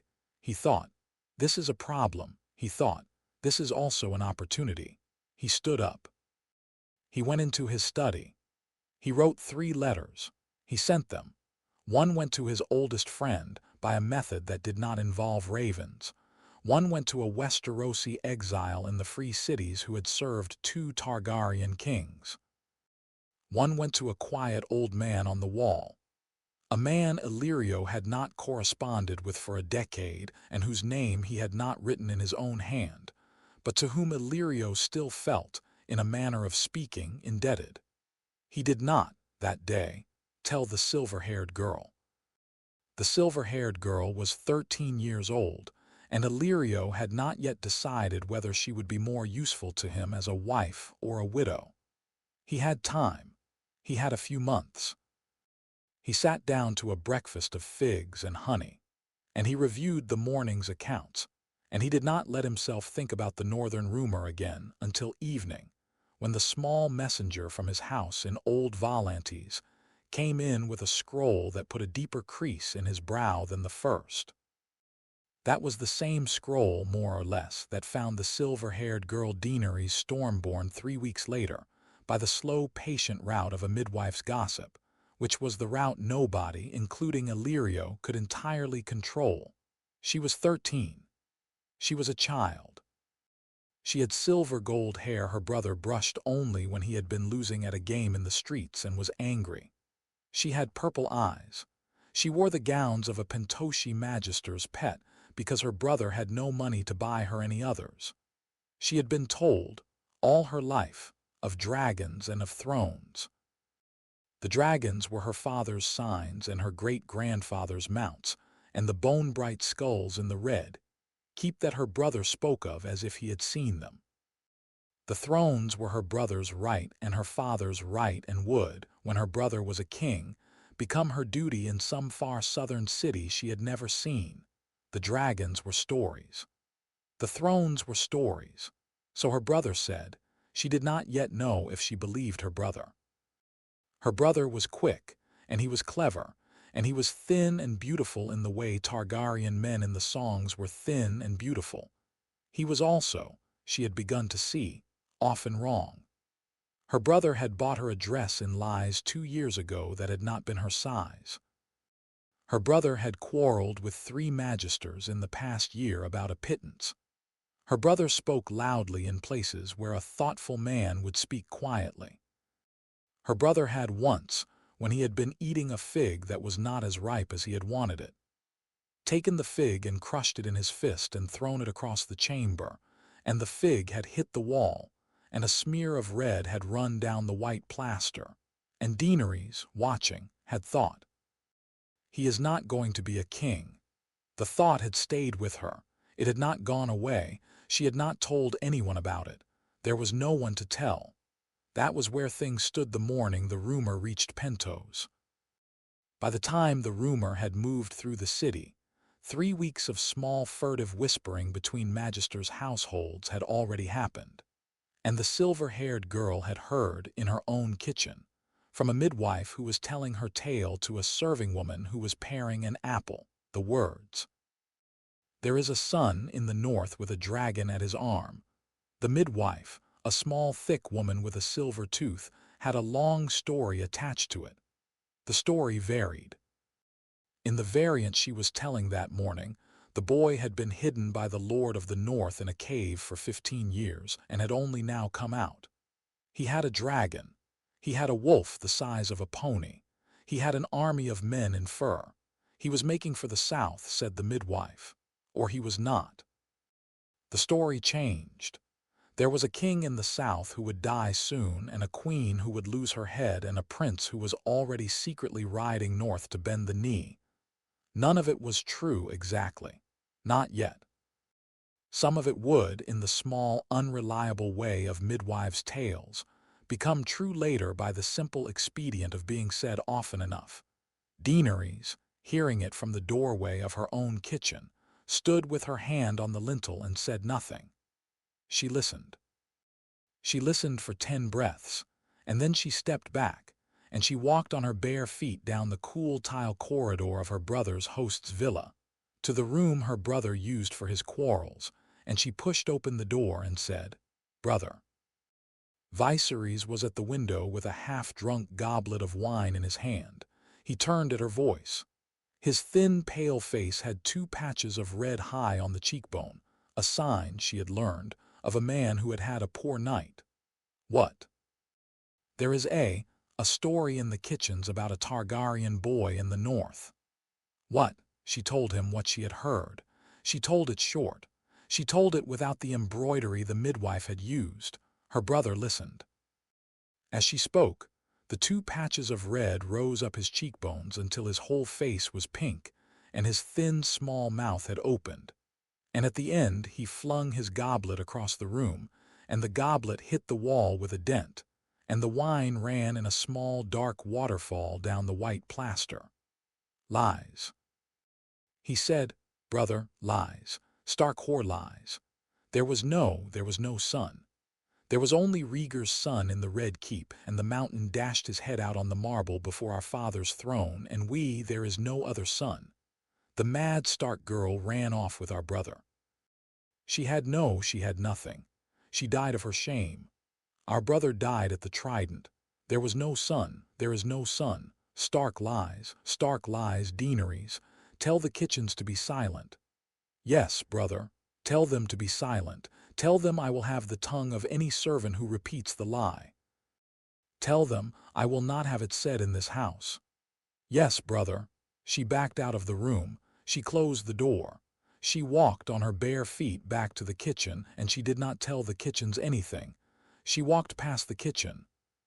She went out into the small enclosed garden that Magister Illyrio had been good enough to give her, with its 3 fig trees and its small dry pool.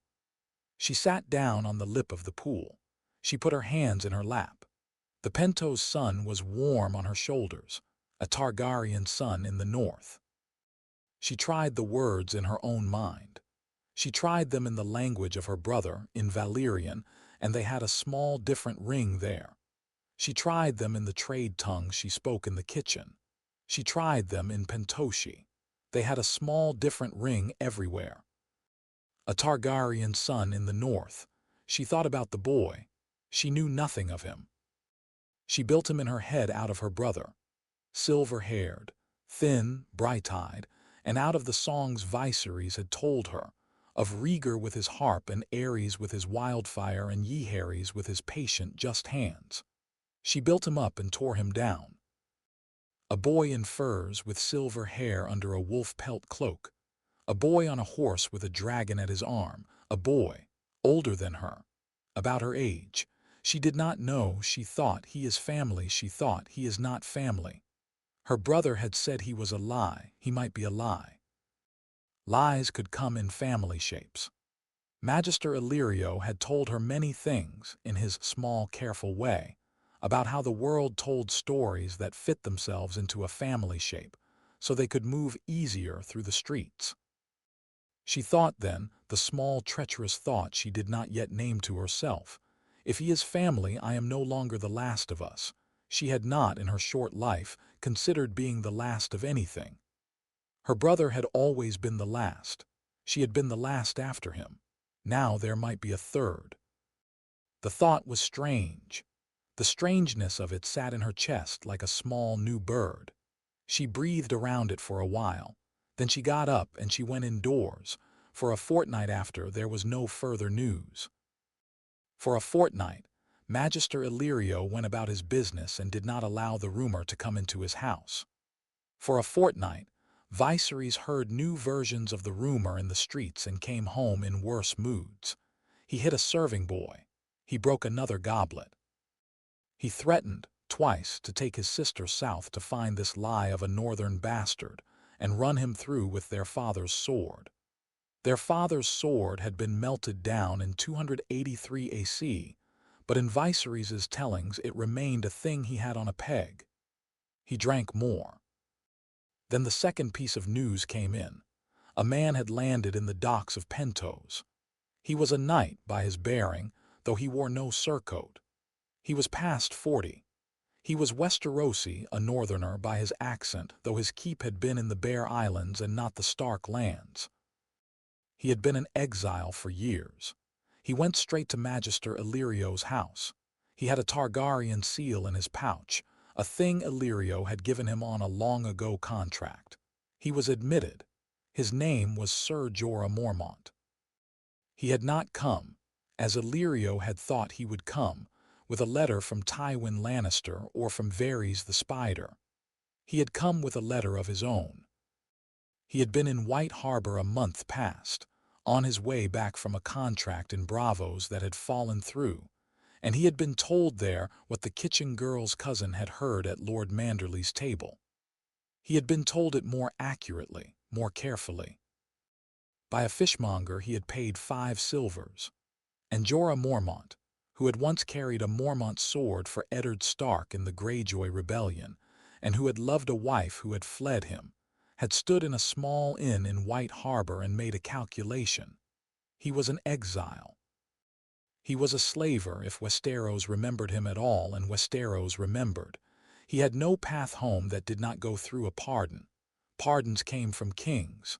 Kings came from blood. The king in the south was Robert. Robert would never pardon him.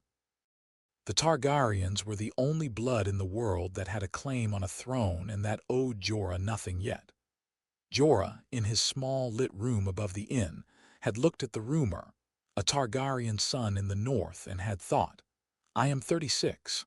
I have one more service to give. If I give it well, I can perhaps die at home. He had not, that night, gone south to find the boy. He had gone east. He had reasoned that the boy in the north was already surrounded by Starks, and that Eddard Stark was a man whose loyalty Jorah could not buy. The girl across the sea was a thing nobody had bothered to surround. The girl could be served. The girl, perhaps, could be brought to the boy, or the boy to the girl. There would be a service in it for a man with a wagon tongue. He had taken passage to Pentos. He had walked from the docks to Illyrio's villa. He had presented his old seal. He had been received. He told Illyrio what he knew. Illyrio listened. Illyrio thought. Illyrio paid him well, because Illyrio had a great deal of practice paying men well for information, and he sent Jorah out into the city with a small purse and instructions to keep to a certain inn for a fortnight, while Illyrio made arrangements. Then, that same evening, Illyrio went down the corridor to the small garden where the silver-haired girl tended her 3 fig trees, and he sat down beside her on the lip of the dry pool, and he told her, in his small, careful voice, that there was a thing she ought to know. You have a cousin in Westeros, he said. She did not speak. He is an older boy. He is 15, 16. He is the son of your eldest brother Rhaegar. He has been raised by Eddard Stark, who is the Lord of the North. He has been raised as Stark Snow, a bastard. He is now no longer hidden. The rumor your kitchen heard was true. The story is, there is a complication, Princess. He has refused to come south. He has refused to claim the throne. He is naming himself something new. He is naming himself the Dragon Heir of the North. He has been accepted by all accounts by the lords of the North. He has, Princess, a dragon. Her eyes moved. She looked at him. A dragon, she said, a dragon. A small one. They say it was hatched a few months ago beneath the Stark keep. They say it is bonded to him. They say he carries it on his arm. How do you know? My methods, Princess, I cannot say, but I trust the source. Has he sent for me? Illyrio paused. No, Princess, he has not sent for you. He has not sent for anyone outside the North. He has not, I think, decided yet what to do with you, with us, with his family across the sea. He is 15. He is being advised by a maester, by his uncle, by his cousin, by a small man of the marshes. They are good advisers. They are not, I think, advising him to seek you yet. They are advising him to keep his place in the North until he is older, and then we will see. What does my brother know? Nothing. He suspects. I have not told him. Why are you telling me? Illyrio looked at the fig trees. Because, Princess, I have had the hard education of having lived a long while in the world, and the world's main lesson is that secrets are happiest when they have a place to rest. You will keep this. You will not tell your brother. You will, when the time comes, meet your cousin, perhaps. You will then choose what to do with him, and what to do with your brother, and what to do with yourself. Because, Princess, you will choose. The world at the end will require it of you. You are no longer the last of your house. You are, perhaps, the second to last. She put her hands in her lap. She did not weep. She did not speak. After a long while she said, "Tell me his name." He goes by Jon. His mother in the letter she left him named him Aegon. Aegon, after the conqueror, after his brother who died. It is a name with weight. Aegon. Yes, Princess. He has a dragon. He has a dragon. What color? Illyrio almost smiled. Black and red, Princess, like the banners of your house. Tell me about his mother. They say she was beautiful. They say she was strong-willed. They say she rode in the lists at a tourney once in unmarked armor. They say she loved your brother truly and was loved truly. They say there was a song at the wedding. They say. The North says. The North is not given to embroidery, Princess. I would believe the North. And his father, your brother, Rhaegar Targaryen, Prince of Dragonstone, the Harper, the one who was killed by Robert at the Trident. He has my brother's blood and a Stark's blood, he does. And he is 15. He is 15. And I am 13. Yes. He is closer to my age than to my brother's. Yes, princess, my brother will hate him. Yes, my brother will want to kill him. My brother, your brother, princess, your brother will want a great many things in the coming years. We will manage him.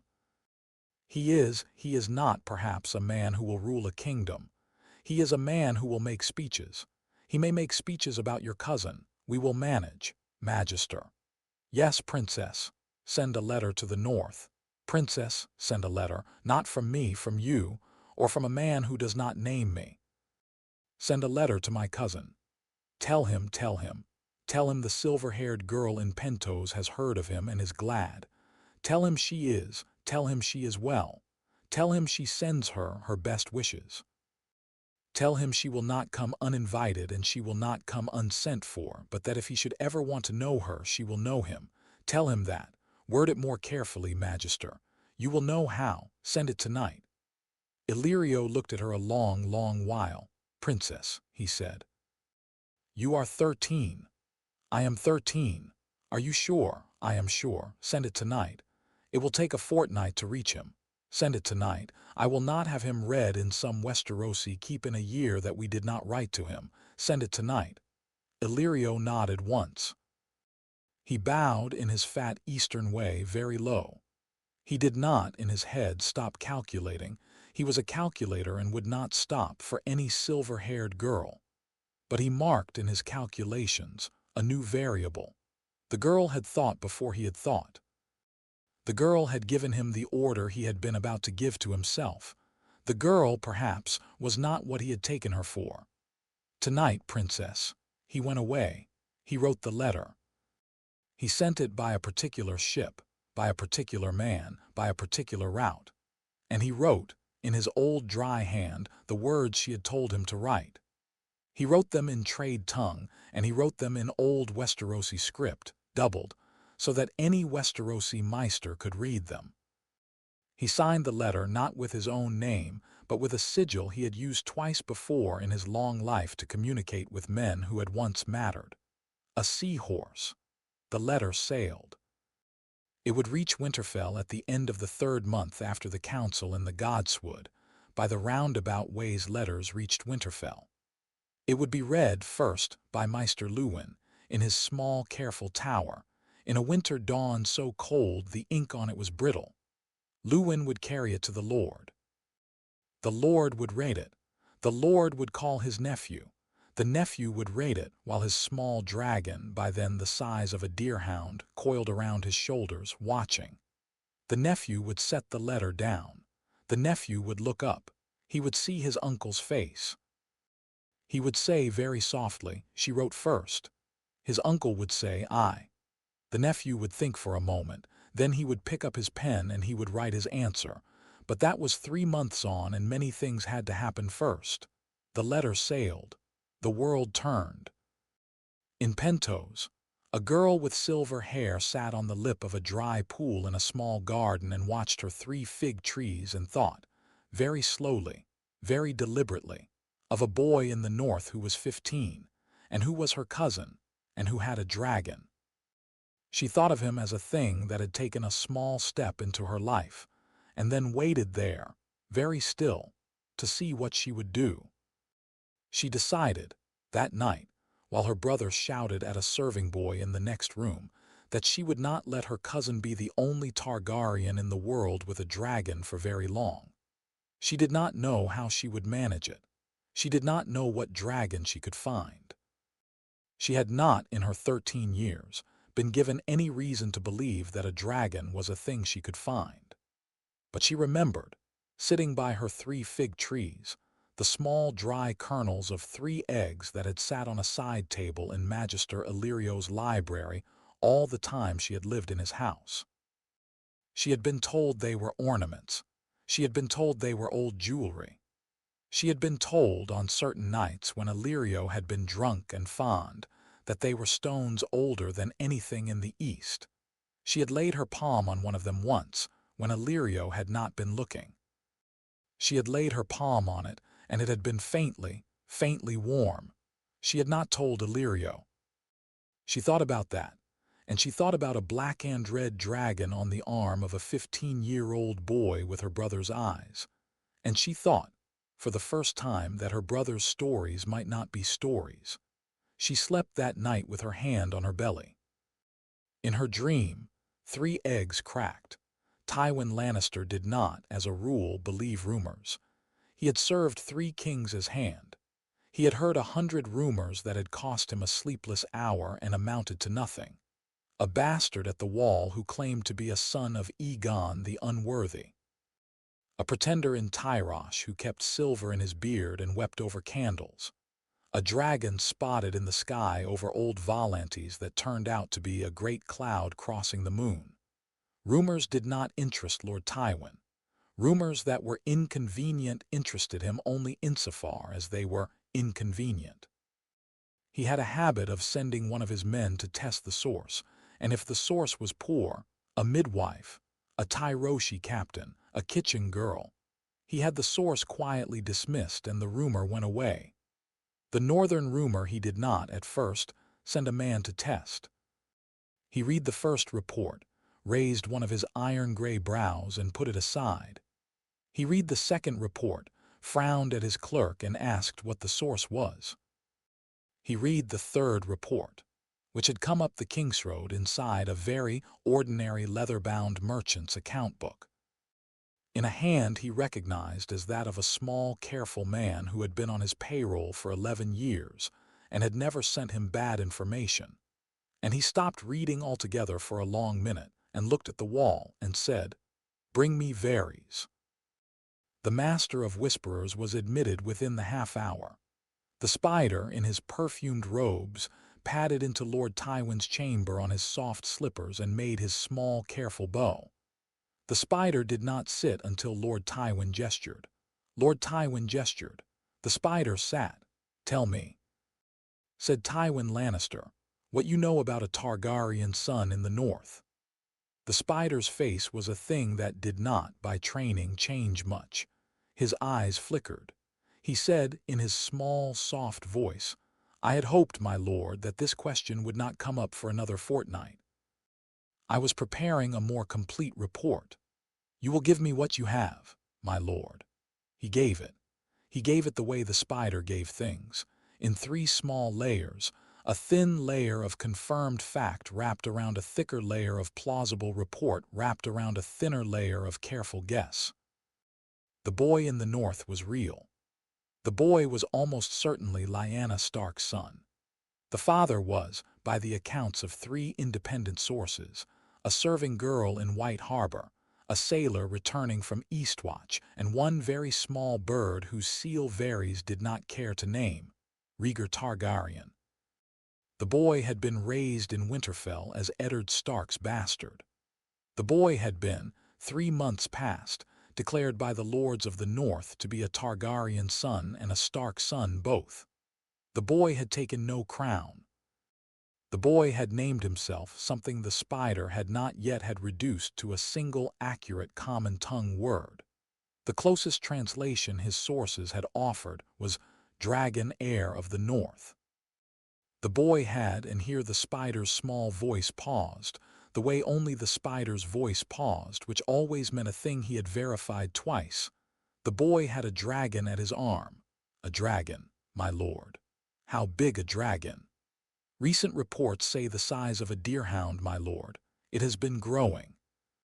It is not, by all accounts, a thing that flies yet, though it is, they say it is, close. It is bonded to him. It does not let other men touch it. There has been one attempt by a kitchen man to feed it a bone, and the man was burned for the attempt, my lord. Burned only on the hand. The dragon spat at him. The household repaired the cooking board, and the man, I am told, recovered. And the boy, 15, my lord. He looks like his mother. He has the gray Stark eyes, but slightly darker. That is the Targaryen in him. He is described by all who have seen him as quiet, courteous, watchful, slow to laugh. The great Jon Umber, when he met him, embraced him in front of the lords and shouted that he would have any man's throat who said the boy was not Lyanna's. I believe the great Jon. I do not believe many men. I believe the great Jon. Tywin steepled his fingers. Eddard Stark has been advised by his maester, by his lady wife who has, my lord, this is a thing of interest, who has accepted the boy after 15 years of resentment with what is described as a thawing, by his eldest son, who has sworn under the heart tree an oath of brotherhood to the boy in front of the lords, by a man named Howland Reed, lord of a small swamp keep in the neck, who is, my lord, this name is significant, who is the only man besides Eddard Stark who came back alive from the Tower of Joy in the Red Mountains. Reed has stood as a witness to the boy's parentage in front of the lords. He has, by all accounts, been believed. Robert has not been told, my lord. The boy, when the king visited Winterfell in the autumn, was 3 rows back at the bastard's place. He kept his head down. The king saw him without seeing him. The king is the king, my lord. He sees what he is shown. Cersei did not see him. The queen does not look at boys at bastard tables. Tyrion. There was a pause. Tyrion saw him, my lord. Tyrion. Tyrion paused in the courtyard the day of the king's arrival to speak to him. They exchanged perhaps 3 sentences. By my best report, Tyrion has not yet acted on what he saw. Has he sent a letter to me? He has not. Tywin breathed out slowly through his nose. Ravens. Yes, my lord. Send word to my son. Word that I require him in King's Landing. Word that I require him at once. Word that he is to come without his books. Word that he is to bring himself and his mind and nothing else, my lord. And Spider, my lord. This boy, tell me what you think of him. The spider folded his small, soft hands, my lord. I am asked many questions to which I do not know the answer, though men pretend I do. I will not pretend now. I do not yet know the boy. I have never seen him. I have only the reports of others. The reports agree, and this is unusual, my lord, in a thing of such size, that the reports agree that the boy is not a hot iron. The boy is not a mad king's grandson rising to take the realm back. He is, if anything, an unusually thoughtful child. He is taking counsel. He has refused the throne in front of his lords. He has named his cousin king of the north in the same breath as his lords have offered him a coronet. He has, my lord, been measured. He has been more measured than any 15-year-old prince ought to be. That worries me. It worries you, my lord. A hot iron one can dampen. A measured boy is harder to extinguish. He will not give us pretexts. He will not bray. He will not, my lord, do the foolish things we could use against him. We will have to find pretexts or invent them. He has begun in 3 months to do something I have not seen done in this realm in my lifetime, my lord. He has begun to be liked. Tywin smiled. The smile was a thin shape on his thin face. Then we will need to make him be hated. My lord, I would not so quickly. We will need to make him be hated, Spider. We will need a story that fits him into the old shape of his father. A girl stealer, a wildfire, a song of cruelty.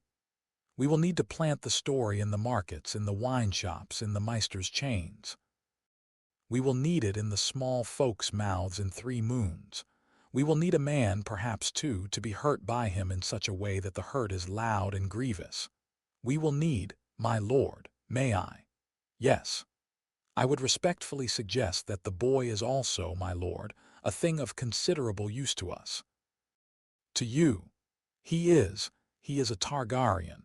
He is also the lord of a north that has been increasingly difficult to handle since the king came home with a Stark wife. The king's friend, Eddard Stark, has been the loyal lord of the north for 15 years. The lord of the north has a dragon boy at his hip now. The dragon boy is, perhaps, the most useful thing the realm's enemies have ever handed to a hand. Tywin did not answer at once. Spider, he said at last. You are saying we should keep him. My lord, I am saying we should consider it. We should consider it before we move to break him. We should consider it before the king learns of him at all. There is, my lord, a possible future in which the boy comes south as a king's pardon child, his Targaryen blood sealed over by a Lannister marriage, a small, pretty alliance that takes the bite out of the north and sets your house above any other. There is also a possible future in which we send Gregor Clegane north tomorrow. I would prefer the first. I would not be averse to the second if the first proves impossible. But, my lord, let us at least consider the first. A Lannister marriage. Your daughter the queen has children, my lord. Your daughter the queen also has a youngest cousin, my lord Joy Hill, whom she does not own, but who is of an age and of the family. There are several Lannister cousins whose blood would be welcome to a 15-year-old prince in the north. There are options. You are suggesting we marry the boy. I am suggesting, my lord, that we consider every option before we pick one. Tywin considered him a long time. You are doing your work, Spider. I will hold the second option for now. Send my son the Raven. Send Yoren of the Watch a small purse. Send the wine shops in Lannisport an instruction. We will start the story. The story can sleep until we need it. Send Gregor, hold Gregor. Hold the mountain in Casterly Rock. We will not send him north until the king is dead or until Eddard Stark has truly refused, to come south as hand. The handship is still our best lever. If we can get Stark south, we can keep the dragon boy quieter. If we cannot, then, Spider, the second option becomes the first. Yes, my lord. And Spider, my lord. Tell me the Tyroshi captain who first spoke this in Pentos. I want his name. He is dead, my lord. A street fight in Valentes, a knife in the kidneys, some weeks ago. Already, my lord. You are thorough. I try, my lord. You did not order it. I did not. Then who did? I do not know, my lord. I have a guess. I will not, my lord, say it aloud yet. There are players in the East who have an interest in this matter. We will need to decide whom we are playing with and whom we are playing against. I will report. Forgive me, my lord. You are forgiven. The spider rose. The spider bowed. The spider went out on his soft slippers, his perfumed robes whispering down the corridor. Tywin sat in his chamber a long while alone. He looked at the wall. He thought about a great many things at once. About his daughter, who was fucking her brother and producing children whose true paternity would, in a year or 3, become a thing he had to handle. About his son the imp, who was now to be summoned from Winterfell with an instruction to come without his books. About a king who drank himself to death by inches. About an iron throne that, in his careful estimation, had perhaps 4 years left in it before some catastrophe shook it. About a boy in the north with a Stark face and a dragon's egg lately come into a dragon, who had named himself something that contained both Targaryen blood and Stark loyalty, and whose careful choices were already, 3 months in, an indication of a mind and a temperament that Tywin had not seen in any other young man of his lifetime. He thought about the boy a long time. He did not, in his thinking, hate the boy. Lord Tywin did not hate. He measured. He thought, the boy is dangerous because the boy is patient. The boy is more dangerous because the boy is loved. The boy is most dangerous because the boy refuses to be a Targaryen and refuses to be a Stark, and is busy becoming a third thing the realm has not yet had a name for. And a third thing is a thing that history makes room for slowly, by killing the old shapes that would not bend. Tywin thought, we will need to bend him or break him. We will need in either case to make sure he does not father children before we have decided. He stood. He rang the small silver bell at his elbow. A clerk came in. Send for my brother. Lord Kevin, my lord. Yes, the clerk went. Tywin stood at the window. He looked out across the city of King's Landing. The gulls, the stink, the long rooftops of red tile, the brown wide back of the Blackwater, and he thought, we are at the edge of a long chess match, and the boy in the north is a piece I had not put on the board. I will use him, or I will remove him. I will, in either case, not be surprised. In the Maester's tower in Winterfell, 3 weeks after Tywin's clerk had sent the raven to the wall, 3 weeks after Yoren had taken the small purse and slipped it into his cloak and ridden, in his slow, patient way, north, the bird from Pentos came in to its perch. Maester Luwin took the small fold of paper from the bird's leg. He read it. He read it again. He recognized the seahorse seal. He had not seen the seahorse seal in 7 years. He raised one old eyebrow. He carried the letter that morning to Lord Stark's solar. Lord Stark, read it. He raised one Stark eyebrow. He sent for Jon. He sent for Robb. He sent for Catelyn. He sent for Howland Reed, who was still in Winterfell as a guest, and who was now, by the small wide accumulation of weeks, a member of the Lord's small daily council, whether anyone had named him so or not. They gathered. Luwin read the letter aloud. A friend across the narrow sea, he read, has heard of the dragon heir of the north. The friend writes to say that the silver-haired girl in Pentos has heard of him as well.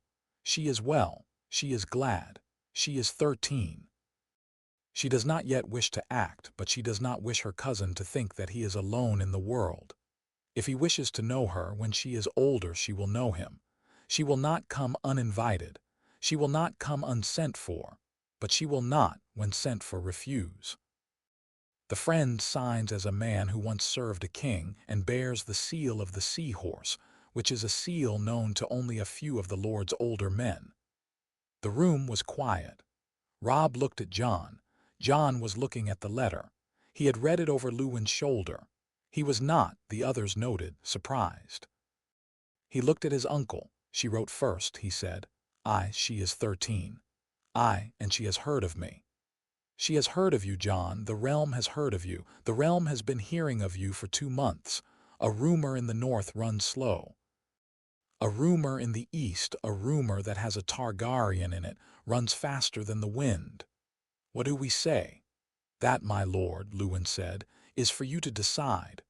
Jon looked at his uncle for a long moment. Then he looked at his aunt. Then he looked at his brother.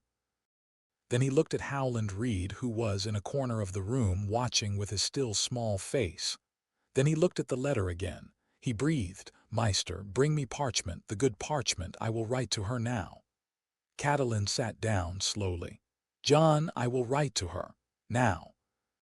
While my answer is still mine, before any of us has time to work it down to a careful nothing. Jon, mother, he looked at her.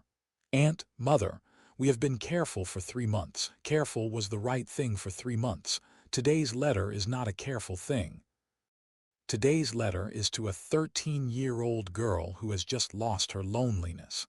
I do not want a careful answer to land in front of her. I want her to know that the boy in the north is glad to hear of her too. I want her to read the letter and feel what she felt when she sent hers. I want her to know we are kin.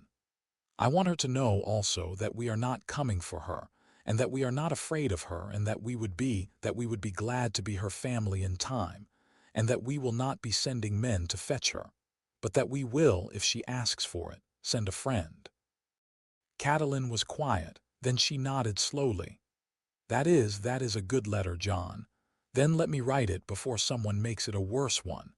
He sat down at his uncle's table. Maester Luwin laid out the good parchment. Jon took the quill. He wrote without preamble. He wrote in the formal common, in the long hand his uncle's master of letters had taught him. To my cousin Daenerys of House Targaryen, in Pentos. I received your letter today by the careful hands of a friend whose seal, I am told, is known only to a few. I read it twice. I am writing my reply at once. I do not have much practice at writing to a kinswoman across the sea.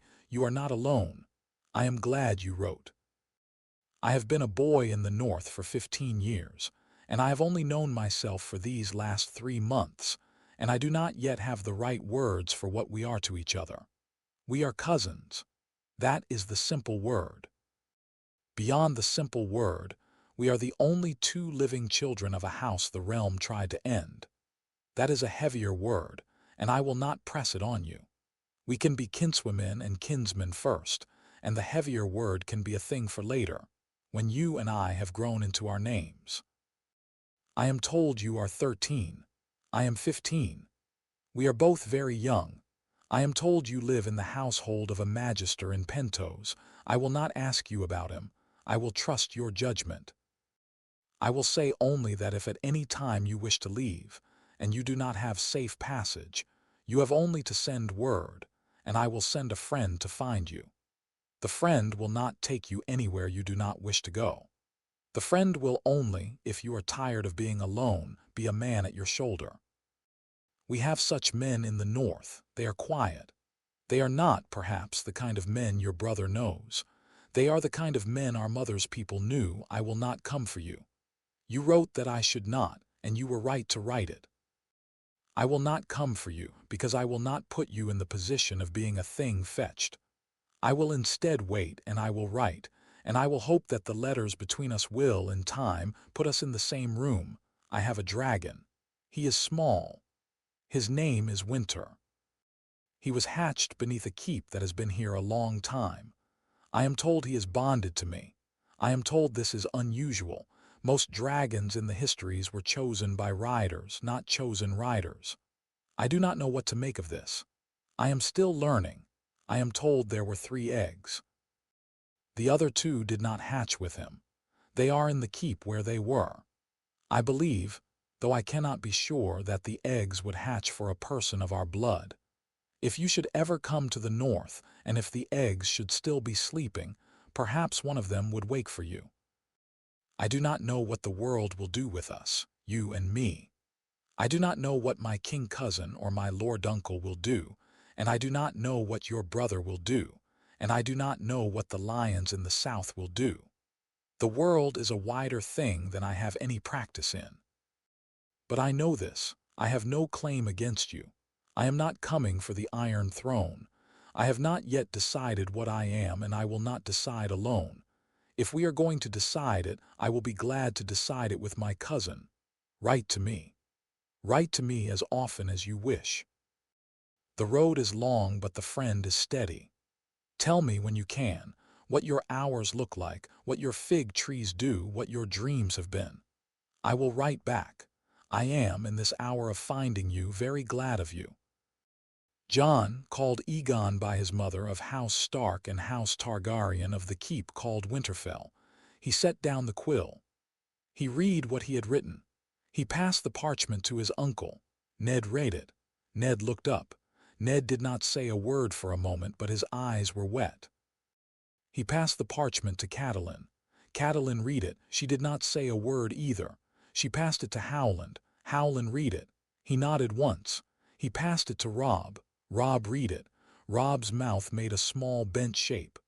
That's the letter, Jon, Robb said. That's the right letter. Send it, Maester. At once, my lord. Send it the way it came, through the friend. Use the same seal. Yes, Lord Snow. The bird went out that very afternoon, with a sealed letter on its leg and a small lead pip beside the seal. And the wind came from the south, which was unfavorable. But the Stark birds were good in the south wind, and the bird flew.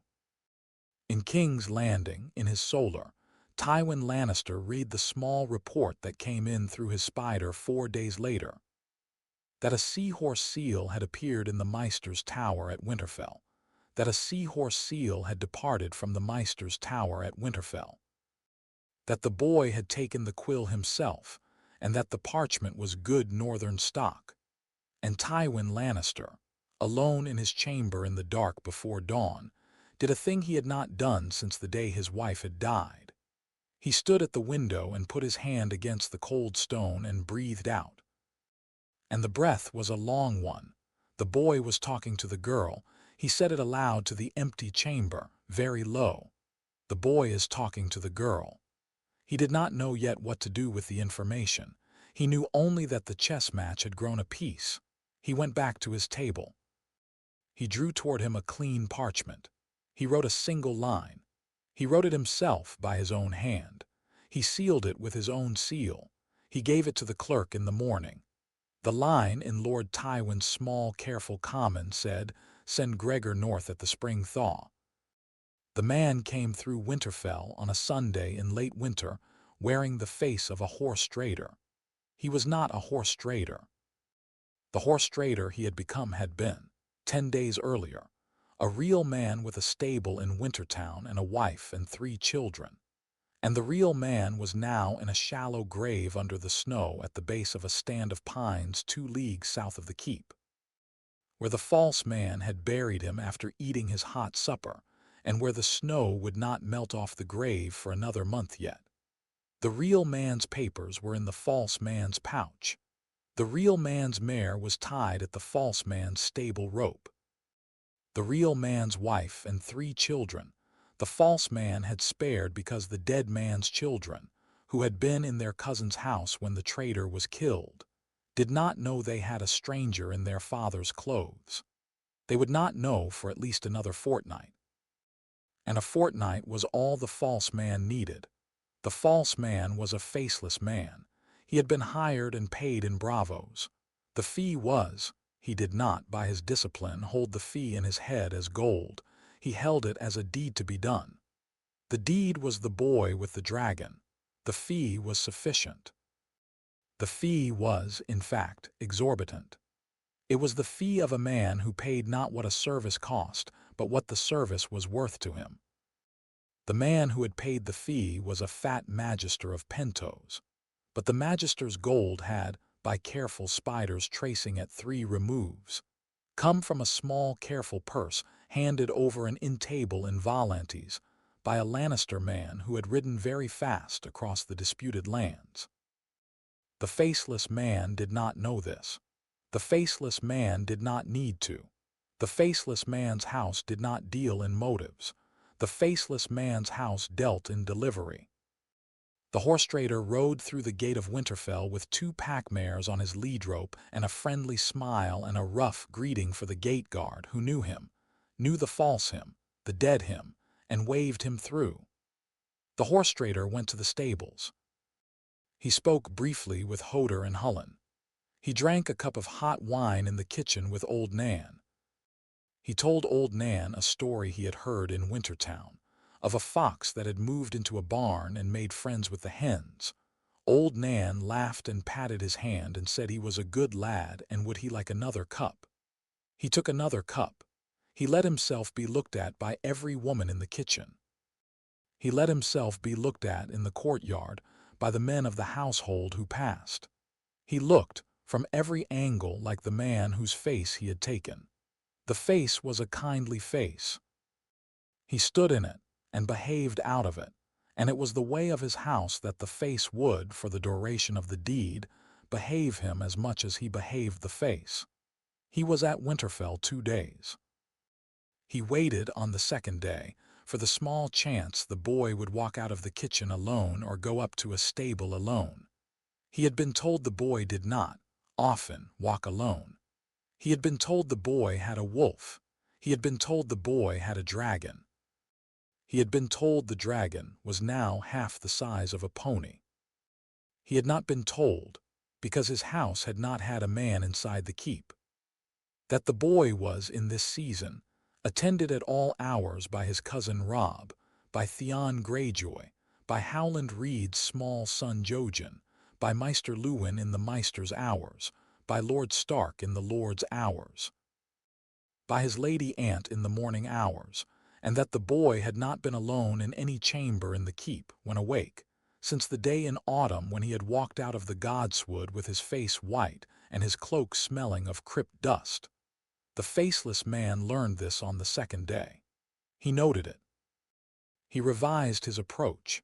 He decided that the deed would not be done in the day.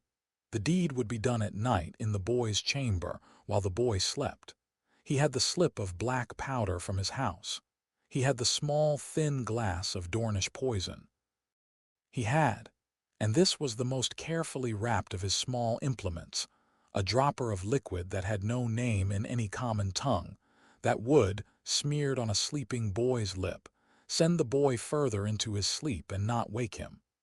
The boy would die, the histories would say, in his sleep, the way Targaryen princes sometimes did in songs, and there would be no scuffle and no clue and no pursuit. The faceless man preferred this kind of work. Anything else was a vulgarity. He did not know, however, that the boy was sleeping that fortnight not in his attic chamber, but in the small warm room beneath the godswood, on a pallet next to his small dragon, because the small dragon had begun, a fortnight ago, to be peevish at night when Jon was not in the room with him. The dragon was, the Maester had said, going through a thing the books called the early bonding molt. He was changing his small leathery skin. He was nervous. He needed his keeper at night. The faceless man did not know about the room beneath the godswood at all. That was the first thing that began to go wrong.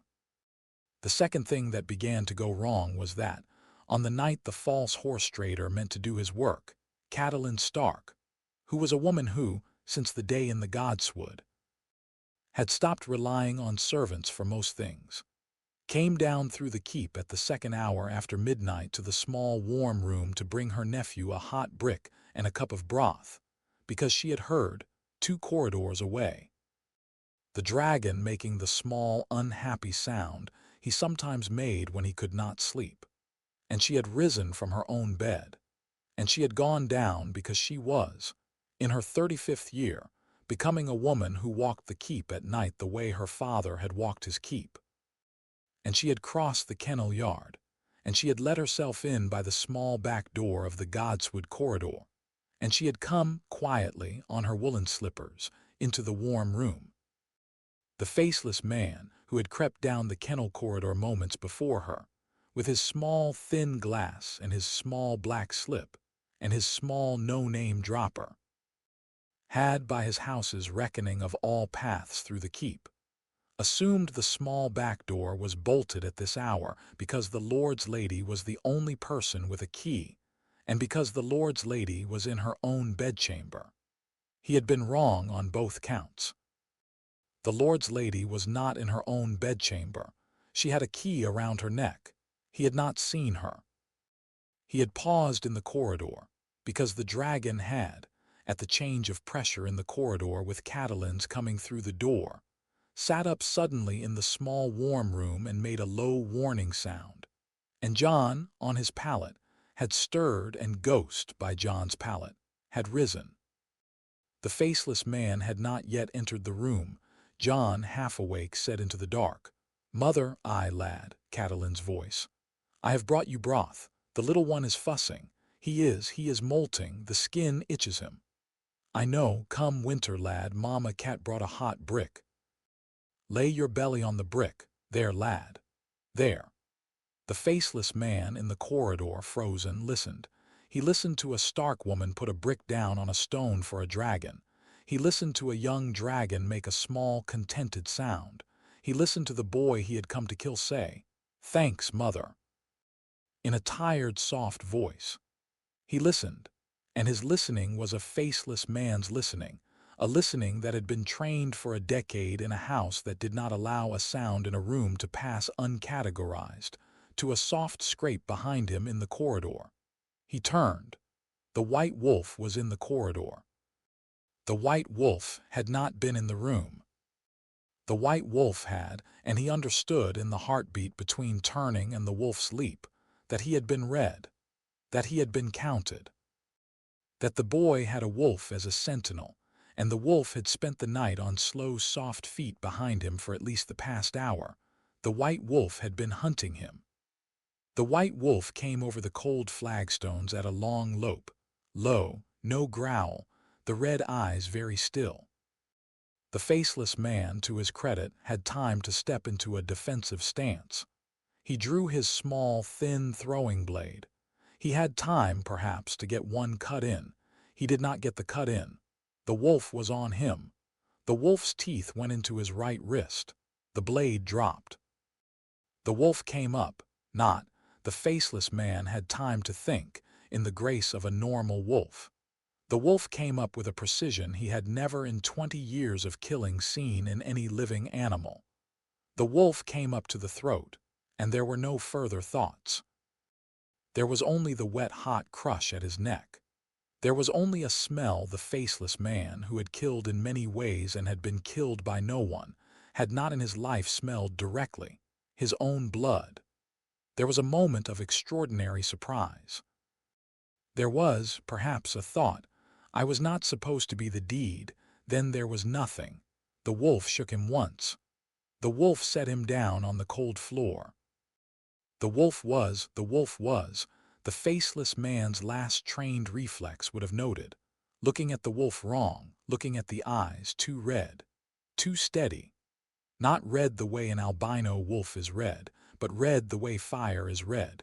In the warm room, Catelyn had heard the small wet noise, the small fall. She had also, a second before, felt the air of the chamber tighten in a way she could not explain. A small cold pinprick along her arms, the kind of feeling she had been told as a girl, was the way the gods told the women of the keep that something was wrong somewhere in the world. She had set down the brick. She had stepped back. She had said very quietly, "Jon, mother, stay in the room." What? Stay in the room, do not move. Jon, who had been brought up by Lord Stark and trained by Sir Roderick, and who knew in his bones a tone of his lady aunt's voice when he heard it, did not move. He sat up. He put his hand on Winter, who had stopped his small, contented breathing and was now sitting on his small haunches with his small black and red head tilted, listening. Catelyn went out into the corridor with the small lit candle in her hand. She held it high. She saw in the small circle of light Ghost. Ghost was standing on the body of a man. Ghost's white muzzle was red to the eyes. The man's throat was open. The man was dead. By the gods, Catelyn whispered. By the gods. She did not faint. She did not. She had been a woman who fainted before. She had, in the first year of her marriage to Eddard Stark, fainted once at the sight of a hare being skinned. She did not faint now. She had crossed over the past months into a country where she did not anymore have time for fainting. She knelt by the body. She brought the candle close. She looked at the dead man's face. The face was a face she had seen 2 days ago in the kitchen, drinking with old Nan. The face was a face that had given her a small, respectful nod at the table yesterday morning when she had gone through to count the salt. The face was the horse trader from Wintertown. Or, she saw, looking closer, the face was a thing wearing the horse trader from Wintertown. There was in the dead man's mouth a coin. She had heard once from her father's old meister at Riverrun a story about coins in the mouths of dead men in the East. The story had been a child's story, a thing for a winter night by a fire. She had not, in her life since, thought of the story very often. She thought of it now. She put the candle down on the cold floor. She used the dead man's own dagger which had fallen at his hand to pry open his jaw. She fished out the coin. She held it up to the candle. The coin was an iron coin. On one face, a long-faced man with long, sad eyes. On the other, a single word in a script she did not read, Valor Morgulis. She let it fall back into her palm. She closed her hand around it. She closed her eyes for one heartbeat. Then she opened her eyes and she stood up, and she went back into the warm room. Jon was sitting with his arm around Winter's neck. The dragon, sensing the keeper's stillness, was very still. "Mother, Jon, listen to me. There is a man in the corridor. He is dead. Ghost killed him. He came to kill you. He was a faceless man. Do you know what that is?" "Aye, Maester Luwin." "Then you know we cannot be careless, even now. We cannot give the keep a panic. We are going to wake your father. We are going to wake Maester Luwin. We are going to get this body out of the corridor and into the Maester's tower before the morning servants come through. We are going to send for Sir Roderick. We are going to put an extra guard on the small back door. We are going to tell only those who must know, and we are going to do it now. Aye, mother, can you walk? Aye, then come, bring the dragon, bring the wolf. We will go up the back stair. Yes, they went. They went up the back stair of the godswood corridor with the small lit candle in Catelyn's hand, and the small dragon on Jon's arm and the white wolf, blood not yet dried on his muzzle, padding behind them with his red eyes fixed on the corridor at their backs, as if there were 2 more men there. Or 3 or 12. There were not. The faceless man had come alone. The faceless man's house sent men alone. Lord Stark woke at his wife's hand. He woke without exclamation. He listened. He stood up. He pulled on his boots. He pulled on his cloak. He followed her. In Maester Luwin's tower, the body was laid on the stone slab in the small back chamber that the Maester used for autopsies and difficult births. Luwin examined it by candle. He examined the coin. He examined the small, thin throwing blade on the floor of the corridor where it had fallen.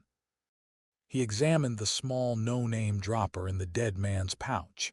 He looked at the slip of black powder. He looked at the small, thin glass of Dornish poison. He laid each thing on the slab. He looked at Lord Stark. My lord, this was not a Lannister assassin. Are you sure? I am sure, my lord. Lannisters do not pay this kind of fee. This is a pentos fee. Pentos for the faceless men, paid likely from elsewhere. I could trace it, my lord, with time. I do not have time. Pentos. Yes, my lord. Catelyn drew in a sharp breath. Jon said from the doorway, Magister Illyrio. The room turned. Jon, Ned began. It is a guess, but it is a clean guess. Magister Illyrio is the only Pentoshi we have any reason to think has spoken about this. He is the man who shelters my cousin and her brother. He is the man whose seal is on the letter that came to us.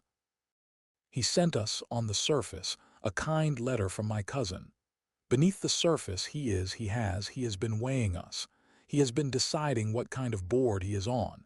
He has, perhaps, decided that I am a problem to him. Why? Because father, my cousin, wrote to me. Because father, my cousin, told him to write. Because father, the Magister, had a use for Daenerys Targaryen as the only Targaryen heir in the world. He had a wedding planned, perhaps. He had some long marriage in mind.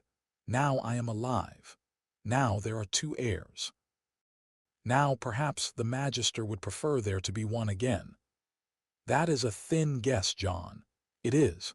It is the guess I have. And it fits. Send a man quietly to the wine shops in Pentos, father. We will know in 3 months. In the meantime, we will write to my cousin. We will not tell her what has happened. We will tell her something useful. We will say something that will let her watch her host carefully. Catelyn said, We will not tell her by raven then. The raven goes through the Magister's house. It is red. Aye, mother. We will send a man. Howland's man.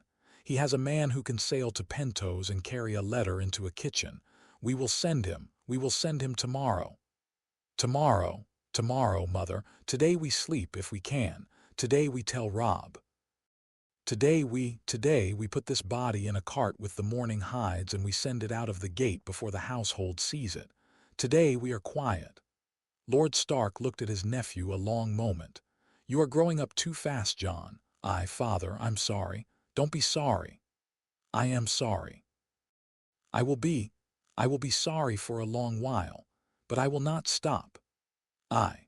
By morning the dead horse-trader had vanished from Winterfell. The horse-trader's mare was led out of the keep by Hullen with a polite story about a cousin in White Harbor who had asked to buy a mare. The horse-trader's pack, what had not been taken by Maester Luwin into the Maester's tower, was wrapped in a piece of canvas and burned in a backyard by a smith whose loyalty was old and known. The horse-trader's body, wrapped in old linen, was laid in a cart with the mourning hides and taken south down the King's Road by a man whose face nobody outside the keep had seen.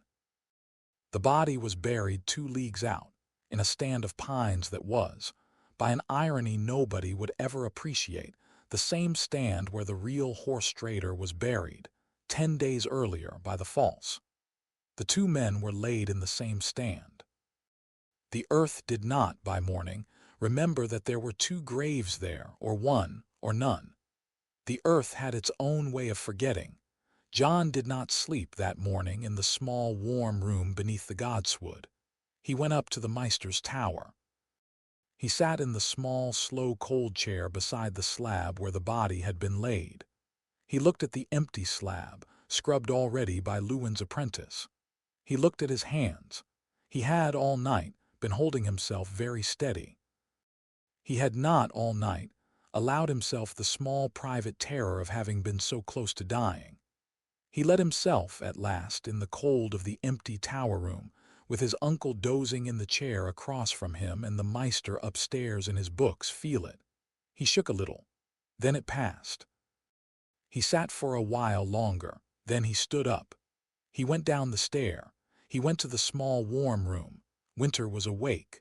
Winter was sitting on his haunches at the foot of the pallet. Winter looked at him with red eyes that were, suddenly, not the eyes of a kitten anymore.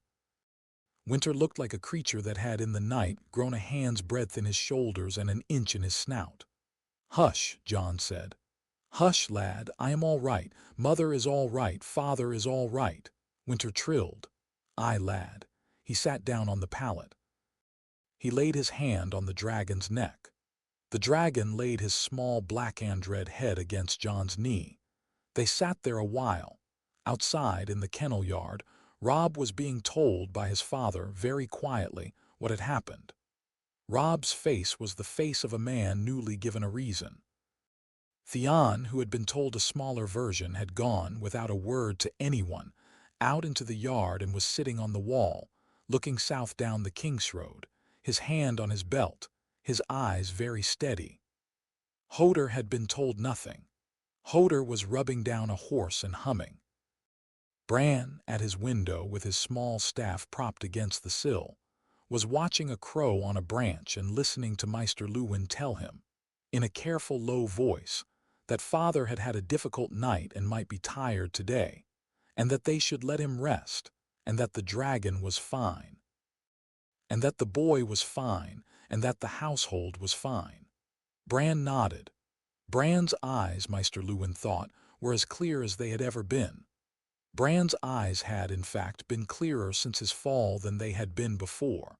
By midday the keep was running again as it always ran.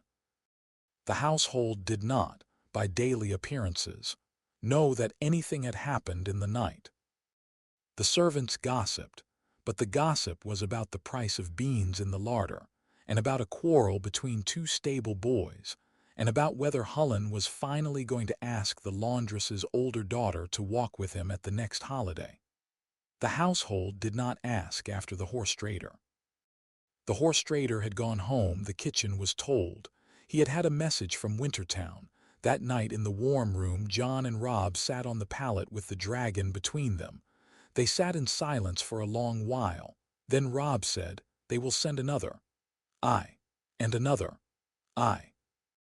"What do we do?" Jon looked at his small dragon. The dragon, who was, he marked again, bigger than he had been the day before, sleepier. His small black-and-red back cooled and stretched, was watching them with his red eyes. "We grow," Jon said. "We grow, he grows, we get older, we get harder. We make this keep a hard place to come through. We send our men to be soft watchers in many places. We listen. We learn. And, Robb, we make sure Daenerys knows. We make sure, when next a man is sent at us, we have an east and a north alive to it. And, Robb, we make sure, in time, that we are too big to be crept into a corridor at night. We make sure, in time, that the faceless men's house sends a polite letter back to its clients, saying, 'This deed cannot be done.' Aye. And, Robb, we make sure we get good, the two of us, at killing men in our rooms." Robb laughed low. "Aye. For tonight you sleep with me here. Theon sleeps in the corridor with his boar knife. Father sleeps in the warm room with us. Mother sleeps where mother sleeps. Hullen doubles the watch. Garth I will speak to in the morning. We are tonight in good shape. Tomorrow we begin to make ourselves not need to be in good shape. They lay down. The dragon climbed up between them, his warm scaled belly on Jon's hip and his small head on Rob's shoulder, and the wolves, ghost on Jon's other side, gray wind at the foot of the pallet, laid themselves down, and the small warm room beneath the godswood became a fortress. And the keep above was quiet, and the snow fell, and the night went on. Jon, on the verge of sleep, thought of a Pentos villa where a fat magister was tonight reading, by a candle, a small report from a man on the dock who had seen, that morning, a Stark-bound trader come into harbor with a pouch under his arm and a face that had seen a thing it was not telling. Magister Illyrio Mapades was about to have, Jon thought, a poor week. He smiled in the dark. The smile was a small private smile. The dragon, sensing it without seeing it, made a small, contented sound in his sleep and pressed himself a little closer.